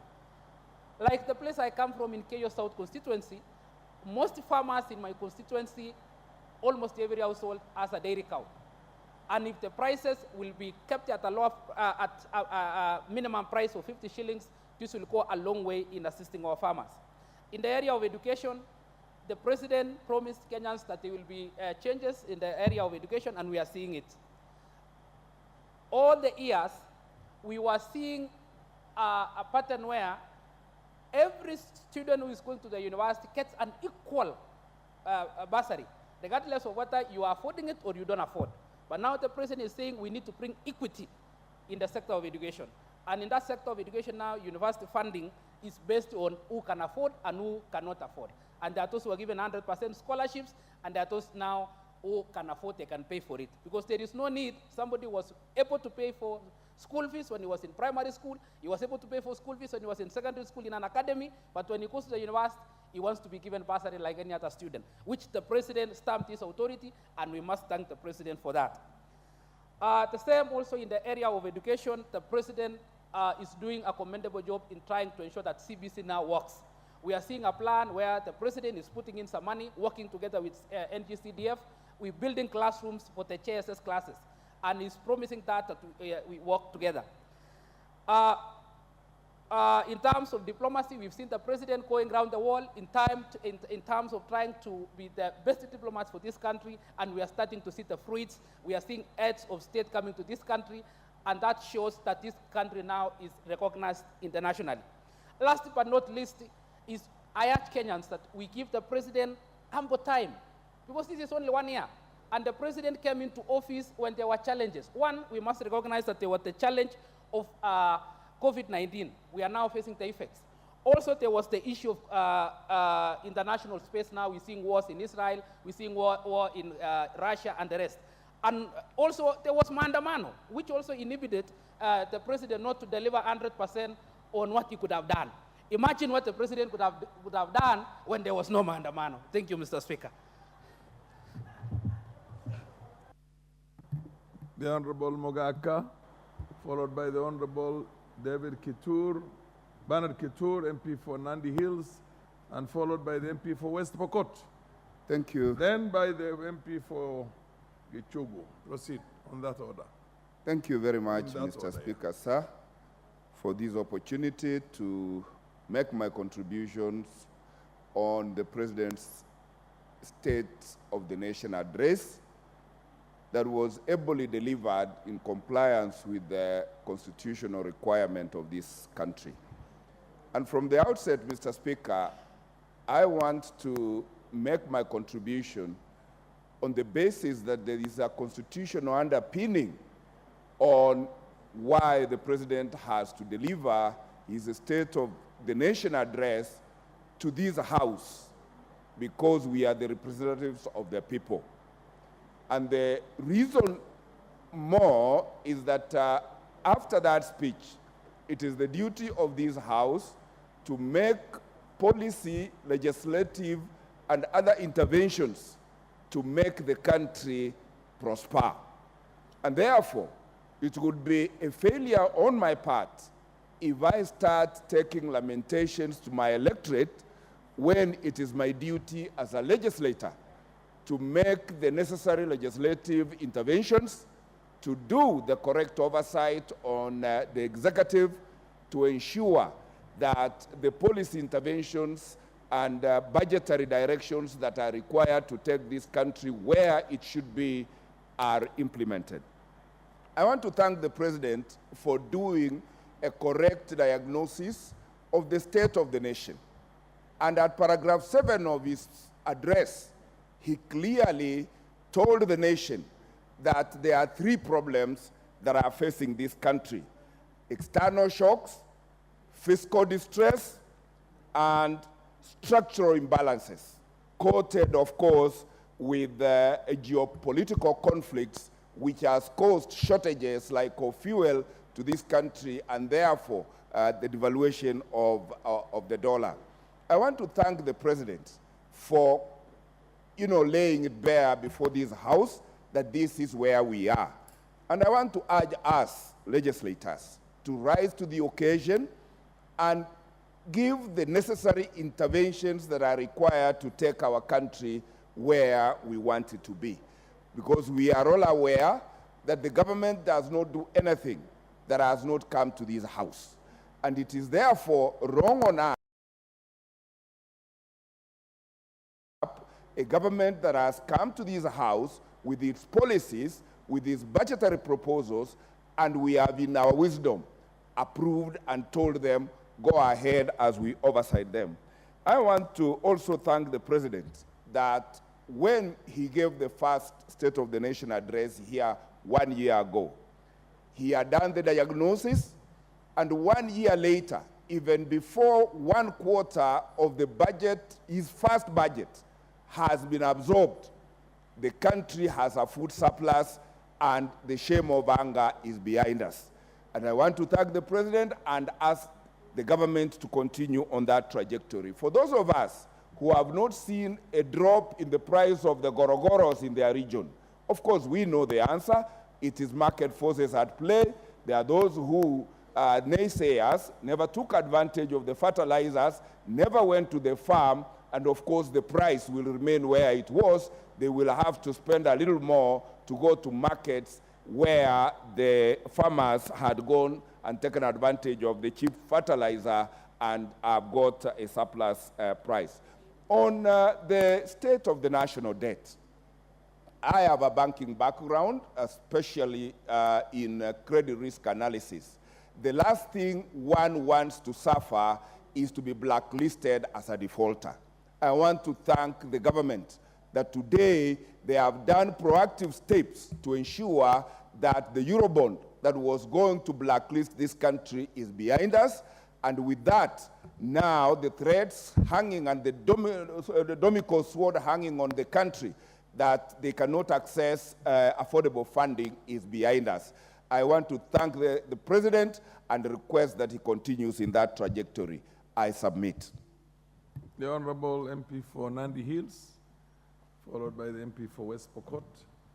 Thank you very much, Mr. Speaker, for the opportunity to be able to contribute on the comments on the State of the Nation address by the President of the Republic of Kenya.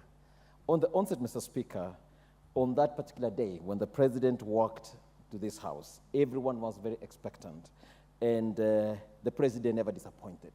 Indeed, I think it was for the first time that the President of the Republic of Kenya used a teleprompter in this House while he gave the speech. I think that was quite impressive.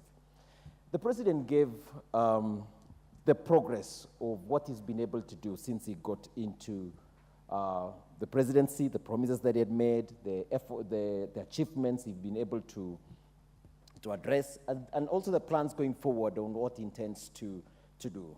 On the onset as well, Mr. Speaker, the President mentioned that immediately he got into office, he confirmed the 6 judges of the Court of Appeal, where there were so many cases that were pending, and most of those judges that had been proposed by the Judicial Service Commission had not been approved for whatever reason it was. But the President took a deliberate effort immediately and was able to have those judges confirmed. And not only did he do that for the judiciary, the President went ahead, and even as he looked at the challenges of the budget of that particular arm of government, he made sure that they got an additional 3 billion shillings to be able to address the issue of justice in our country, and that the judiciary is well-resourced. Equally, Mr. Speaker, it was notable when the President mentioned about the independence of the National Police Service, who had been misused in the years past. What the President did is that he was able to, by empowering them and giving them independence, he was able to give them a budget. And not only that, he also even called on the former Chief Justice to be able to lead a task force to look at the welfare of the police officers. I think that was something that was extremely commendable, Mr. Speaker. Mr. Speaker, when we talk about the issue of the food crisis or the cost of living in our country, one of the things that the President has been able to do is to look at the production side of our economy. What is that one thing in our country that we have that can give us an advantage of having the ability to not only create employment, but to reduce the cost of living? That is the aspect of agriculture. And Mr. Speaker, sir, the President mentioned that he immediately gave subsidy, as much as he removed subsidy on many other aspects of the matters in the economy. He gave subsidy to issue of fertilizer. And what was the effect of the same? We were able to have almost an additional 18 million bucks in this season. The cost of living or the cost of food in our country has gone way low down. And not only that, he went even ahead further and even brought in the issue of dryers, because once we have a bumper harvest, the other biggest challenge that we've always been having, Mr. Speaker, is that we have most of this produce also getting damaged.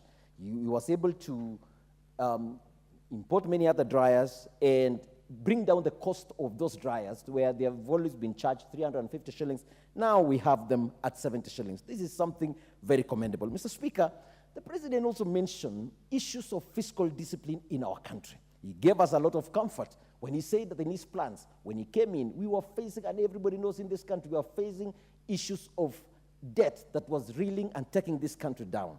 But he gave a comfort statement that in his plans, by end of this year, this December, we are going to make the first repayment of $300 million as a commitment and a firm word from a president who is well organized, well planned. You know what he wants to do for this country. Also, Mr. Speaker, I would want to delve on the issue of the 7 million Kenyans whom the president removed them from the CRB, immediately got into this seat. Also the issue of the Hustler Fund, where over 36 billion shillings. Many people had spoken so many things about it, but you realize many Kenyans have been able to borrow. We have repeat customers about 7.5. I think that is something worth mentioning. Mr. Speaker, I want to also mention the issue of employment. We've been able to have over 57,000 teachers employed in this country. On the issue of housing, where we've had over 50,000 people employed on the 46,000 housing programs that have been done, and 40,000 others in the works. These are the things the President of the Republic is doing. It is extremely commendable and worth an applause. Lastly is the issue of the health of our Kenyan people.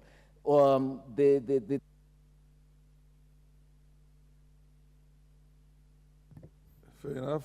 The MP for West Pokot, followed by the MP for...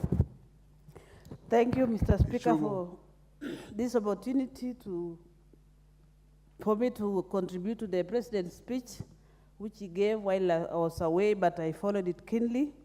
First, Mr. Speaker, I want to thank the President for making sure that teachers are employed. I want to say, for the first time, the President, during his tenure, has ensured that more than 50,000 teachers were employed. And that has gone a long way in improving education in our schools. It has increased the ratio of teachers to the number of students. What I only want to urge the CS education is to ensure that the capitation comes on time, because teachers without the resources in classes may affect some learning. On the same note, Mr. Speaker, I want to say that in the manifesto of our President, he said that all girls are going to be given sanitary towels, and therefore I want to request the CS education also to ensure that those sanitary towels are available for our girls, and that is going to improve the education of our girls even more. Secondly, Mr. Speaker, I want to thank the President also on the issue of universal health care, where we have the community health workers. I want to say that was a very important step, because mild diseases or these diseases can be detected early enough, and therefore we will lead or we will end up having a health nation. And you know, a healthy nation is a wealthy nation. Thirdly, Mr. Speaker, I want to thank the President because of the availability of subsidized fertilizer. I know I come from an area where we do maize, some areas do maize. Therefore, Mr. Speaker, my farmers are really enjoying that. However, practice some pastoralism, like areas of Kacheliba constituency and Sigor. We don't do maize there. Therefore, I want to only request that as the President goes ahead to ensure agriculture is done in our country, because in those areas, pastoralism is the main source of livelihood. So, Mr. Speaker, I want to say that these steps the President took were welcome. And another issue is about security. I want to say that the President has done a lot to improve security in our areas. However, there are some gray areas like the borders of Pokot and Turkana. Those are areas we still have some small issues, because we still have some killings. So I urge the CS also security to do something on the same, because even recently we saw people being killed by our neighbors, especially my people were killed by my neighbors Turkana. So I want to urge the CS to work on that. Otherwise, the President is really doing a lot. I only urge his CSS to implement the manifesto of the President, and everything will be good to our people. Thank you, Mr. Speaker.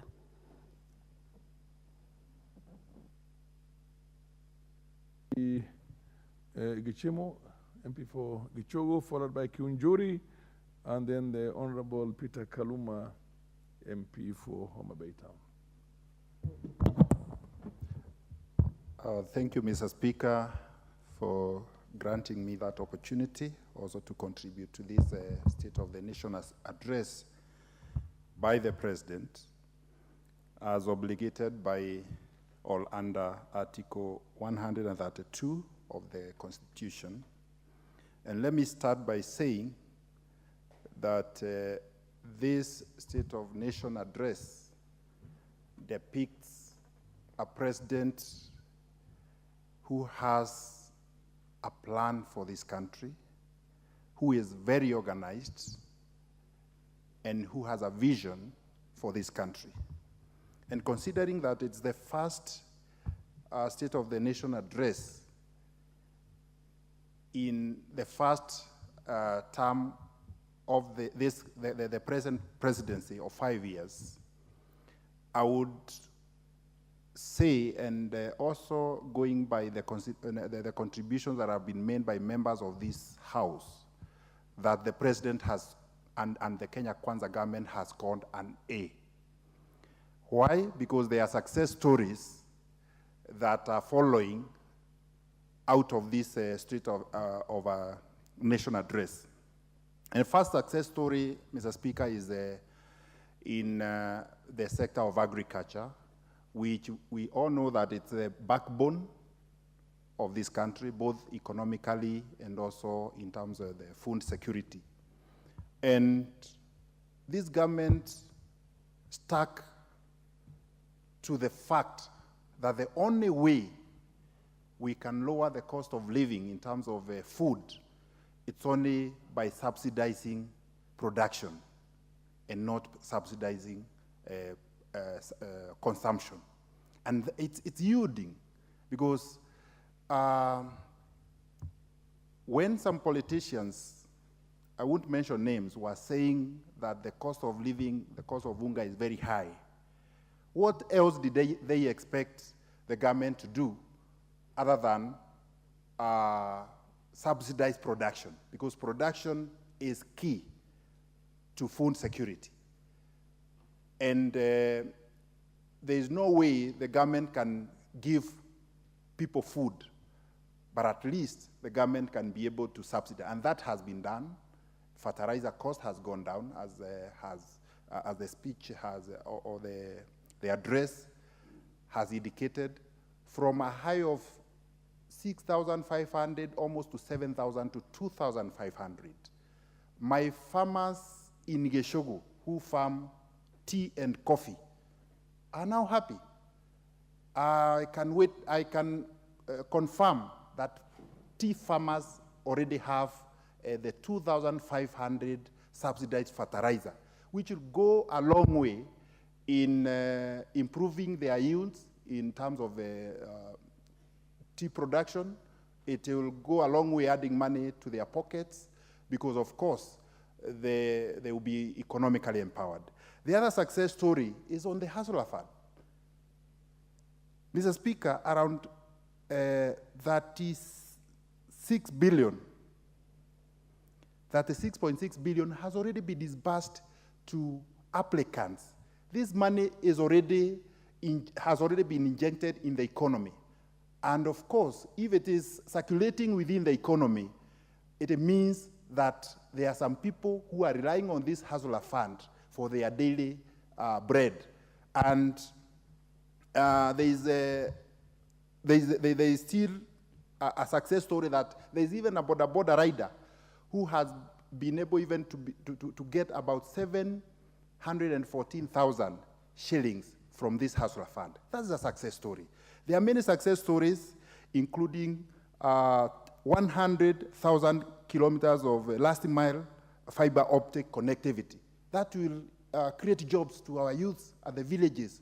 They will employ themselves through the digital space that will be provided by this whatever. And connected to this, every constituency, this government is saying will have a digital center, or where now youth can be able to access jobs, and they can also learn computers for free. And many things that have been said. Without belaboring so much, this is a nice call on the first year of this government of Kenya Kwanza. Thank you, Mr. Speaker. Honorable Kinjuri.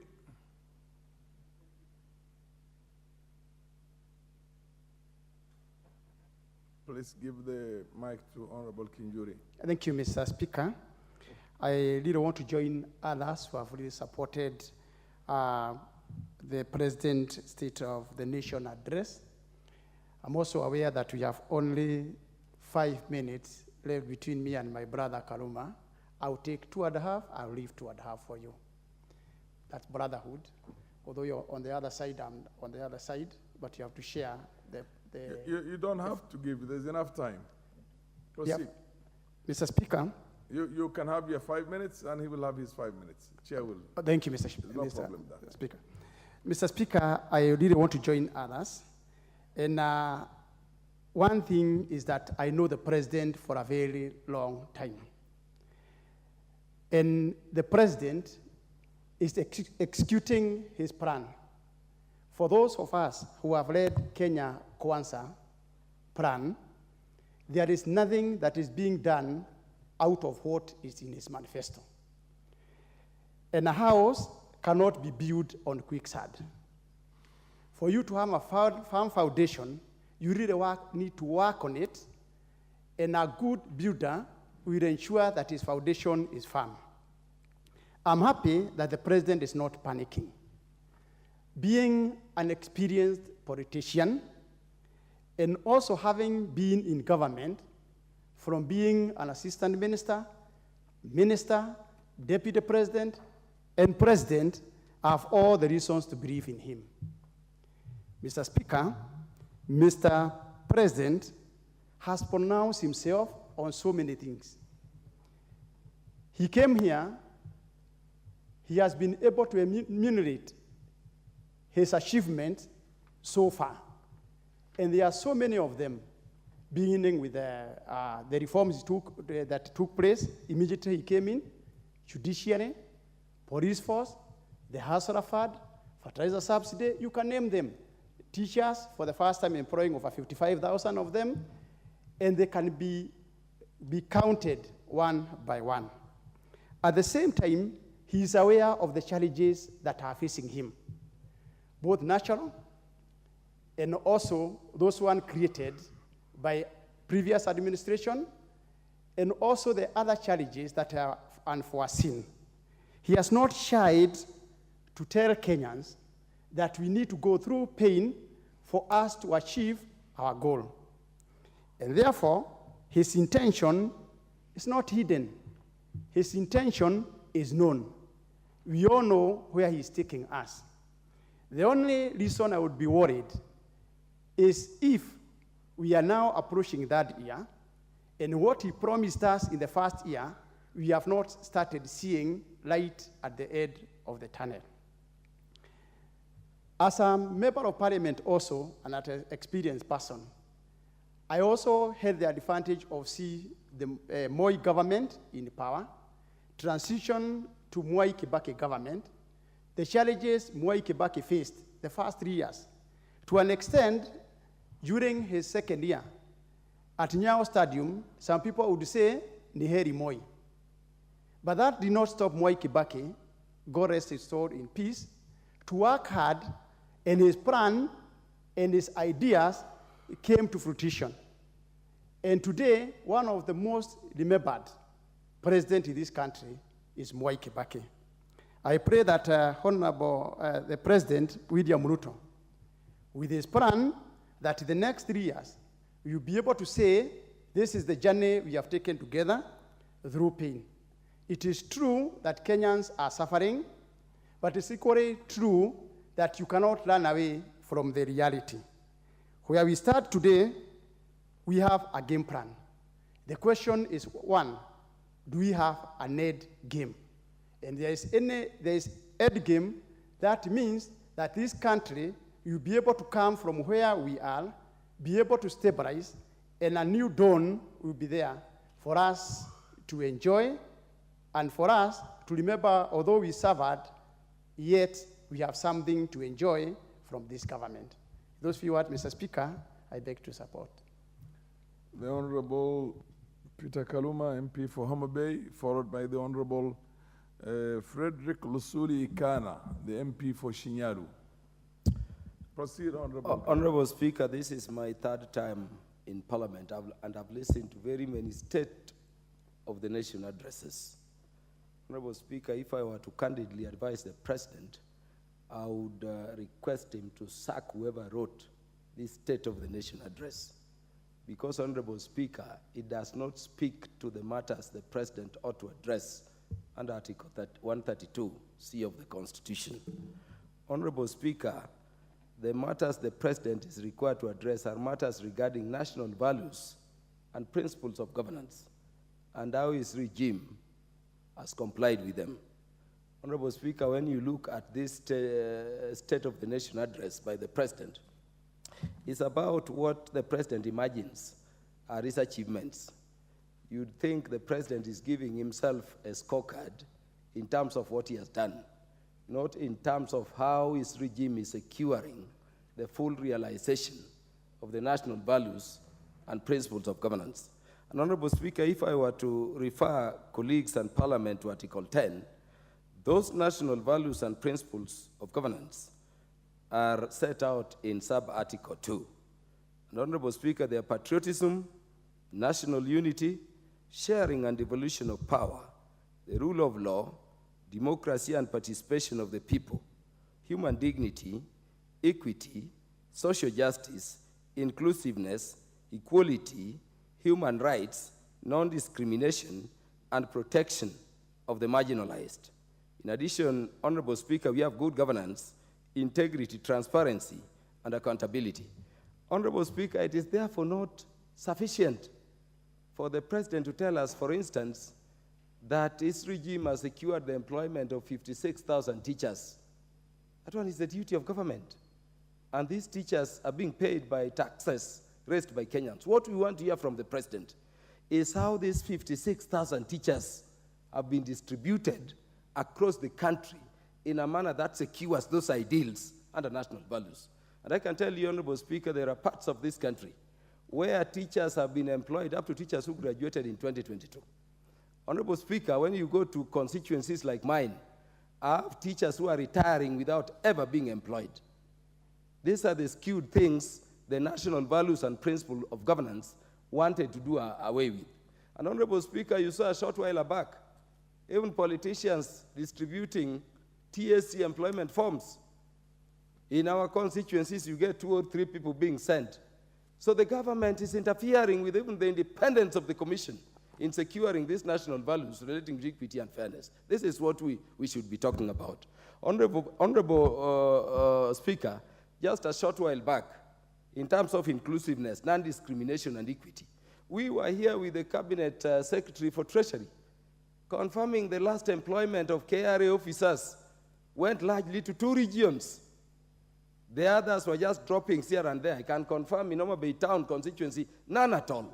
These are the matters the President ought to address. It's not a matter of telling us Jubilee government, UDA government or Kenya Kwanza is going this direction. Honorable Speaker, ask yourself. It is one thing to say the regime is successful and quite another to be real. When you say, for instance, Honorable Speaker, that from the Hustler Fund, a Kenyan has borrowed 714,000, but that person is still in a call with the President, asking the President to raise the fund so that he may be able to buy a tuk-tuk. What does he tell you? The Hustler Fund has failed. If you have borrowed up to 714, you should buy so many tuk-tuk, What is this system that can keep you borrowing but cannot enable you to invest? These are the things we are talking about.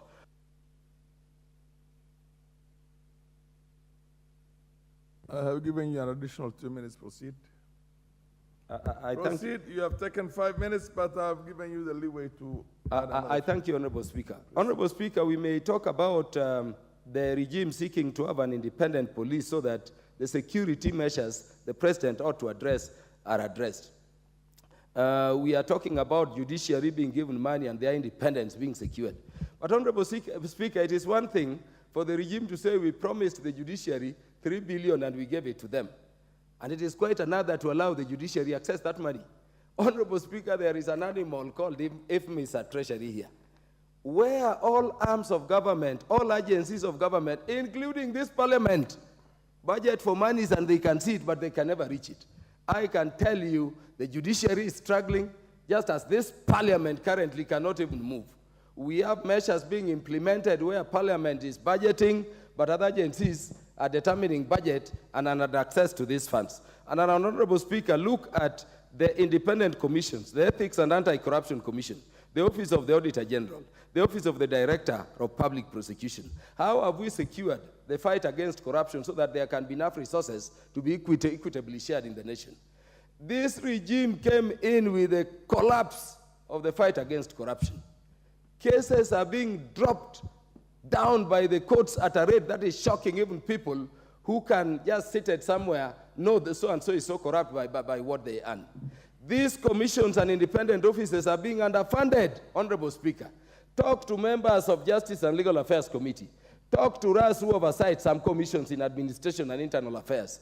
Even the little budget. Honorable Speaker, let me give you an example. A commission like National Police Service Commission and Independent Police Oversight Authority, their annual budget is 100 million. Their annual travel allowance, including external travels, is 850. And in the supplementary budget we'll be dealing with, it is cost to go below 300,000. Not 300 million, 300,000. So we've disabled the commissions that can secure there is no corruption, Honorable Speaker. So that we have resources. Honorable Speaker, You've had next time. Honorable Ikana, MP for Shinyalu.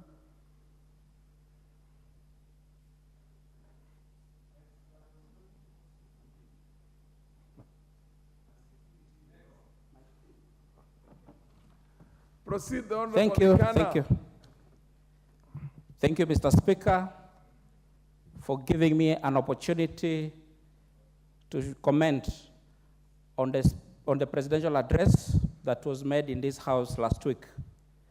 I want from the onset to confirm that the presidential address that was made here met the expectations of most of the Kenyans, including myself, and it was also in full compliance of Article 132, Section C of the Constitution of Kenya on the expectations of the annual address.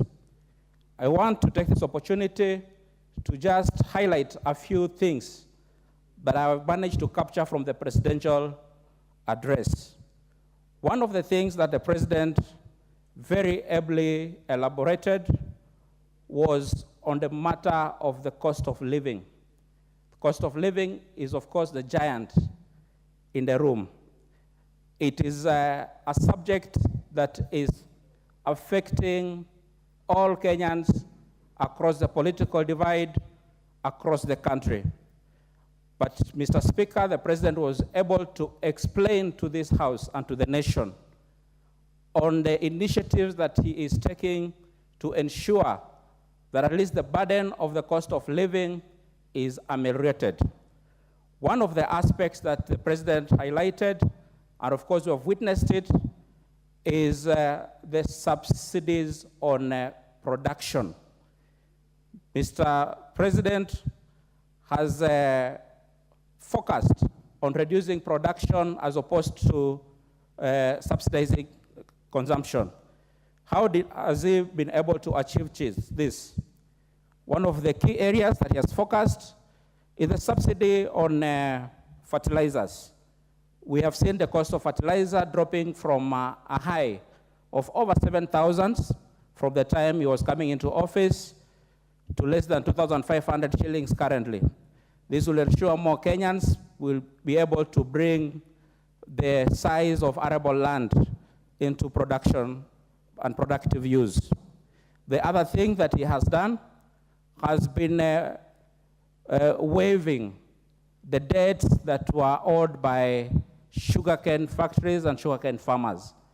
A lot of us from Western Province, we rely a lot on sugarcane farming, and we believe through this initiative, all our factories that are now shut should be able to start booming back into production and business.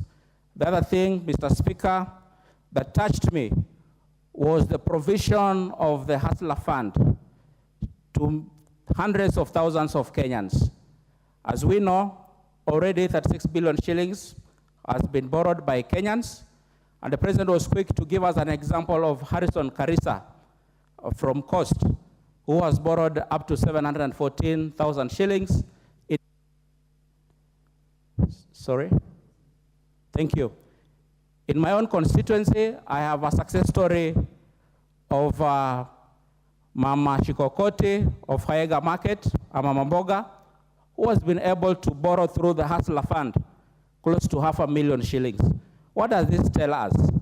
That we need to ensure we support these initiatives that are bringing more Kenyans into bankable space and also into access to affordable and cheap credit.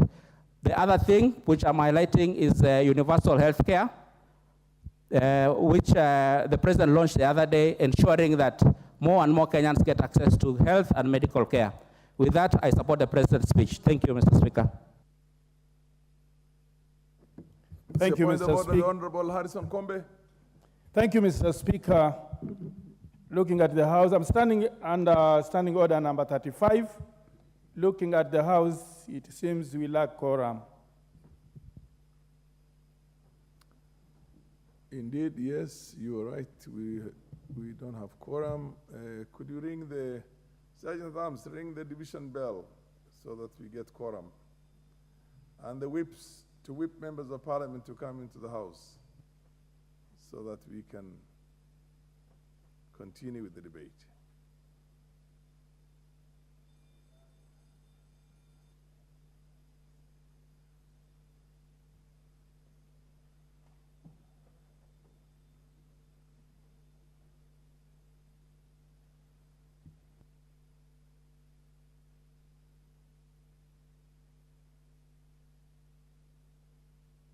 Order, Honorable Member for Shinyalu, when there is a division bell ringing, except the whips who are supposed to go and whip members to come into the House, plenary, no member is allowed to get out of the House. You can't leave the chambers. That's the rule.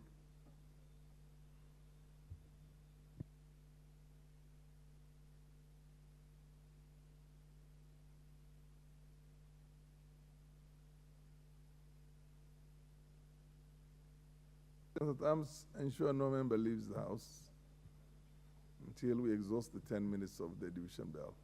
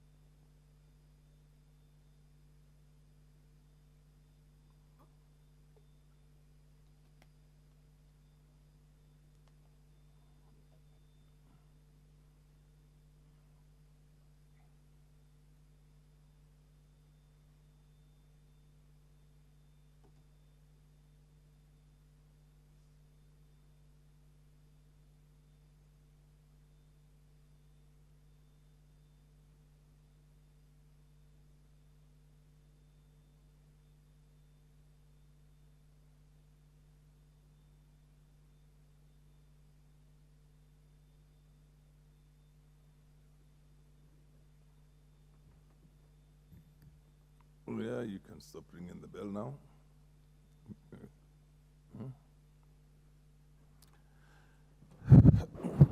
Honorable members,